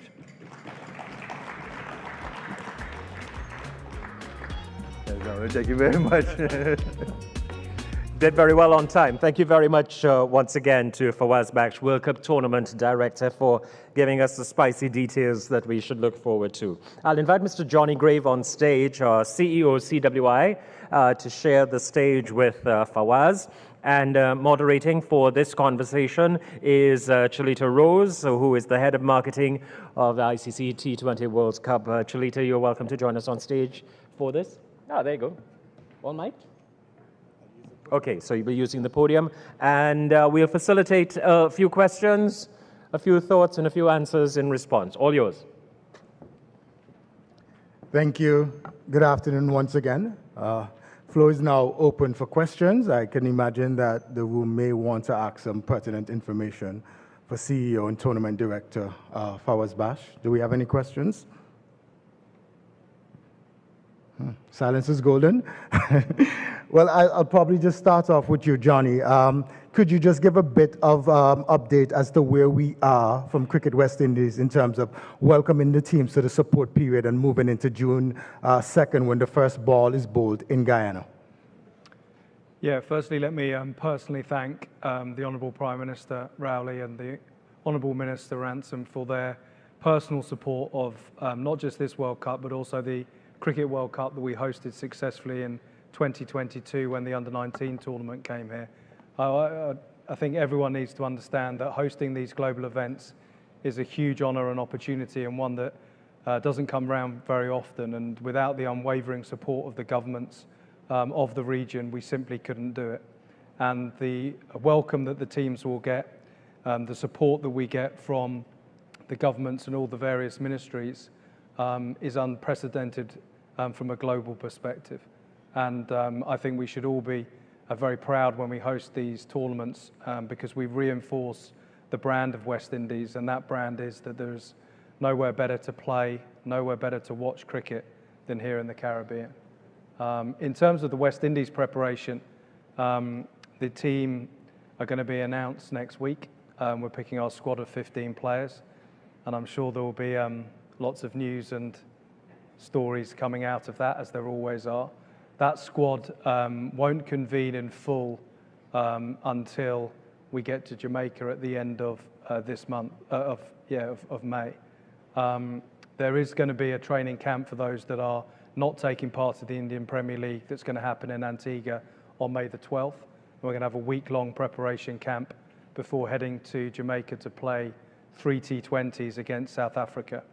We're then going to leave Jamaica and come here to Trinidad and Tobago for a week's preparation, including playing at the historic Queen's Park Oval on Thursday, the 30th of May, in an evening fixture against the one of the tournament favourites, Australia. So that will be probably one of the only games in the warm-up schedule that will be ticketed. And we certainly hope that the fans here in Trinidad, and particularly those in Port of Spain, will come out and rally behind the West Indies in that warm-up match, which is the final game that we'll play before we head to Guyana ahead of the opening game on June the 2nd. There are a number of teams coming into the region warming up in St. Vincent, St. Kitts and other countries, which again is great to see. And I think everyone is looking forward to the first match in Dallas on the 1st of June, and for the West Indies perspective, making sure that we have a huge party in Georgetown and get off to a winning start, because we all know that these global tournaments, confidence and momentum is important, and we can think of nothing better than starting with a victory in Guyana and as Fawaz said, ending it in Barbados on the 29th of June with a similar victory. Thank you, CEO. Just going to turn again for one last chance for any questions from, and I'm seeing no questions. On this note, I personally want to thank the governments, the LOCs, and also the territorial boards and everyone who's playing a part. I think for us it's very important that we get ready for June 2nd when the first ball is bowled, but there's a huge responsibility on us to ensure that we can host world events and that the stadiums are full. So I just want to say welcome you guys to Guyana, and we look forward to hosting the ICC Men's T20 World Cup. Thank you all.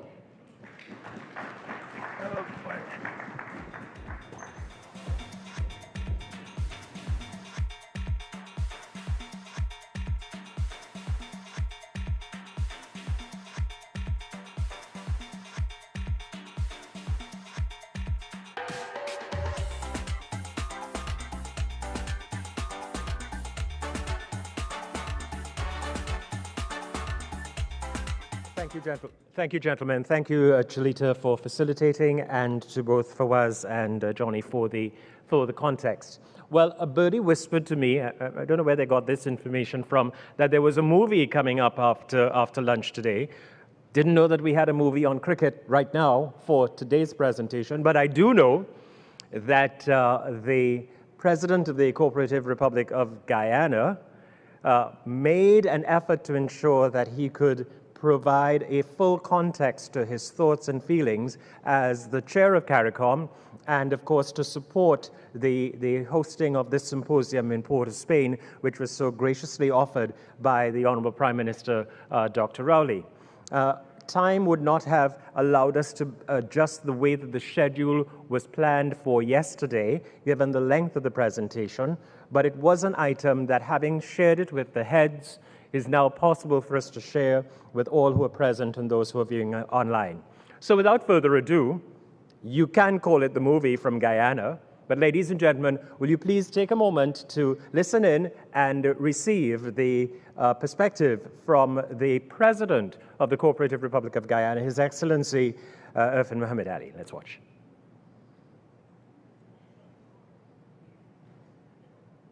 I want to take this opportunity to present our thoughts and perspective from Guyana on the cricketing ecosystem in the region and how we can navigate the present challenges, look at the opportunities, and build a cricketing product and a cricketing ecosystem that will allow cricket to continue to grow in the West Indies and to reposition cricket and what it means and what story cricket tells in the West Indies itself.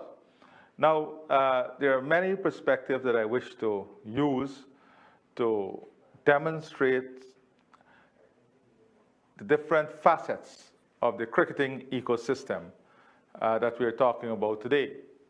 Now, cricket has changed over the years.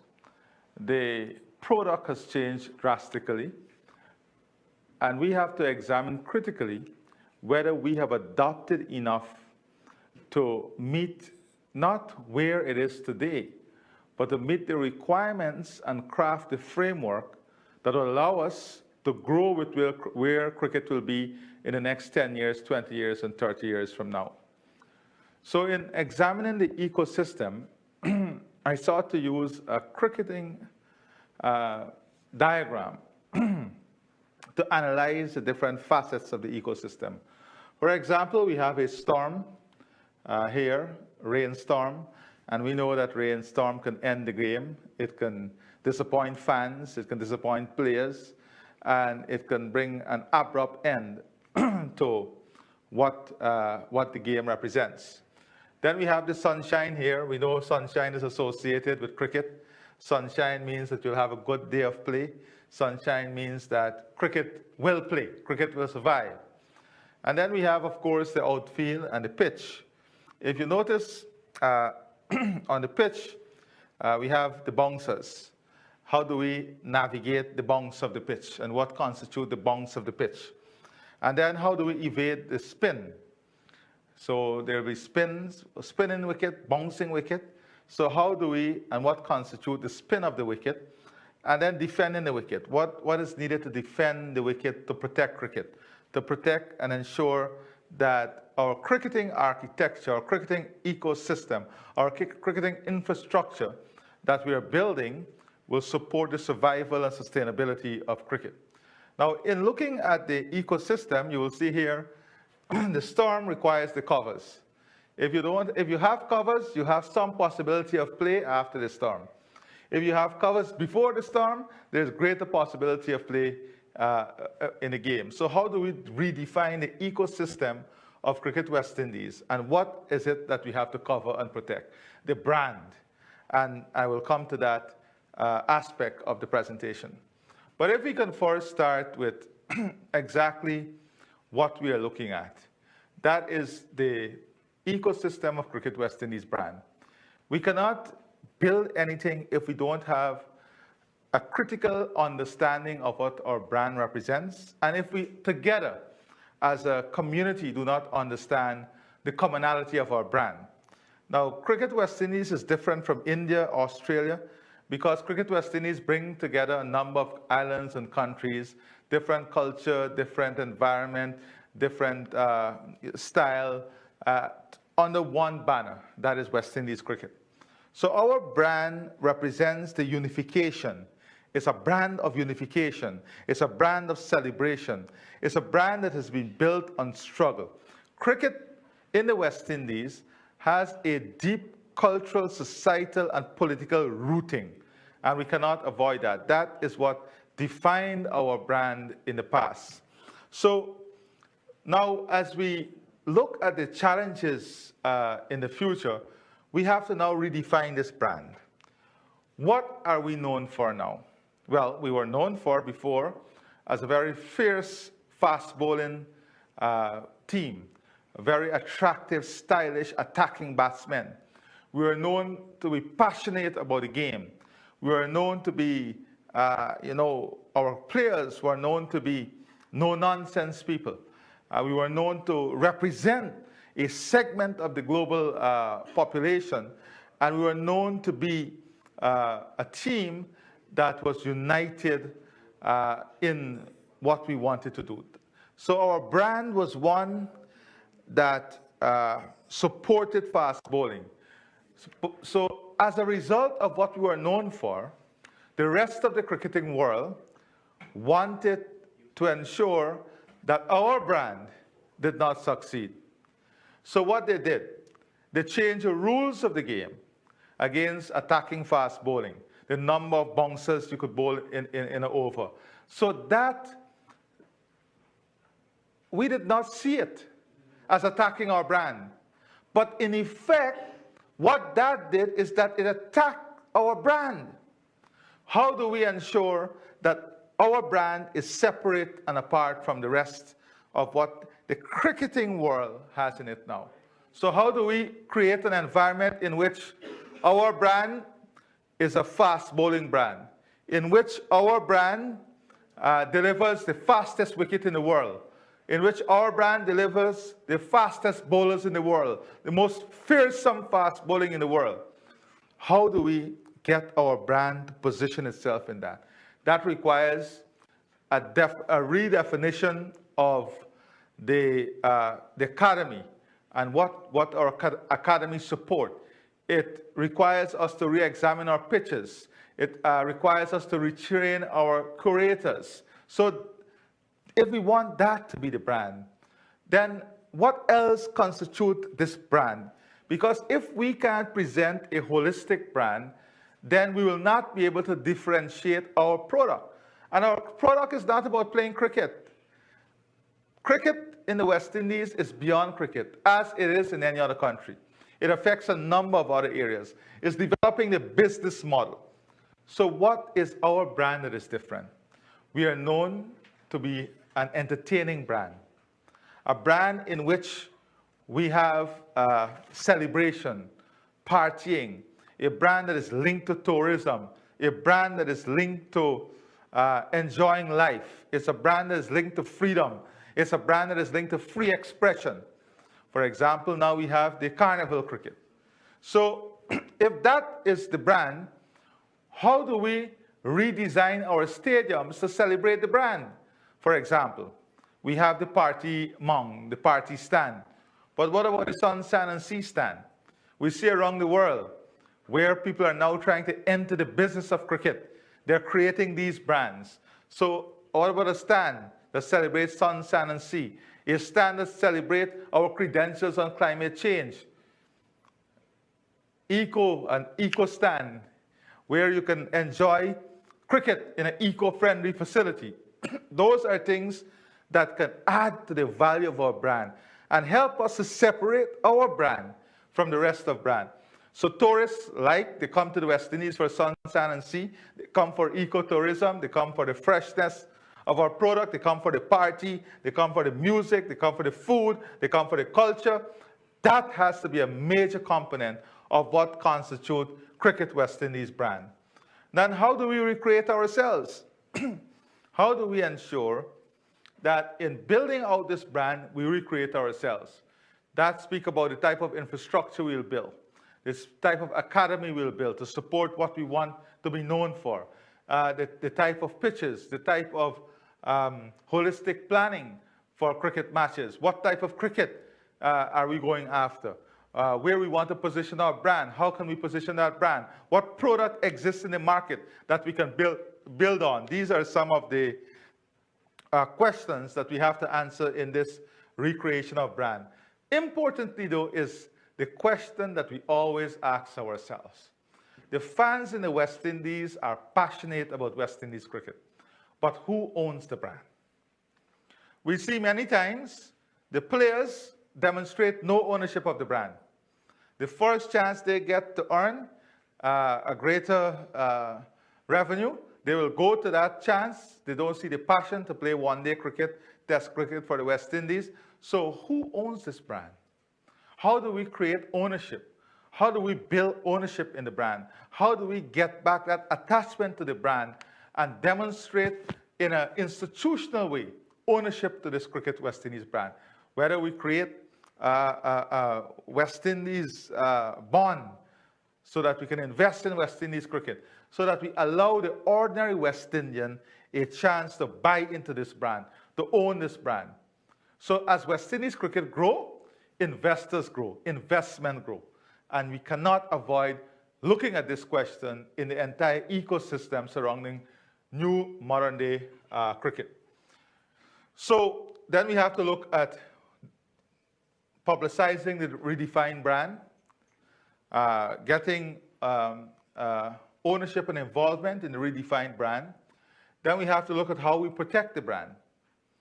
Because competition is, once you create this brand, someone will compete against the brand. How do we protect the brand? We have to protect the brand by performance, by investment, by governance. Protect the brand by expansion. Protect the brand by involvement. Protect the brand by expansion of the product itself. And then how do we position the brand? Where do we want to position the brand? Now, this is very important because Cricket West Indies brand can be easily taken away from us by the North American brand now. Cricket in the USA. We have already seen in this ICC World Cup that most of the good matches are going to the more profitable venue. This is a direct threat to the brand. So how are we going to protect this brand? How are we going to expand this brand? I will deal with that a bit later, because we now have to expand Cricket West Indies into Cricket Americas. That now allows us to control and to define our brand beyond the West Indies in an effort to protect our brand and Cricket West Indies. And where do we position the brand? Are we positioning the brand for the West Indies alone? Yes. We own the brand in the West Indies. But what does the brand seek to attract? Who does the brand seek to attract? Where do we market the brand? Where do we position the brand? Where do we want the brand to make the greatest impact? And you just have to look at the viewership and where the money follows the viewership, the money follows the commercialization of cricket. And then we have to create, and this will allow us to create the global ownership. We cannot, we don't have the numbers like other destinations. So how do we bring the international framework, the international ecosystem to ensure that we create global ownership for what we want to build? And why is this important? We see that sports around the world is moving to more towards franchise sporting, whether it's football, cricket now, we see the UAE, we see Saudi Arabia. All of these countries are trying to get into cricket. We see the franchise cricket in T20 in all the countries, and that is taking off. And as franchise cricket grow, less and less bilateral series are being played. So unless players are making themselves available continuously for bilateral series, they may make themselves available for the World Cup, a test match, the World Cup in T20, the World Cup in one day. But on a continuous basis, the challenge comes. So this is addressing the brand, the questions surrounding the brand, and how do we redefine and redevelop the brand. Now, if we go now to look at some of the threats to this creation of the brand and threat to West Indies cricket now, we have loss of talent to IPL and other international leagues. We see that our main players, our players who can attract fans, our players who can bring excitement, they prefer to play for IPL and other international leagues than West Indies. Of course, this is a result of getting more revenue. This is a result of their own security, life security, economic security, financial security, and we cannot fault the players. But we have to look at this as a threat and plan to see how we can mitigate against this threat. Limited financing. We all know that the financing at the West Indies cricket is not anywhere close to where it should be. We know that the gates have reduced substantially. We know that we went for years without sponsorship, even for the West Indies team. We know that financing in cricket has reduced even at the government levels and state level, so that's a threat. Inadequate facilities and poor governance. Now, limited financing put us at the mercy of other financially viable boards. For example, the Indian Cricket Board, call the shots. And we have to face the reality. So financing is an important aspect. Inadequate facilities and poor governance. Our facilities, we have not added new facility. We have not improved upon the facility. We have not improved upon the governance of cricket, both at Cricket West Indies. Every year, we have months of battle and turmoil within the administration of cricket itself. And that does not allow for the growth and development of cricket. Then we have the extra-regional threats, the growth of cricket in North America, where more revenue can be earned, that directly threaten how many matches will come to us, directly threaten what we will be capable of doing. Because if North America, in the extra-regional cricket equation, decide to develop a league by themselves that will now attract our players, whilst we do nothing to expand our league or build a league system, then it will be not an immediate threat, but a full threat to West Indies cricket. And then we have the declining performance level. We saw what one performance recently by Shamar Joseph did for the entire West Indies. But that tells the story. The story is that our performance has been so lukewarm that one spark allowed us as a region to ignite our interest. Imagine if we can address in a more holistic way, in a more structural way, the low level of performance or the declining level of performance in regional cricket. And we only have to look at, and this has nothing to do with the quality of players. This has to do with the entire ecosystem. That's why I'm speaking about ecosystem here. It has to do about club cricket, from club cricket, school cricket, grassroots cricket. All of those are input factors as to why we have this level of threat. But it is not only about threat. There are opportunities ahead of us. We know that we have talent. If you look at the IPL, some of the most exciting players in the IPL that brings viewership to the IPL are West Indians. We have opportunity with that. So we have these talent. How do we harness the talent? How do we identify the talent? How do we develop the talent? How do we grow the talent? How do we secure the talent? How do we sustain the talent? And how do we finance the talent? Now we have the legends in history.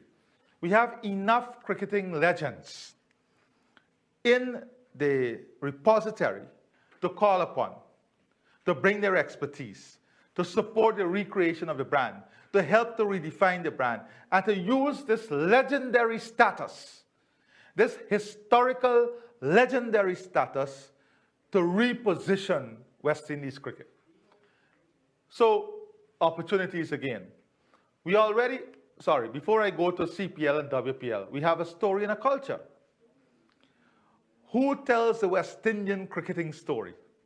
How do we infuse, once again, our strong cultural heritage into West Indies cricket? Because our cultural heritage and our cultural aspects in the region are important ingredient in building, defining, and refining our brand, separated apart from others. So the story of our cricket, the culture, integrating the music, integrating the dance, integrating the party, integrating the carnival, integrating the sun, sand, and sea, integrating the ecotourism, integrating the freshness of the islands, freshness of the countries. How do we do all of that? That is a low-hanging opportunity for us. Then the CPL and WPL. Well, WPL talk about separately. The CPL is the Caribbean Premier League. Let's make no mistake. This is an opportunity for us. How do we ensure that we work with the organizers of CPL? We work with the West Indies Cricket Board in building CPL, making CPL more powerful, giving CPL the legs and wings to expand and fly, giving CPL the political, social, societal backing, the economic backing. This is already a product that we can build off, that we can refine and reshape. This is a product that proves to us that cricket has a viable future in the region. But how do we build this product into something, as I said, that is global, that creates global ownership? Well, we have already done that, because Guyana is launching a product after the CPL to support West Indies cricket. So with the West Indies Cricket Board, with CPL, with all global stakeholders, we are launching the World Premier League. The World Premier League builds off of what used to be the Champions League, where the best team from each league come together to play for their best team in the world, the best league team in the world. So the World Premier League would be an output out of the CPL that fits into the objective of creating global ownership and global brand. So here is it, an opportunity now to embrace the development of a world product, a global product that would help us to keep our talent, that would help us to finance in a greater way our talent, that would help us to give more opportunities to our talent. So we now have the World Premier League and the CPL acting hand in hand. Government commitment. Just like food security, we have to get government investment in redoing our pitches, in building out community facility, in enhancing community facility, investing in school cricket, investing in secondary school cricket, and redefining that whole cricketing landscape. Building and supporting all these opportunities here so that we can build back the entire ecosystem and reposition our brand. We also have opportunity and from this cricketing symposium, we see that there is government commitment. Because the region is making a commitment that cricket is important to us. The region is making a commitment that we are ready to support initiatives that would secure this cricketing ecosystem.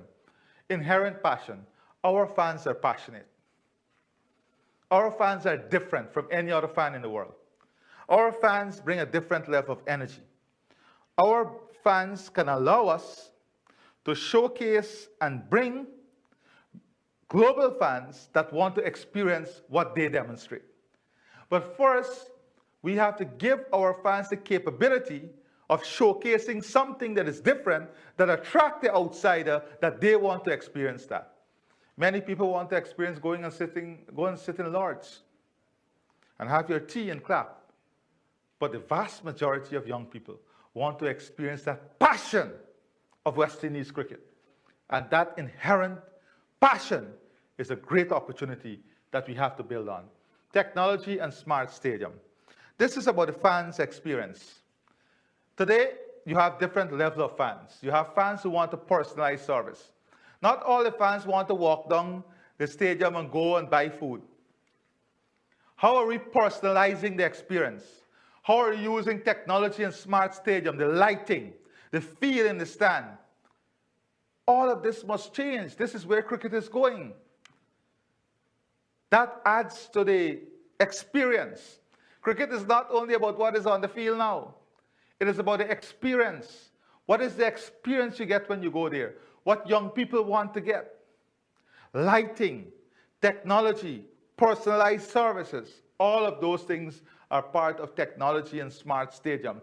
All of that has to be addressed in the cricketing symposium and the cricketing ecosystem. Now, how do we evade the spin? And what is the spin? What is it that we're seeing that we have to plan to avoid. The loss of fans. We are losing fans. West Indies cricket has lost a lot of fans. We have lost fans, we have lost sponsorship to the extent that we did not have a brand sponsor. Loss of ownership. A lot of people today, I tired with them boys, man. I tired with West Indies cricket now. Look, just turn off the television. Why go in and watch regional cricket? For waste time?